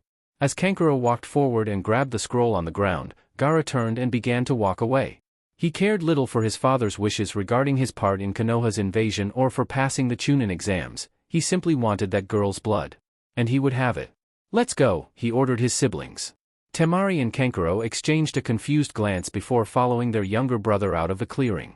When Gaara was on a rampage, they'd learned that it was always best to stay away, lest they become unwilling victims. Hidden in the bushes, Inazuka Kiba, Aburame Shino, and Hyuga Hinata shook in terror at the spectacle they had witnessed. As they silently recovered from what had just happened, the same thought passed through each of their minds. "Kami help whoever he's looking for. LLL. Fu jumped beside Haro as the two followed Naruto through the forest of death. The trio had traveled in silence since their run-in with the Rain Ninja, though the quiet was rather tense in comparison to the one they'd been in before the encounter. She twirled a sunban idly between her fingers, a habit she had adopted completely by accident. During the trek through the forest, Kakuzu had found the time to teach her the basics of a hidden rain technique using the umbrellas she had grabbed from the Akatsuki hideout, something he'd apparently done to help keep their cover. It had taken nearly 20 minutes to gather all the loose sunban from her first practice with the technique, and she had sworn off trying the technique again until she needed it. Fu shook her head, she was getting off track. Something needed to be done about the animosity brewing between her two teammates. "Haro, are you okay?" The minute the words left her mouth, Fu knew that it was a stupid thing to ask. The cobalt-haired boy shot her a nasty look. "No. I'm very displeased with Shinobu's. He seemed to speak Naruto's fake name like a curse. Decision regarding those Aimnin. We should have killed them." Fu noticed that despite the anger in his voice, Haro's tone was flat and even throughout his reasoning. "There was no point," argued Naruto. "I'm not going to let you kill some random ninja just to satisfy some personal grudge." "We're in a war," returned Haro, raising his voice. "You're in a war." Naruto was quick to correct, coming to a halt on a thick branch. "And perhaps after this job is done you can get back to striking down some helpless genin all for the cause of your precious Pain-sama. But right now, your mission is to participate in the Chunin exams and help us pass, and that is what you will do," he finished, punctuating each word carefully. Fu thought she could almost see the steam coming out of Haro's ears. All people had their boiling point. She had learned quickly that Kakuzu's was rather low, but that Naruto had a high tolerance with his temper, barring 1 or 2 pressure points. If she was interpreting Haro's body language correctly, the green-haired girl was about to see his. Haro sprang forward, the thunder fangs extended towards Naruto's neck. The blonde whirled, bringing up his wakizashi and catching the top curves of each blade, both fists gripping the hilt of his sword. Haro's stormy gray eyes were narrowed in silent fury, and despite his lack of sword skill, he seemed to be pressing the blonde back with sheer determination and rage. "Oh, for the love of, will you two cut it out?" Fu cried, exasperated. The girl went ignored as the two broke apart, each staring down the other. Haro held the swords up, bringing the tips close together and gathering chakra in between their gap. A blue-white ball of lightning, about the size of a fist, formed at the tips as the Aimnin glared at Naruto. The blonde's wakizashi took on a blue sheen as he channeled his own chakra into it. Fu groaned, even though she didn't know Haro's skill with lightning release. futon trumped Raiton almost every time. The boys charged. Oi, Fu! All three members of Kakuzu's team blinked, and, forgetting they were really undercover, turned in surprise to see who had interfered with their spat. A team of three were headed towards them and closing in rapidly. Fu felt her stomach clench uncomfortably, the fear that she would be recognized having come to pass. Soon enough, standing on a large tree branch less than 100 feet away were a trio of genin from the hidden waterfall, the only team from that village which had managed to pass the written test. Ironically, and to Fu's immense displeasure, the two male members of the team were the bullies from the day she had met Naruto. Joy! Their leader, Hoki, if Fu remembered his name correctly, opened his mouth to say something, but a ball of lightning and a wave of air forced him and his teammates to jump to the forest floor. Fu glanced back to see that both Naruto and Haro had loosed their attacks at this new presence, and were now focused wholeheartedly on the enemies in front of them rather than each other. Apparently it was not enough to deter Hoki. "Fu, you bitch," he shouted. "How dare you betray our village?" The Nanabai Jinchuriki merely rolled her eyes. "Yeah, 'cause clearly there was a lot of love for me back in Taki. Did no one wonder why I left? Did anyone even search for me?" Hoki continued to rant. "You were Takigakure's ultimate weapon, our chance to become great. You think that you can just leave and get away with it? Well, we're going to show you right here and now what happens when you go against us?" Fu looked over her shoulder at Naruto, shooting the blonde a look that clearly asked, "Now what?" Naruto caught the gesture from the corner of his eye, his attention focused more intently on the three genin going through the same series of hand seals. His blue orbs flickered over to Haro, noticing that the boy hadn't moved but was paying attention to what was going on with a fierce intensity.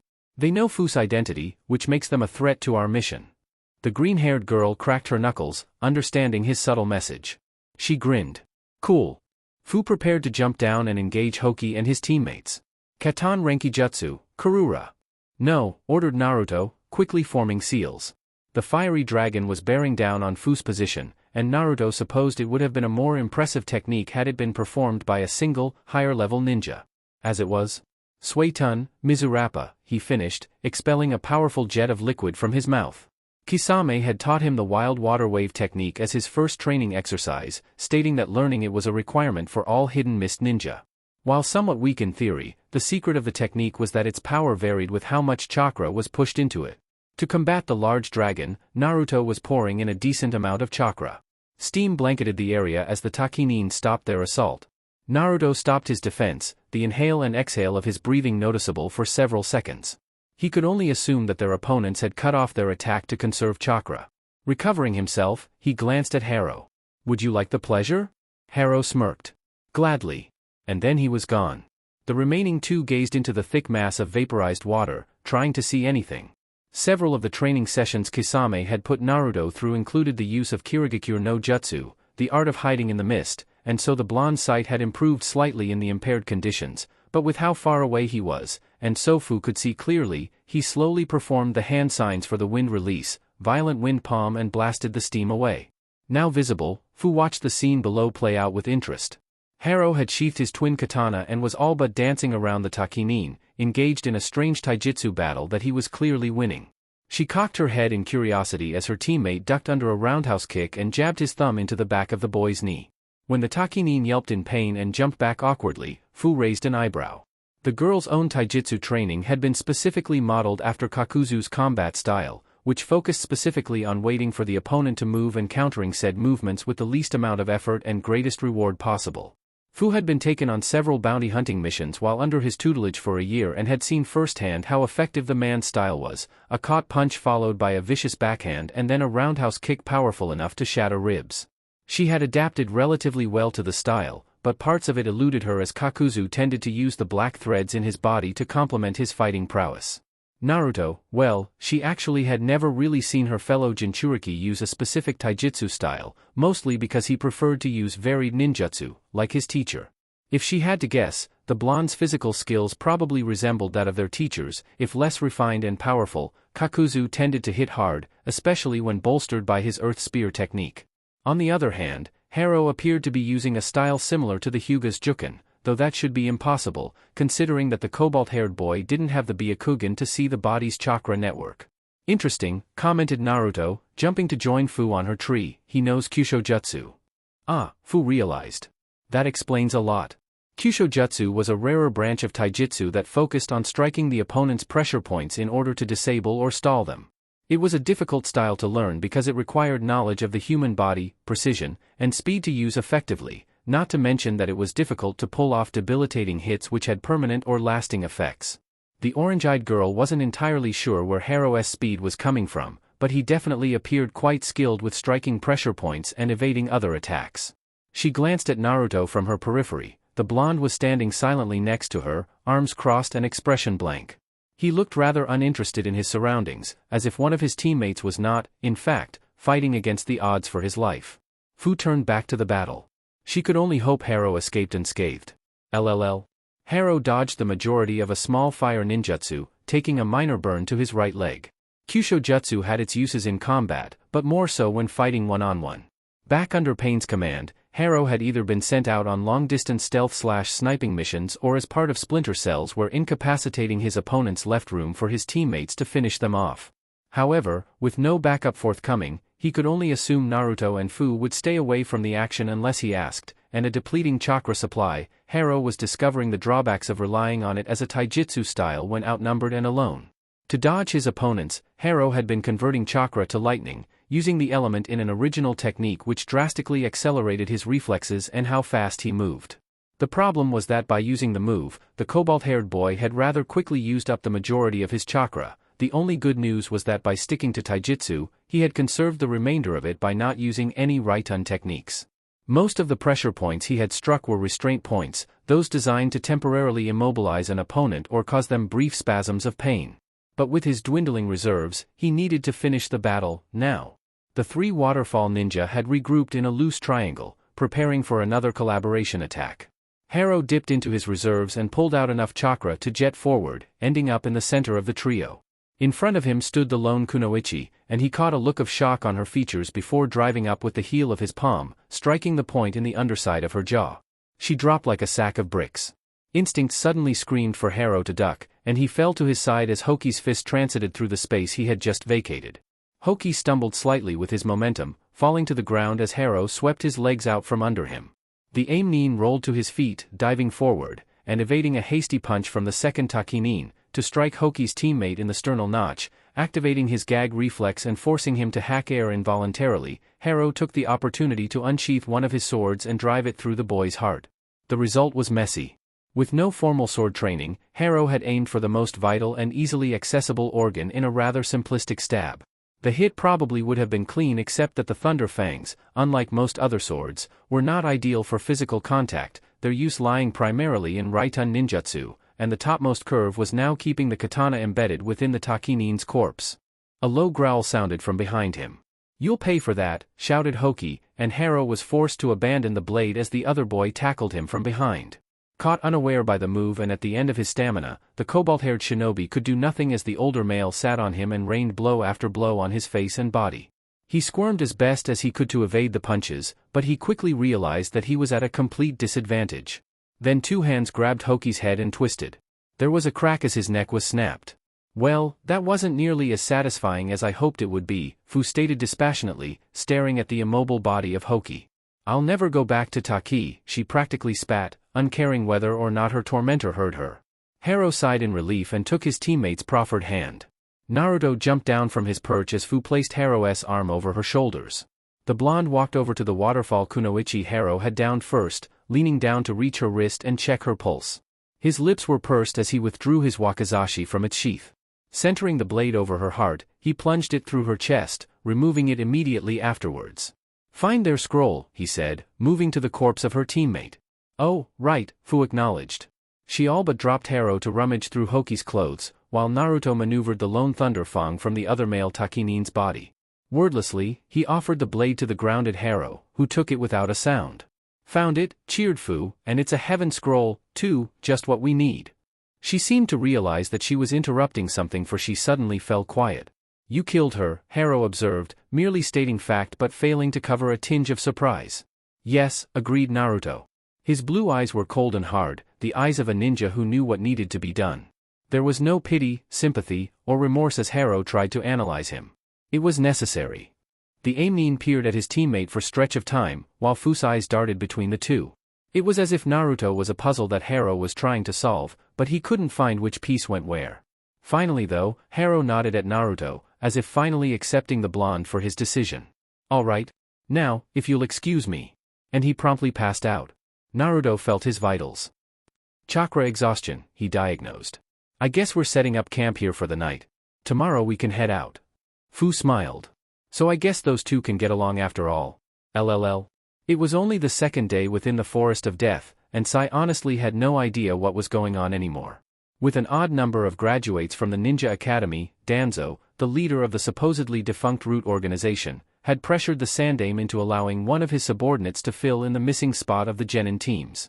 Though the third Hokage had initially been opposed to the idea, the support of his two former teammates, Mitokado Hamura and Udatane Koharu, two of the more prominent village council members, had essentially made his opinion null on the matter.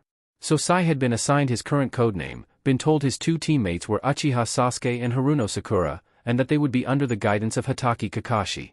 Two of the three names had rung familiar chimes within the boy's head at the time, and the third was of no importance. Danzo had informed him that his mission was to watch over Sasuke and make reports on his skills and progress. He wasn't sure what his leader's interest in the last Uchiha was, but it wasn't his place to question his instructions. Unfortunately, the parameters of the mission required Sai to interact with people, which meant exposure to emotions, something Sai hadn't experienced in many years. Part of Root's program involved the elimination of emotions in order to more effectively carry out the missions necessary to Konoha's survival. So while Sai had a clear goal of what needed to be done, his personality, or lack thereof, often clashed with those of his teammates, which made carrying out his mission slightly difficult at times. All things considered, he wasn't doing too terribly. Research and spying had revealed the purpose of Kakashi's initial test, which had allowed for Team 7 to become a true Genin team. The D-rank missions were an insult to someone of his skill. After all, Root was simply a secret subdivision of the ANBU Black Ops, but Sai bore all of it with a fake smile, because he understood the importance of following orders and obeying his superior. The truly difficult part was disguising his skills as those of a common Genin. Sparring practice and group training were the main issues. D-rank missions didn't require a high level of training, or any training at all, it could be argued, so performing those tasks while not revealing his skills had been easy. But every time Sai was forced to spar against Sasuke, or whenever Kakashi had them perform some random team exercise, the Root operative was often forced to tone down years of trained instincts to react as only an average Genin would. It was rather frustrating, to say the least. But he had passed those obstacles nonetheless. When the announcement that Team 7 would be entered in the Chunin exams had been made, Danzo had given Sai new orders. The exams presented the perfect opportunity to fully observe the results of Uchiha's rigorous training against his fellow ninja. Sai had been instructed to assist the boy in getting through the first two stages of the Chunin exams. The third stage would apparently be single matches in which Sai could have no influence on Sasuke's performance. The written test had been easy enough. Sai's specialty lay in drawing and painting creatures which served a multitude of purposes: reconnaissance, message relays, and battle, primarily. Sneaking out his specialized ink brush disguised as a pencil and using it to create animated flies which could spy for him had been simple. The theory was similar to several strains of Kikeichu bred by the Aburame clan specifically for reconnaissance purposes, if a tad less precise. It was the second exam which had so far completely thrown the Root operative for a loop. Several hours before, he had been separated from his two teammates by a powerful burst of wind, a futon ninjutsu, he surmised. He had come face to face with a tremendous snake, but with no one around, he hadn't feared being caught going all out.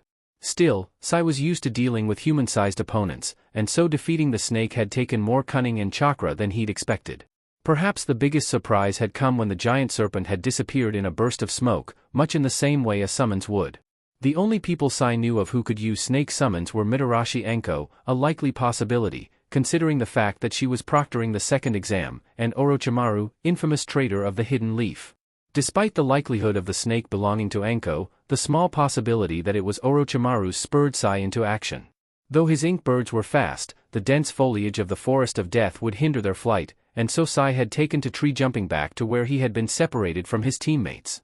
He had found them both in the same clearing he had left them. Sakura was leaning against a tree, unconscious but otherwise okay.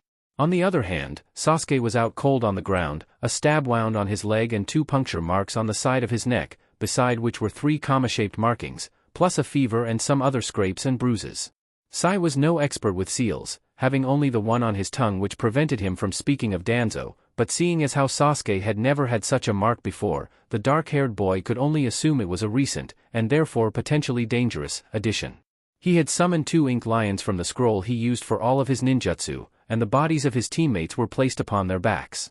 Sai had found a hollowed-out tree base where he was able to deposit the bodies, then use some extra cloth and water from his canteen to soothe the Uchiha's fever. Being a nursemaid to another ninja was slightly humiliating, but Sasuke was needed alive by Danzo, so Sai had buckled down and did what was necessary. Shortly thereafter, Sakura had regained consciousness and quickly took over caring for the raven-haired boy, much to the artist's relief.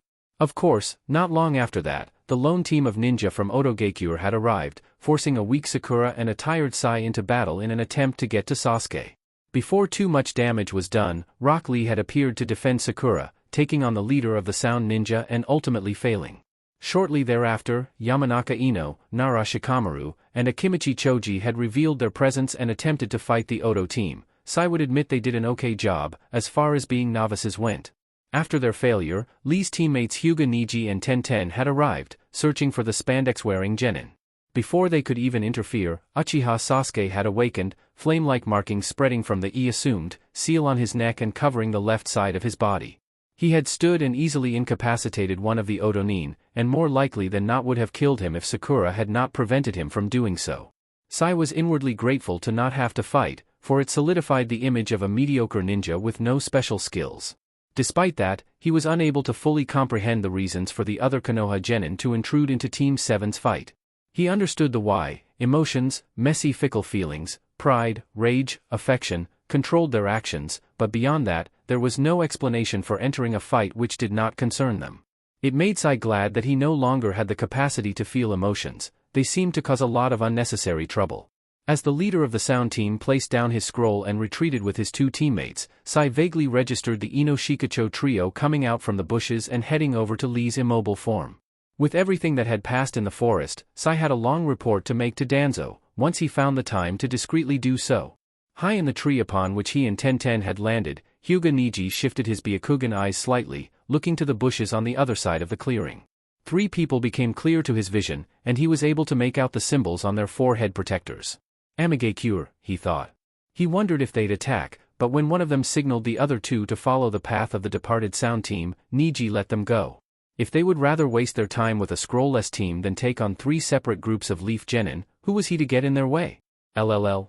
Konohanin are loud, Naruto thought, leading Haro and Fu quietly through the undergrowth.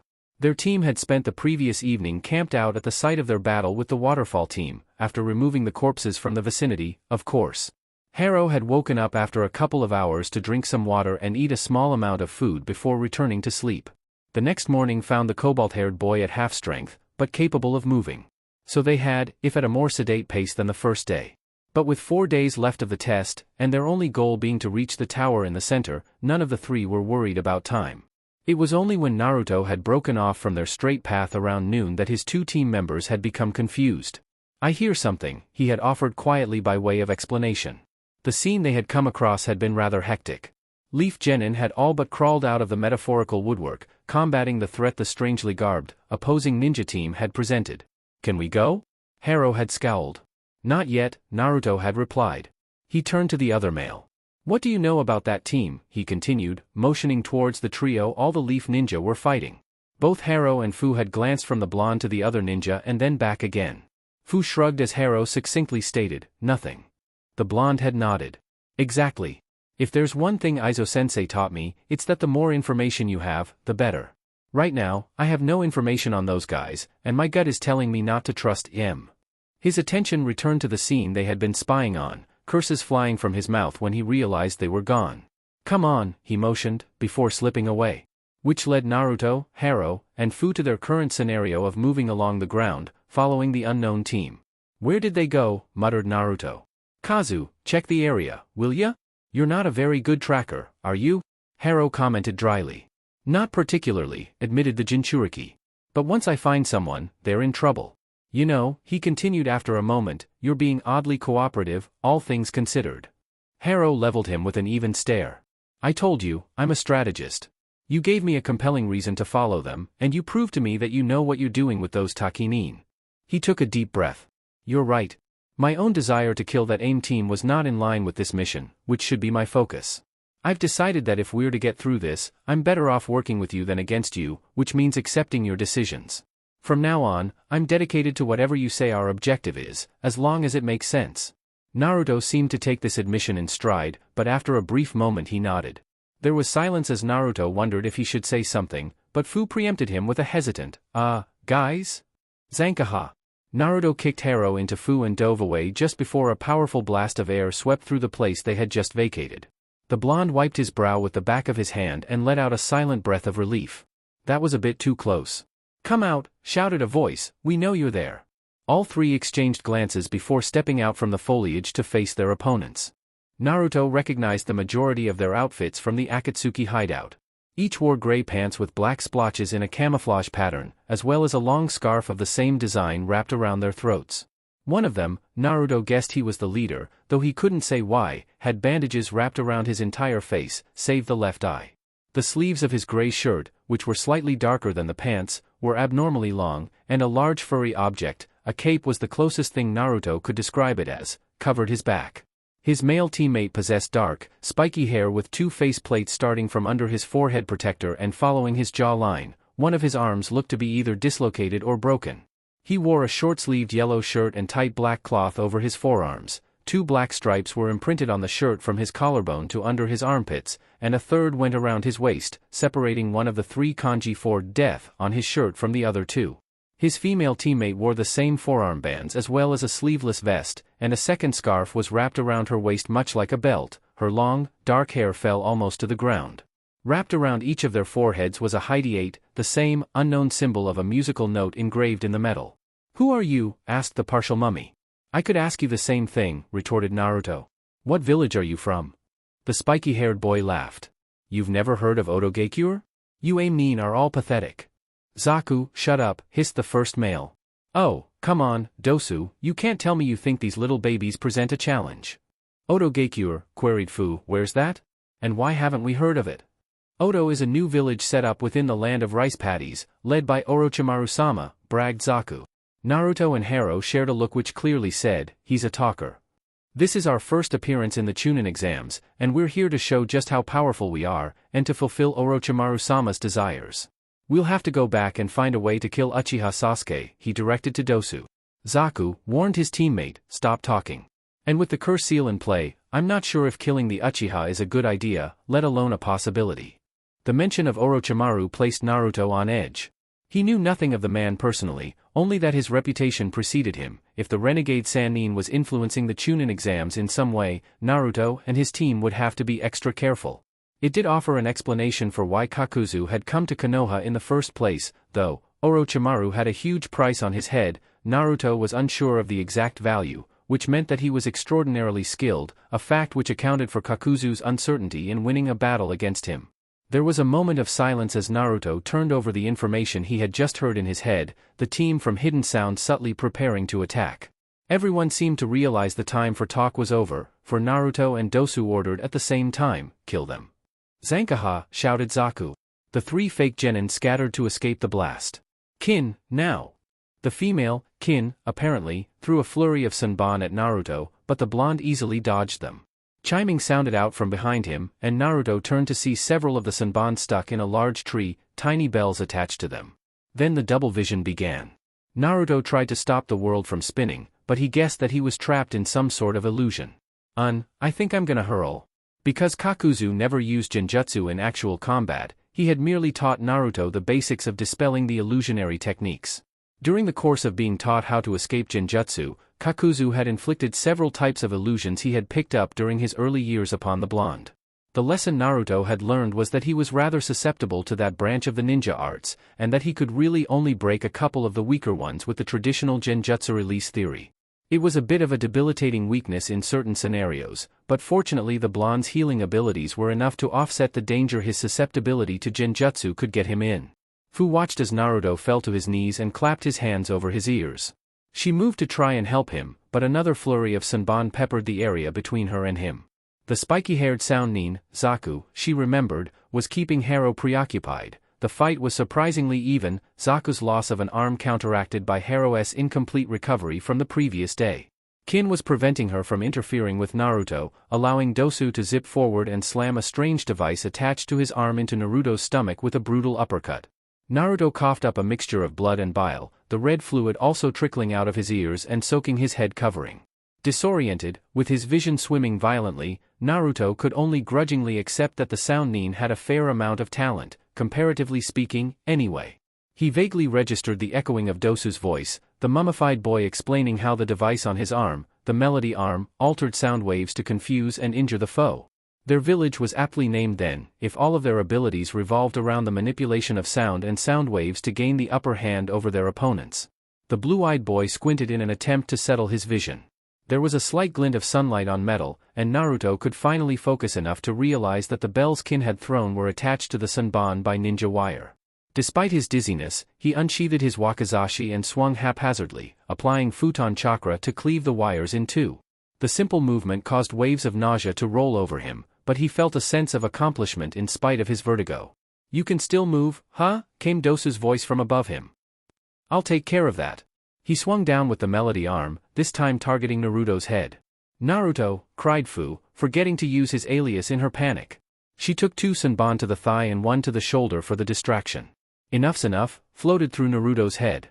The blonde wasn't entirely sure how well he could control his faculties, between the damage from the melody arm and the dissipating effects of Kin's illusions, but pain suddenly flooded his body as Jiongu forcibly took over. Black threads shot out from the stitches in his left forearm, wrapping around Dosu's attacking arm. The tendrils wriggled into the holes of the melody arm, working to negate the threat which caused their user harm. Dosu tried to use his chakra to amplify the damage his weapon did, but the threads were unresponsive to the assault. Naruto's other forearm lashed out, attached to his body only by the cable-like threads, and grabbed the Sound Ninja around the neck. As more of Jiongu's tendrils slithered out from Naruto's arms to restrain Dosu, the blonde spared a careful look at his teammates. Haru was stuck on the defensive, unable to find the time to either move close to strike pressure points or back away to use his patented lightning techniques with Zaku shooting continuous blasts of air at him. He turned his head the other way, vision swimming with the movement, to see Fu countering salvos of Sanban from Kin with her own needles. The Kyuubi Jinchuriki lurched to his feet, stumbling in the process as his equilibrium was thrown even more off balance. "I'd love to stay longer," he informed Dosu, fighting down nausea in the process, "but I'm pretty sure I don't want to be hit by your little toy again." The mummified boy's visible eye widened marginally. Naruto fought to regain control of Jiongu, the struggle reminding him of his initial training with the Kinjutsu. Finally, recovering some measure of his equilibrium, he exerted enough willpower to extend his free left hand with the threads to grab his fallen sword, making sure to keep the tendrils from his forearm wrapped around the melody arm. Focusing intently upon Dosu's neck to control his strike, he took a second to steady himself before slicing the blade across his opponent's carotid artery. Nausea reclaimed him, and Naruto wondered absent-mindedly how much damage Dosu had inflicted to him with the one strike to still be feeling the effects. There was a slight slurping noise as Jiongu returned to his body, allowing Dosu's corpse to drop to the floor and his lower arms to reconnect with his elbows. Pushed to the back of his mind were the clamoring thoughts regarding the almost sentient nature of Jiongu's tendrils. All he could think of was helping his teammates. Naruto knew that he had no chance of using a pinpointed attack, so a broad one would have to do. He closed his eyes to better concentrate, discovering that without the double vision he could more easily focus on his goal. "Damn fox," he snarled, "why can't you help me now?" A dark chuckle echoed in his mind. This hardly qualifies as mortal peril. A little pain teaches one to not make the same mistake. You may consider that your help, child. Naruto was startled at the actual response, but he ignored it to the best of his abilities. His hands moved through the seals for the great breakthrough technique, opening his eyes long enough to send the large wall of wind toward Zaku. The spiky-haired boy turned around, shouting, "Zankukyakua." The powerful blast of air countered Naruto's attack, completely dissipating the great breakthrough and allowing the residual of the attack to sweep over him. Several cuts appeared on his clothes and exposed skin, and Naruto idly wondered how disoriented he was to have one of his base attacks at a low enough level to be countered so easily. He slumped to the ground, using the trunk of the tree behind him as a backrest. Meanwhile, Zaku was crowing in delight. "How pathetic. I don't even know how you fools got this far with such mediocre skills. This is the perfect warm-up for taking out Rai Zenkai." The earth broke and collapsed as a triangular bolt of lightning rampaged through it. Zaku released a short scream as he was engulfed in the blast, the powerful attack frying him almost instantly. Naruto closed one eye, spying Haro not far Zaku's position, his hands to the ground. The rain ninja was breathing heavily, and Naruto was about to comment on a job well done before Haro fell on his back, unmoving. Chiri Soho no Jutsu. Leaving the thought of Haro to later, Naruto smirked to himself, closing his other eye to nurse his double vision. It sounded as if Fu was getting ready to finish her battle. Despite the prevalence of dust in the atmosphere, Fu often complained that it was too much effort to collect enough for a legitimate attack quickly. As such, she had created the dust touch technique to turn non-living, solid materials to dust and increase the quantity of her specialization. She had explained all this to him on the way to the Akatsuki hideout, so he knew that next would come a powerful dust release move, like Jintun, Jingadan. Naruto cocked his head in mild confusion. It wasn't quite what he was expecting, but it worked, he supposed. He had discovered that, because of Hidden Waterfall's focus on Suitun techniques and hatred of the Nanabai, Fu had been left in the dust. He chuckled quietly at the unintentional pun, in studying earth and wind releases to combine into Jintun. As a result, she had practiced and created many of those specialized attacks, such as the performed dust release, dust fang bullet, based on many water attacks, the Suigaden in this case. When he had called her a copycat and a cheat, she had merely retorted that dust was far more common and easier to create than water was, and he had promptly shut up. It was both humiliating and humbling to recognize that she was right. Footsteps brought him back to his senses, and Naruto opened one eye to see Fu standing above him, hands on her hips. He saw her orange eyes shift over to Haro's prone form before she sighed. "Boys," she huffed with a roll of her eyes. Naruto tried to smile at her, but it came out as more of a grimace. Fu ignored the gesture and walked over to Haro, picking him up and carrying him over to where Naruto was leaning against the tree. "Chakra exhaustion, again," she stressed, laying him on the ground. "Honestly, what the hell were you two doing? And why did you let him fight when he wasn't fully recovered? He's a bit difficult to stop when you have, no balance," Naruto groaned. Fu rolled her eyes for a second time. "Honestly, what am I supposed to do with you two?" she asked rhetorically. "Looks like we're here for another night. We'll have to get to the tower tomorrow." Naruto nodded, but stopped, the motion making him sick again. He thought he could hear the Kyuubi laughing at him from his mindscape. Bastard, he thought. Then sleep claimed him. When Naruto woke in the late morning the next day, the first thing he noticed was that the world no longer spun. He sat up, fighting a brief sense of vertigo, then swiveled his head to see if his balance had been restored. When his self-diagnosis was finished, he stood and stretched. Everything seemed fine. "Oh, you're awake," remarked Fu. She strolled over and gave him a small amount of the rations she had scavenged from the forest, as well as a canteen. He drank greedily as she continued. "Haro woke about 15 minutes ago. We're ready to leave when you are." The blonde shot her a quick thumbs up, and she nodded in response. They vacated the clearing 5 minutes later. Haro looked a bit paler than normal, and Naruto guessed that he had recovered maybe 30% of his total chakra. Fu kept shooting the cobalt-haired boy worried glances, as if expecting him to collapse at any moment. Fortunately, tree jumping didn't require a large exertion of energy, and after several hours of travel, they reached the tower in the center of the forest. All three stared at the building, the same thought drifting through their minds. Thank Kami. LLL.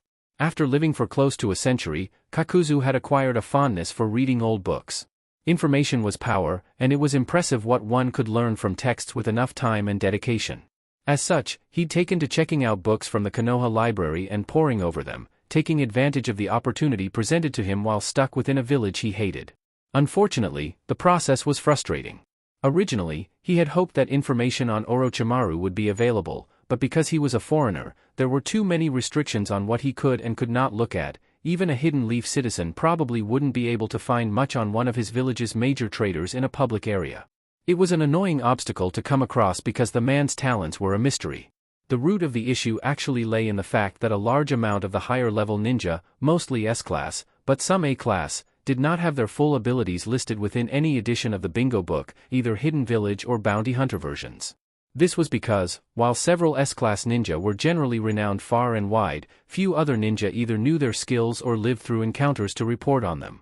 Kakuzu's book, which was much more expansive than the normal one, was surprisingly lacking in this area as well. If Zetsu's, Konan's, and Orochimaru's absent profiles were any indication, thought at least the Snake Sannin had an entry, albeit an uninformative one. Kakuzu appreciated the secrecy in his own case, but it became a rather frustrating occurrence when he needed the information for his own uses, especially when he was going up against someone of Orochimaru's caliber. Finding an apparent dead end there, the mercenary had moved on to a different research topic, the Uzumaki clan. The bad thing about living a long time was that, while he could retain a lot of information, some of the older tidbits got lost to time. He could vaguely remember hearing about the existence of an Uzumaki clan, but so far as he knew, its members had never held prominence in any of the main villages, and whispers of them had disappeared decades ago, meaning that he'd stopped giving them attention. It was like trying to recall the days when Taki had wanted to claim glory and sought ways to eliminate people the likes of Kinkaku and Ginkaku of the Hidden Cloud. He could remember their names, but nothing pertinent about them. His student's lack of information about his own family was intriguing, though it was hard to say exactly why he was putting in such legwork for the blonde. Originally, the boy had been a way for him to get more money, and he'd raised him the same way he'd trained himself back in the founding days of the hidden villages. At some point, and he could probably trace it to Naruto's similarities to himself, the same reason he'd bestowed the Earth Grudge Fear Kenjutsu upon him, Kakuzu had changed his mind about what his pupil would be to him. He would be more than just a source of income, he'd become a message the Nuke Nin wanted to deliver to the world. Naruto still had a long ways to go, however. He was inexperienced in actual combat, which was probably as much Kakuzu's fault as it was the blonde's, not that he would ever admit it, and his training was spread thin in several different directions, leaving him woefully non-specialized. It would be a boon later on, when he would have a broad range of skills to call upon and the expertise to back them, but at this stage, it could just be considered confusing. He was also, sadly, arrogant about his abilities, a trait he'd probably picked up from his teacher, and as Kakuzu frequently pointed out, the blonde's arrogance had yet to be earned. One day, the younger thread user would become a top-notch shinobi, but until that point, Kakuzu fully expected him to misstep, learn from his mistakes, and stumble along the path, and the mercenary would be there to ridicule his student every step of the way, pushing him to become better. A knock sounded at the main door of his room, drawing him from his musings, and he called out, "Yes." The voice that returned to him was pure business. "ANBU, he guessed. "Your team just checked in. They have passed the second stage of the Chunin exams. I am here to escort you to the tower in preparation for the third stage." "Very well," Kakuzu acknowledged. He placed down the scroll he had been reviewing and went to open the door. "Lead the way." "Naruto, Orochimaru, just what are you both capable of? Time marches on, I suppose I will find out soon enough." Chapter 9, Strategy. "You look like hell." Naruto shot Kakuzu a filthy look. "You try spending 3 days in a forest surrounded by enemies and engaged in near-constant battles to the death, then come talk to me." The fake Jonin leveled an even stare at his student. "I call that a Tuesday. Your excuses are unfounded. Perhaps your skill level is not as high as you believe it to be. Many of the missions I have embarked upon were undoubtedly more dangerous than whatever challenges you faced in that forest." Naruto seethed quietly as Kakuzu turned his attention to Fu. "On the other hand, you appear relatively undamaged," he noted. Fu smiled at Kakuzu. "I try," she chirped. Though he hated to admit it, Naruto knew that his teacher had a point. Fu had emerged from the forest of death almost completely unscathed, a couple of tiny pinpricks from where Kin Senbon had struck true and a jagged tear in her scarf from where she had ripped it to use as a bandage for Harrow, but otherwise she was completely clean. The blonde quickly analyzed himself. He knew that his head covering was crusted with dried blood from his previously ruptured eardrums, courtesy of Dosu, and a mixture of blood and bile had splattered onto his shirt and scarf. Dirt and grime covered a fair amount of his clothes, arm bandages, and skin, and the cuts from Zaku's decapitating airwaves attack remained on his body, the Kyuubi refusing to heal them on principle. By far, the worst off was Harrow. Bruises littered his face from the beating Hoki had given him, and there were multiple slashes in his clothing from his battle with Zaku. The small burn on his leg from his battle with the hidden waterfall team, which Fu had attempted to treat with native plants and her scarf as a wrapping, had turned pink and blistered slightly. Like Naruto, he was covered in dust and other signs of tramping through the wilderness, and exhaustion exuded from his body in waves. Naruto wondered briefly why Fu didn't have the same dirt smears symbolizing days in the wilderness that he and Harrow were covered in, but realized quickly that she must have taken the time to remove them by using her control over Doton and Jin-tun, talent her two teammates lacked. Damn her. The trio had arrived at the tower 40 minutes prior, and Kakuzu had only just appeared, led by one of Konoha's ANBU. His presence, though normally intimidating and slightly foreboding, actually relieved Naruto somewhat. It meant that, despite all of the obstacles in the forest of death, Kakuzu was still incognito and thus the mission, whatever it was still underway. He really wanted to talk with the older ninja about what the hell was going on, though. Yeah, we get it, Kazu's the favorite, Naruto jibed bitterly. Can we talk? Before Kakuzu could respond, Mitarashi Enko walked over to the quartet. We've prepared a room for you guys to stay in while we wait for the other participants to arrive, she informed them. It's down that hall, third door on the left. We'll let you know when the second exam is officially over. Kakuzu nodded in understanding and the purple-haired proctor walked away. Grab Haro, Kakuzu ordered Fu, he looks ready to collapse. I believe you are more capable of handling tasks than Shinobu is at this point. Suddenly, the need to speak to the older shinobi about their mission was less important than satisfying the desire to show Kakuzu what he could do when properly incensed. You damn, he snarled, bunching his fists as if in preparation to attack his teacher, but Fu's restricting hand on his shoulder silently told him to let it go. He growled angrily but acquiesced, following the bounty hunter down the hallway as Fu slung Haro's arm over her shoulders and half-carried, half-dragged him to their assigned room. LLL. Midnight found Naruto lying wide awake, his thoughts tumultuous. For all that the blonde felt he owed Kakuzu, taking him in and raising him, even if the man had tried to kill him first, teaching him, albeit haphazardly, there were times when the old ninja could be simply infuriating. Kakuzu was in the habit of keeping his personal agenda to himself, only letting Naruto know the details of his missions if he found it pertinent. Normally, Naruto would shrug and write it off as a quirk of a ninja who had lived alone for far too long. But on the rare occasions when the blonde was involved in some plot of the former Takinins, the Jinchuriki would admit that knowing what the hell was going on was a nice perk. Naruto felt that his relationship with his teacher was more complicated than it needed to be. Truthfully, there were times when he wasn't even sure if the Nuke Nin liked him at all. Kakuzu's antagonistic and sadistic nature was so counterintuitive to every stereotype Naruto had imagined as applying to caring and family that it was hard to make the two ideas compatible with the only man to acknowledge his existence. The addition of Fu to their semi-dysfunctional group, while not a mistake, had certainly opened up more realms for Kakuzu to aggravate his blonde pupil, often done by comparing the prowess of the two Jinchuriki, though since Naruto and Fu had only had 3 months together with the former waterfall shinobi before they'd split up, opportunity had so far been somewhat limited. Case in point, upon arriving in their room, Kakuzu's few words went to praising Fu on her skills during the second portion of the Chunin exams. Granted, praise was a loose term, he had focused more on verbally abusing Naruto with regard to his lack of talent and unkempt state while saying nothing of the sort about the green-haired girl, but the lack of attention to Fu's faults made Naruto angry and frustrated with both her and Kakuzu. It wasn't the former's fault, of course. Naruto could hardly blame his fellow Jinchuriki for exiting the forest of death in better condition than he had, but the bite of feeling replaced, and subsequently ignored and ridiculed, stung. Given time and privacy, he would have liked to talk to Kakuzu about the man's treatment of him. If that was the only problem, Naruto might have postponed the conversation he wished to have with Kakuzu. The real issue was that the blonde actually needed to talk to his teacher about something else very important, though he snorted at the idea that Kakuzu would ever consider hurt feelings important. There were suspicions crawling through his mind about their purpose in the Chunin exams, and very few of said assumptions sat well with him. But every time he had tried conversing with Kakuzu, the bounty hunter had merely shrugged him off or ignored him, resulting in his current sleeplessness. Naruto swung his legs over the side of his bed, noting that both Haro and Fu were sound asleep. He crept to the door separating their room from Kakuzu's, opening it and slipping quietly inside. His stealth proved to be unnecessary when he saw Kakuzu sitting on his bed, studying a scroll.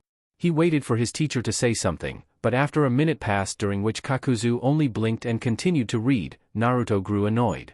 I've been trying to talk to you all day, he accused suddenly, frustration evident in his voice as he took a heavy step forward. I had not noticed, intoned Kakuzu, unraveling a bit more of the parchment. His lack of attention to Naruto caused the blonde to grow steadily angrier. Fueled by his growing aggravation, Naruto lunged forward and grabbed the scroll out of Kakuzu's hands. We will talk, he growled. Kakuzu stood up, and Naruto remembered in that instant why getting on the man's bad side was a terrible idea. The Nukenin's very being exuded a mixture of power and evil, of respect demanded and expected. Naruto gulped. You presume to order me around, brat? Asked Kakuzu, his voice deathly quiet.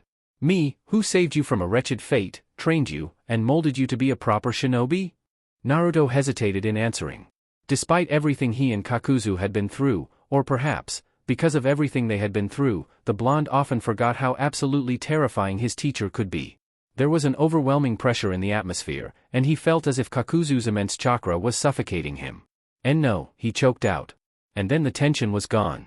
Naruto breathed, surprised at how easy the action came to him. Kakuzu held out his hand, silently demanding the scroll. His pupil handed it over wordlessly. There was a moment as Kakuzu returned to studying the paper in which Naruto wondered if he was better off leaving the room. Following this thought, he turned around and made for the door, but a crisp halt made him pause. You wish to say something? The mercenary continued as if the previous moment had not occurred. Dozens of thoughts ran through Naruto's head, each one as pertinent as the last. Why are we here? He finally settled on asking, returning to his original reason for approaching the older shinobi and turning to face him once more. Beneath the rain ninja disguise, Kakuzu raised a single eyebrow. I have already told you not to look a gift horse in the mouth, brat, came his smooth response. You're after Orochimaru, right? He hazarded, ignoring the excuse. Though there was no visible reaction, Naruto knew that he had the man's attention. Kakuzu had told the three genin upon their arrival in the room that Konoha wasn't watching them as closely as he would have guessed, and so Naruto felt comfortable openly discussing his ideas. I'm not stupid, Kakuzu. I know you, and I know that this whole thing is just a charade. What did that woman from Akatsuki want? There was a long moment of silence during which Kakuzu's strange green eyes bore holes through his student. Naruto tried not to fidget under the intensity of his scrutiny. No, I suppose you are not stupid, he stated finally. Aggravating, perhaps, but I have seen to your intelligence quotient. What draws you to the conclusion that I am here for Orochimaru? We had a run-in with some of his genin in the Forest of Death, Naruto explained. He pointed to the blood crusted into the cloth around his ears. They did this. I'm not sure what the exact attack was, but apparently all of them had abilities related to manipulating sound. I'm pretty sure I got caught by some sort of auditory genjutsu. Perhaps, the bounty hunter mused, but hearing is an interesting sense to manipulate. If they truly did have some mastery over sound, then it would not be a far stretch to assume they would be able to attack your inner ear with specific pitches and frequencies of sound waves. Such an assault would make you experience a loss in equilibrium and thus could have results similar to experiencing an auditory genjutsu. Still, I am disappointed that you were caught so unaware. Have you learned nothing? Naruto had the fair grace to look slightly ashamed. I was caught off guard. It won't happen again. See that it does not. But how do you even know all of that? I have been alive for a very long time. Sometimes there is little to do on the road but learn. Physiology is an important topic for shinobi to understand. Kakuzu stared at the blonde before turning his attention back to the scroll. As long as you have learned something from this experience, I consider the results satisfactory. There was a beat of silence while Naruto waited for Kakuzu to say something else. When he didn't, the Jinchuriki prompted, Orochimaru. Even though his teacher's eyes were focused downward, Naruto was sure the man rolled them in aggravated exasperation. Why are you taking such an interest in my affairs, brat? I'm just trying to understand, shrugged the blonde. Kakuzu leveled him with an even stare, but made a sound Naruto translated to a heavy sigh. I have been asked to eliminate Orochimaru. Naruto arched an eyebrow. Akatsuki wants you to kill Orochimaru? If they're so interested in the money, why don't they do it? Akatsuki has no interest in his bounty, simply his death. Apparently he was once a member, and intelligence suggests that he is slated to make an appearance during the Chunin exams. Your run-in with his subordinates would seem to lend credence to such rumors. You get to keep the money? Kakuzu nodded, and Naruto whistled. That's gotta be a pretty sum. Wait. He paused, a frown marring his lips as he went over what he knew about Akatsuki. Kisame said that Akatsuki's primary goal is collecting money. If they're passing up such a huge sum by letting you keep it, there's gotta be another agenda here. Kakuzu remained oppressively silent as Naruto reached his conclusion. You know what their real plan is, don't you? He asked quietly. Kakuzu stared at his first student intently, ruminating on what his next course of action should be. This was the fork in the road that determined whether he supported the path he wanted his pupil to walk, or try and ally himself with Akatsuki and work towards the lure of world domination and limitless cash. Even disregarding the fact that he wanted to use Naruto to make a statement to the world, there was a lot of value in having the two Jinchuriki working under his command, including his original plan of profit-sharing any of their future bounties. As far as resources went, his two students were far from being disposable. But now he was being forced to weigh the consequences of keeping them, Akatsuki coming after him a highly likely scenario, against the option of turning them over to the criminal organization and reaping the profit for the deed. 3 years ago, it probably wouldn't have even been a question which he'd choose, but after investing Jiongu in the boy, the decision wasn't nearly as clear-cut as he thought it should be. Screw it, he thought, and the words were so Naruto that Kakuzu almost laughed. Akatsuki has its sights set on capturing the Biju in order to achieve world domination, he stated. Naruto was so shocked at this revelation, let alone the fact that Kakuzu had just told him, that he took a step back. What? The woman who approached me is named Konan, he began, choosing to repeat the information he had divulged minutes before. She told me that Orochimaru was once a member of Akatsuki and that they had evidence he had plans to invade Konoha during the Chunin exams. I was informed that they wanted me to kill him, and if I refused, they would take Fu. Naruto pondered this information, a slow smirk spreading across his lips. You got blackmailed by Akatsuki to come here and you accepted their offer in order to save Fu's life. Kakuzu, you really do care. As if to emphasize how touching the moment was, Naruto placed a hand to his heart in mock appreciation. Do not think I did it for either her sake or yours. Kakuzu denied venomously. Konan offered me the money Orochimaru's head is worth, and that was not an opportunity one was willing to pass up. Your safety is no concern of mine. The blonde Jiongu wielder peered intently at the former Takinin. Despite all their years together, Naruto still found it extraordinarily difficult to read Kakuzu when the older ninja didn't want him to. Okay, Kakuzu, if you say so. Then he paused. Wait. He realized, Konan didn't say anything about me, does that mean they don't know about? That I do not know, admitted the bounty hunter, but we should assume that they know of your condition in spite of the lack of evidence. Naruto nodded his understanding, but then remembered something else he wanted to ask Kakuzu about. In the forest, he began slowly, carefully choosing what he wanted to say. There was a moment when Jiongu kind of took over. Kakuzu stared at him. Naruto felt that he could almost see his teacher's thought process in mentally debating what to tell him. Kinjutsu are classed as such because there is some property of the technique that is either dangerous to the user or too powerful for widespread use among a population, sometimes both, he chose to say.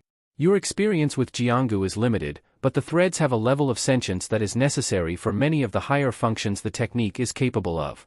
There is an instinctual understanding of self-preservation that connects the threads to your body.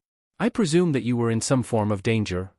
At Naruto's nod, the bounty hunter continued, then Jiongu was doing its job by acting in a defensive manner and protecting its host from a potential threat. Do not worry yourself with such trivialities. Sensing a dismissal and pondering this new revelation, Naruto began walking to the door but stopped to say rather defensively, Fu had the easy opponent. Jealously does not become you, Naruto, Kakuzu tossed out as Naruto continued his trek back to his bed. The blonde allowed time to process the comment as Kakuzu continued, there is a reason why you are the only other individual to become imbued with Jiongu. You should not allow the words or actions of others to compromise your self-image. With that, the Kyuubi's jailer went to bed feeling an unfamiliar mix of satisfaction and relief. LLL. The remaining several days passed without incident as Kakuzu pored over scrolls gathering information and Haro recovered from his injuries suffered within the forest of death. Finally, a Konoha Chunin came and informed them that the second exam was over and that they should follow him to where the Hokage was slated to make an announcement. They arrived in a large arena with viewing balconies placed high along the two longer walls and a large statue of two hands in the ram seal at the front wall. Naruto took his place next to the other genin teams, Fu and Haro standing linearly behind him. As Kakuzu moved to stand beside the other Jonin teachers, Naruto took notice of his team's competition, almost all Leaf Nin, he noticed in disgust, including the Uchiha, Nara, both Hyuga, and all their team members, as well as a team led by a silver-haired adolescent, and a lone group from the Hidden Sand consisting of Gaara and his teammates. Naruto's mind wandered as the third Hokage began to talk. He was still attempting to wrap his mind around all the information Kakuzu had given him the other night. If Akatsuki truly was after the Biju, then he and Fu were in grave danger. Both Jinchuriki had a fair amount of skill in their respective areas, at least Chunin level, if not higher, he guessed, and still had room to grow, but compared to the threat Akatsuki posed, they might as well be flies. Naruto didn't have an accurate gauge of each member's power level, but since he hadn't yet beaten Kakuzu, an honorary member of sorts, it seemed, or Kisame, a full-fledged member, in battle, it was unlikely that he or his fellow demon container stood much of a chance against any one of them anyway, let alone a group. Perhaps the most curious piece of information Naruto kept coming back to was something Kakuzu had not directly told him, the fact that the bounty hunter did not have a designated alliance to the shadowy organization. The blonde had long entertained the notion that the ex-Waterfall ninja was a self-serving, opportunistic man, or a selfish bastard, and by revealing Akatsuki's real plans to him when he could have easily kept quiet, which would have made more sense if he was completely allied with the group, Kakuzu had proven that he would do whatever was in his best interest. Whether turning in the two Jinchuriki was more lucrative than keeping them alive was an entirely different story that Naruto didn't have enough information to accurately predict the ending to. Still, it boded well that Kakuzu had confided such sensitive information unto his blonde pupil. Such an act indicated that the old Nuke-nin actually cared about the two youths, even if he would never admit it, or else showed it in the worst way possible. But barring that, Naruto now had time to plan. For what he could only guess, but he knew that he would have to get much stronger, much faster, if he ever had hope of surviving Akatsuki and getting vengeance against Konoha. The undercover Rain Genin was brought from his reverie by a nudge from Fu. He shot her a questioning look, to which she responded by tugging him up one set of stairs to the balcony. "One-on-one preliminary matches," she whispered as they walked. She nodded to the giant statue, and Naruto noticed a large screen had appeared behind it, displaying the names Uchiha Sasuke and Akado Yoroi. "They're randomizing the names," she added, "and those two are the first match-up." The pair took up a position far away from the other competitors, Haro and Kakuzu following their lead. Naruto noticed that most of the Leaf Ninja were grouped close together, while the team from the Hidden Sand stood far away from the rest, nearest the stairs. He turned his attention to the arena, where the last of the loyal Uchiha was taking up an unusual stance against a purple-clothed man. There were no significant distinguishing traits about him, though his outfit signified his allegiance to the unknown silver-haired genin, who had disappeared at some point, Naruto noted belatedly. "I should really pay more attention." With that thought in mind, Naruto focused on the combatants as the first match started. If he had any hope of advancing through the Chunin exams and fulfilling his oath of revenge, the best idea would be to observe the competition. Though he didn't know the reason, Naruto noticed rather quickly that the Uchiha down below was fighting, rather ineffectively, with only Taijutsu as the other genin stole his chakra. As a clan, the Uchiha had been renowned for their prowess and variability with fire ninjutsu, a side effect of possessing the Sharingan.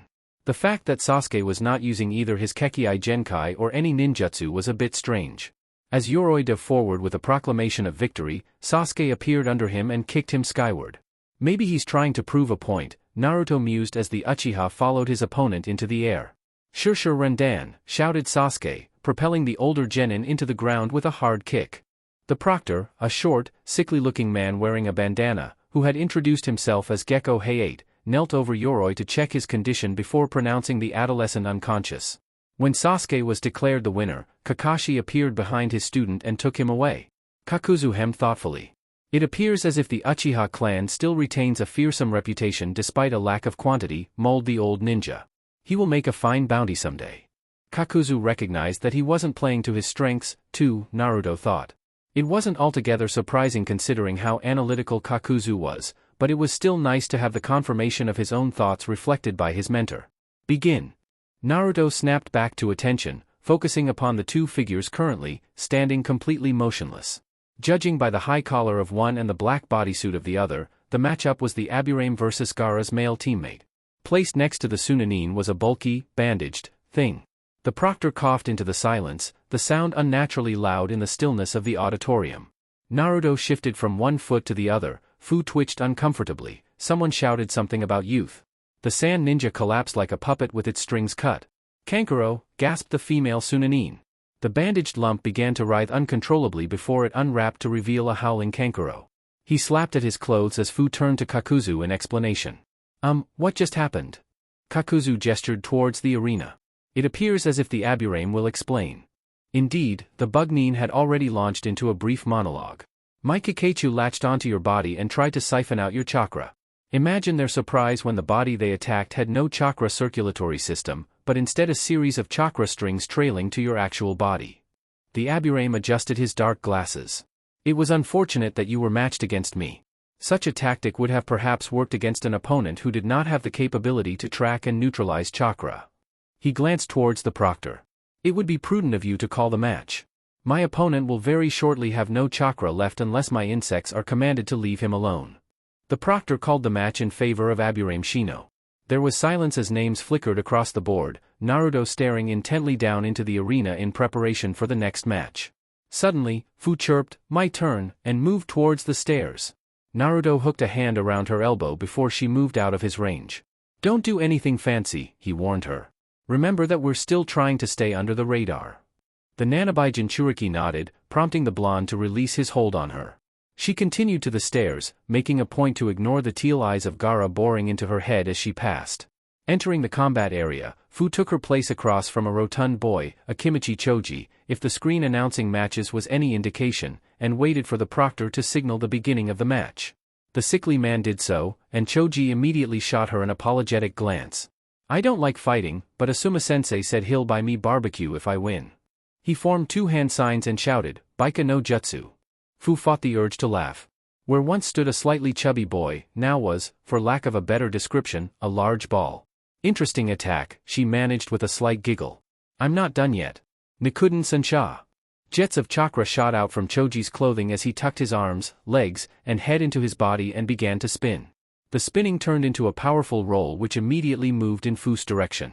"Okay, slightly more impressive," she amended, jumping aside as the genin passed by. He was forced to turn in a wide, slow arc to target her again. Slow-moving, relatively linear attack, this shouldn't be too hard. Fu waited until Choji was only 24 feet away before forming quick seals. Tiger, hare, boar, dog. Doton, Doria Hiki. The green-haired girl slapped her hands to the ground, and a 4-foot-thick wall of stone rose from the floor. Choji struck the defensive technique and immediately fell out of his human bullet tank, looking dazed. The earth-style wall cracked and fell on top of him, several large rocks striking his head and knocking him unconscious. Hei-8 came over and analyzed Choji's condition before announcing the kunoichi as the winner. Naruto cocked his head to the side in mild curiosity. That victory seemed a bit too easy.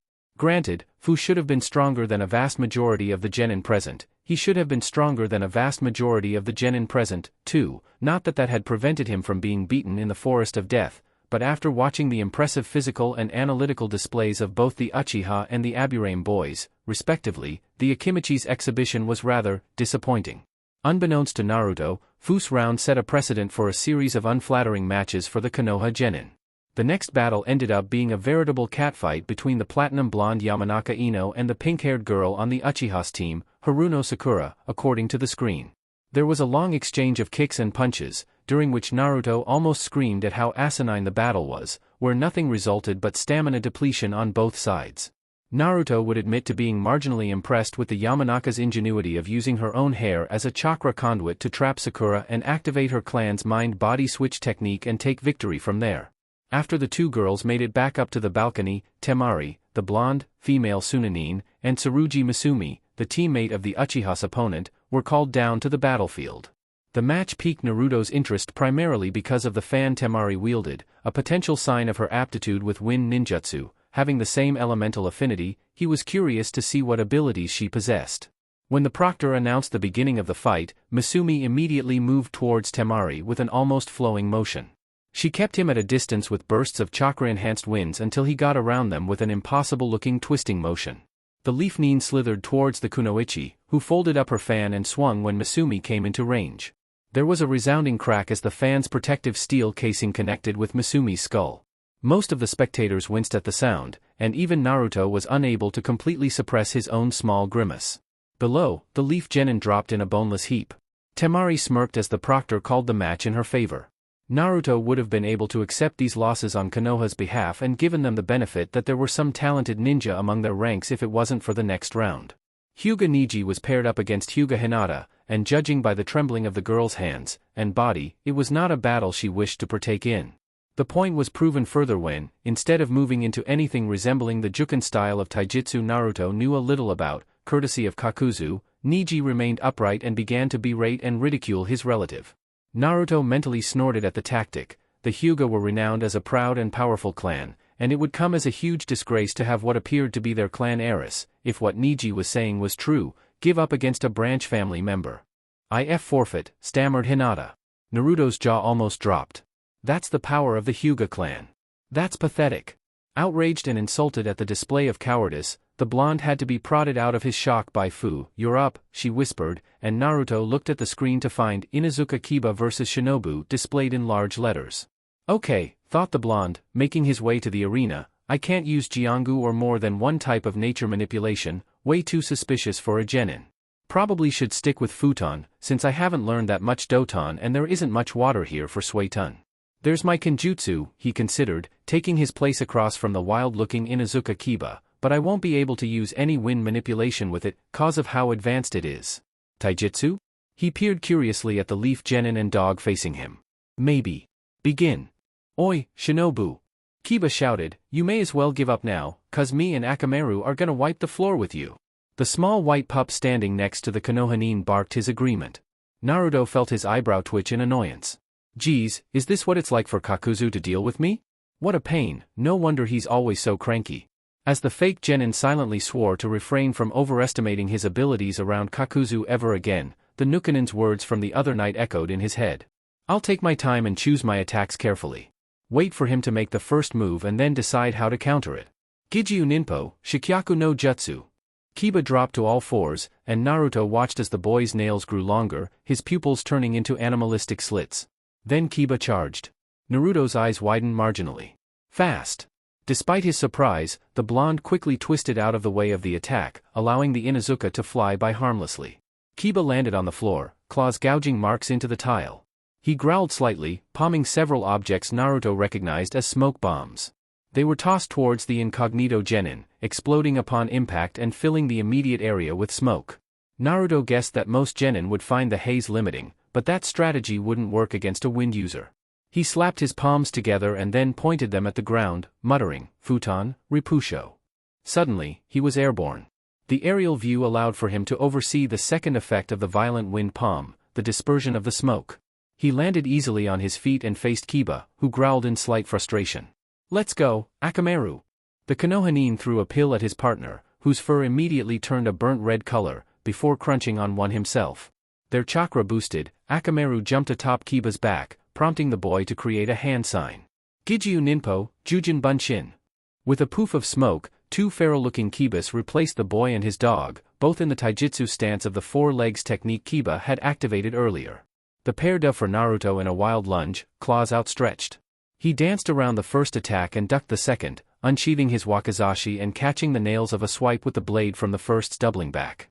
Then began a fluid pattern of dodging both man-beast clones, attempting to antagonize Kiba into making a mistake through his inability to land a hit. After several more passes, all close enough where Naruto could feel the breeze from the attacks, the Inuzuka and his pet immediately moved into dual, powerful tornadoes with a roar of Gitsuga. The undercover rain ninja blinked. Well, that's not good. He formed the seals for the wind release, great breakthrough, focusing on shaping the wind to be blunt instead of slicing. Pushing forward with his hands, a thick wall of air was sent out, crafted to deflect the two gray whirls heading straight for him. Kiba and his clone were forced to separate to avoid the attack, creating just enough space for Naruto to capitalize on his technique. Taking his wakizashi, the blonde raised the weapon and sliced into the higher of the two gray tornadoes while narrowly evading the second one. There was a yip of pain as both likenesses of Kiba landed behind Naruto, the one he'd attacked transforming back into Akamaru. Red slashes were visible on the small dog's legs, and he lay down to lick his wounds, whining pitifully. Kiba somehow managed to look even more feral at this discovery. You'll pay for hurting Akamaru, he howled at the Jinchuriki. Tsuga. As the drilling tornado that was Kiba lunged towards him, Naruto knew that he had to end the battle. Before Jiongu, before water and earth releases, before Kenjutsu, Naruto had worked on his mastery over wind release jutsu. He was by no means an expert at futon techniques, but Kakuzu had taught him enough of the basics that the blonde had a good idea of how to manipulate the formless element. It was a challenge, and with all the subsequent training he had found little time to actually continue focusing on it, but he had created one technique that, theoretically, would be powerful enough to end the fight. Worth a shot, he muttered, carefully molding his chakra and forming the needed seals.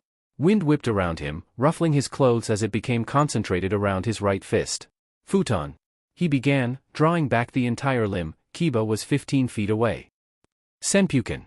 In the instant Naruto threw his punch, all the condensed air was released in the form of a miniature cyclone roughly 6 inches in diameter. At such close range and with a huge amount of chakra pumped into it, the ninjutsu collided with and easily overran Kiba's taijutsu, blowing the animalistic boy away and into the far wall. Cracks spiderwebbed out from the leaf genin's point of impact, and he remained imprinted in the concrete for a number of seconds before collapsing face-first to the tiled floor with a groan. Heiei coughed. Winner, Shinobu of Amigakure. Congrats, cheered Fu upon Naruto's return to the balcony. She moved forward as if to embrace him, but thought better of it and instead gave him a bright smile. Naruto returned it with one of his own, though it ended up looking cheekier than his companions. It was an impressive display of your skill, Harrow commented. The blonde took this as a sign that the boy recognized his abilities, and merely nodded in response. He looked to Kakuzu, secretly hoping for some sign from the older ninja that he had done well. When the man inclined his head slightly, Naruto turned his attention back to the floor, a small grin on his features. Though he hated to admit it, Kakuzu's opinion of his skill did matter to the boy. Seeking approval from the one person who had seen something great in him was not unexpected, simply desirable given his former background in Konoha, he rationalized. Satisfied with the fact that his teacher acknowledged what he was capable of, Naruto vaguely heard Fu wishing Harrow good luck. Curious, the Jinchuriki glanced at the screen announcing competitors, finding that the next battle was between Harrow and Sai, they, vaguely, Uchiha look-alike from the same team. While the two males prepared to face off, Naruto registered that Harrow looked off. It took a moment to realize why, but his eyes widened marginally when a peripheral glance at his feet confirmed his thoughts. The twin katana that Harrow normally carried with him were placed on the floor next to him instead of sheathed on his back. Naruto opened his mouth to say something about this anomaly, but then decided not to. Harrow had proven himself intelligent, if not frustrating at times with his single-minded devotion to Pain-sama, which led to the conclusion that the cobalt-haired youth knew what he was doing. Below, Harrow and Sai were enmeshed in a silent taijutsu battle, neither combatant giving an inch. Watching intently, Naruto was able to admit the Kyushojutsu style of combat which Harrow employed was rather impressive when not outnumbered 3-1. It was fluid and graceful in execution, almost comparable to what he had heard about Juken. Though it was strange that he hadn't yet landed a hit on the Konoha. Naruto's eyes narrowed suspiciously as Harrow blocked Sai's Tanta with a kunai, the clang of metal on metal resounding clearly to the balcony. So, perhaps we're not the only higher-level ninja in these exams. It seems that even Konoha doesn't play fair when it comes to certain things, or people, he amended, revisiting the concept that Sai was on the Uchiha's team. Sai jumped back as Harrow struck a pressure point on his arm. The fight had continued in a relative stalemate for long enough that he was getting rather tired of keeping up his facade. Putting some more distance between him and his opponent, Sai whipped out his specialized scroll and quickly drew a bird. Choju Giga, he stated, using his chakra to bring the bird to life. The ink construct melded out from the scroll and its creator jumped onto its back, taking to the air and contemplating his next move. Harrow stared at his opponent, now flying high above him. He turned to the proctor and raised his hand. I forfeit, he announced, much to the surprise of his teammates. Hey-8 confirmed the decision, allowing the Aim-nin to make his way back to where his temporary team was waiting. Why'd you quit? Naruto asked quietly when he returned, Fu bouncing on the balls of her feet nearby. You didn't even try any Raiton techniques. It would have been suspicious if an entire team of no-names from Aim passed to the finals, Harrow explained after a moment. I thought it better to give up rather than bring unwanted attention to our team by fighting at my hardest. Which was why you left your swords behind, Naruto realized. Well, yes and no. These katana, he said, replacing the sheath upon his frame, were formerly owned by one of the 7 shinobi swordsmen of the mist. Meaning they're easily recognizable, the blonde extrapolated. Yes. Still doesn't explain why you didn't use any ninjutsu. Harrow shot him a reproachful look. You used futon and Kazu used doton, albeit a rather basic one. You don't think adding a third teammate with a completely separate elemental affinity, let alone the fact that none of them were Suiton and we're supposedly from Aim, where water affinities are most common, wouldn't raise suspicion. Fair enough, Naruto admitted. There was a tense period where he wasn't sure what else to say and Harrow seemed to be waiting for him to speak. Good job, he offered, and Harrow nodded before turning away. Whoa, gasped Fu. Naruto's head swiveled away from Harrow and towards the arena, where Rock Lee was busy fighting Sabaku no Gaara. The leaf nin seemed to be disappearing and reappearing at random intervals, trying to break through the sand that was swirling around Gaara. What's going on? Naruto requested. Behind him, Kakuzu sighed. Considering the fact that the Sunanin is actively looking to kill both you and your teammate, your lack of attention to this battle is severely disappointing. I was trying to understand Harrow's strategy, protested Naruto. Kakuzu waved off the excuse as if it were a particularly annoying fly. I care little for whatever pretenses you have fabricated. He paused, as if to give Naruto a moment to either feel ashamed or retort. The blonde did neither. However, based off of what I have witnessed of the fight, Rock Lee has thrived under the tutelage of Mato Guy. His taijutsu form is of an extremely high caliber for a genin. As Kakuzu spoke, Lee stepped back from Gaara and opened the 5th of the 8 gates. Your friend from Sunagakure, on the other hand, Kakuzu continued sardonically, appears to have absolutely no taijutsu abilities whatsoever, and in fact has barely moved at all from his original position. His control over sand, something which I am sure can be correlated directly to his host status. Naruto was sure Kakuzu phrased it to be purposefully ambiguous so as to not give Haro more information than he needed to know, however, is unparalleled in comparison to anything I have ever seen. He appears to have some form of automatic defense that seems nigh impregnable and so far has only proven ineffective in the presence of extreme speed. The bounty hunter paused in his analysis as Gaara, skin appearing to crack and break off in flakes of sand as a result of Lee's reverse lotus, reached out and grabbed an exhausted Lee by his leg and arm with tendrils of sand, crushing the limbs with vindictive pleasure. Apparently he also has some sort of sand armor coating his body, and appears to be clinically insane. Kakuzu finished blandly, and rather unnecessarily. Naruto thought irritably, he had clearly seen that. The man glanced at his first pupil. Quite an enemy you two have. Naruto gulped. Yeah, he murmured. He shot a cursory glance at Fu, whose eyes were wide with poorly disguised fear. But he's threatened Fu, and for that he needs to be defeated, he thought, reaffirming his decision to protect his friend at all costs. The last preliminary match, between a girl named Tenten and one Nara Shikamaru, commenced with little fanfare. Naruto would admit that Tenten seemed to be skilled with a specialty dabbling in, seemingly limitless, mixed weaponry, but the activation of her ultimate technique, Sashoryu, or Twin Rising Dragons, provided so much shadow from the summoned steel projectiles that the Nara was easily able to use his Kagemain no Jutsu to trap her. Shikamaru forced her to pick up a kunai and hold it to her throat, drawling lazily that she should forfeit. She acquiesced despondently, and the proctor announced Shikamaru's victory amidst the cheering of his two teammates. Shikamaru took the moment to try and slink back up to the balcony, but the examiner stopped him partway. Will the winners of the preliminary matches please come down to the floor, he called. Naruto and Fu exchanged shrugs, but followed the small procession of victors down from the viewing balcony to the arena floor. The blonde only half listened as the third Hokage stepped forward and explained that the finals, the real third round of the Chunin exams, would take place in a month, in front of a huge audience in order to properly showcase the talents of the prospective Chunin. The Kyuubi Jinchuriki drowned out the unnecessary background noise, instead contemplating the skills that Konoha's genin had displayed.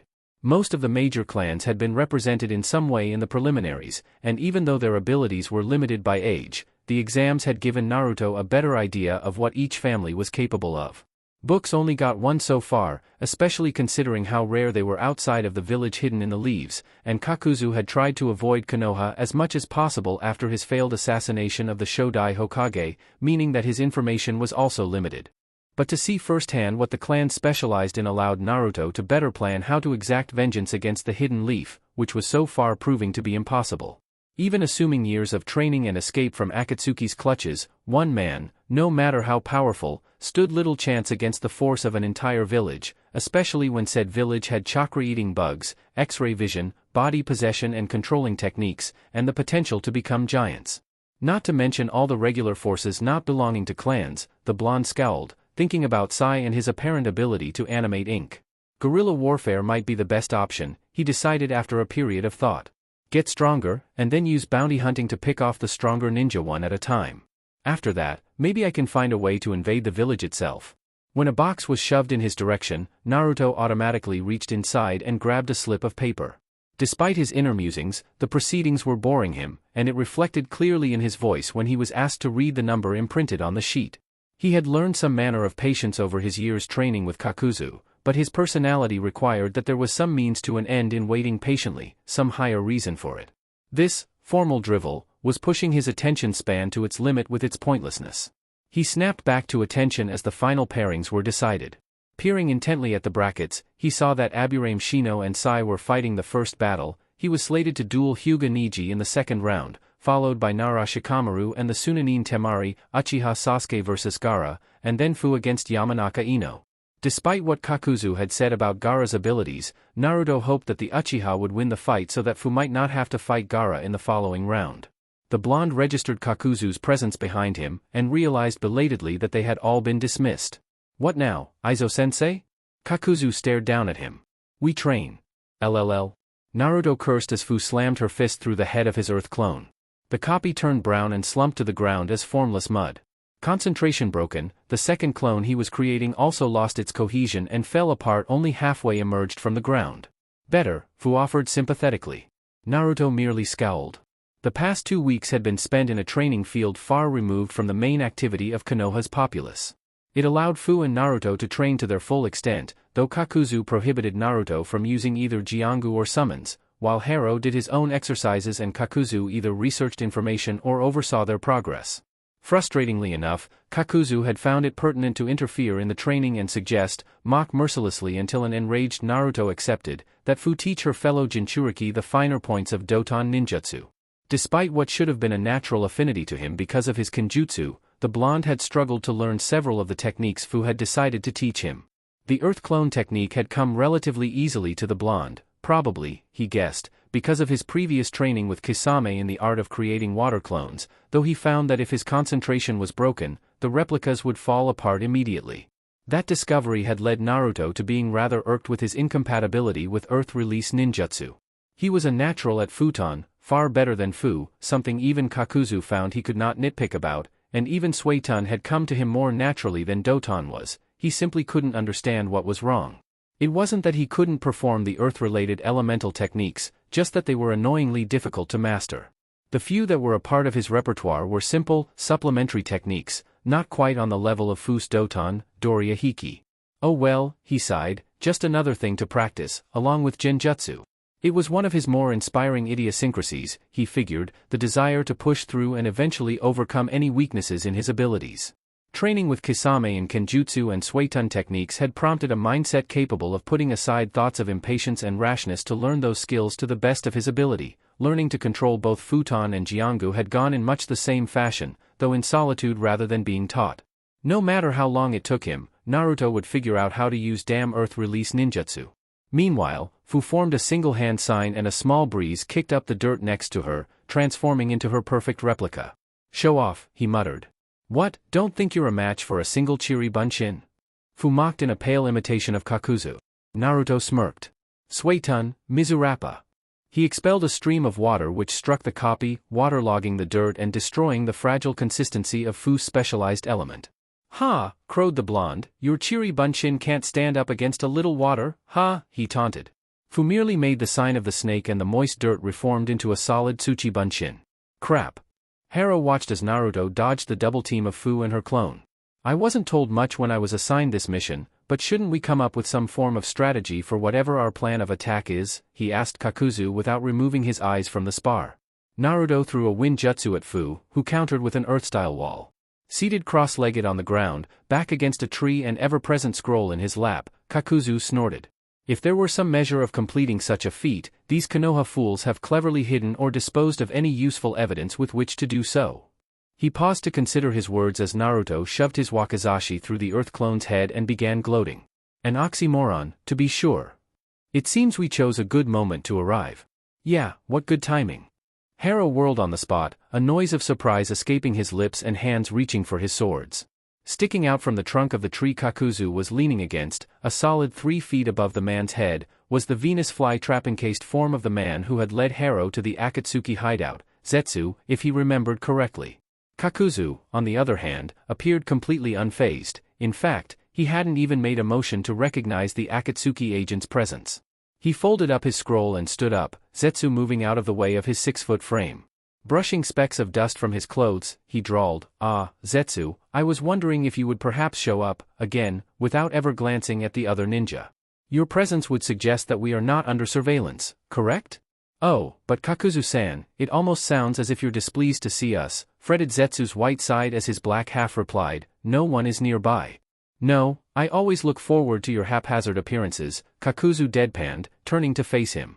"They always bode so well for me and my personal agenda." "We are here to provide you with information, not send you to do some task," snarled Black Zetsu, as his entire head bobbed up and down in what Kakuzu inferred to be the white half nodding in agreement.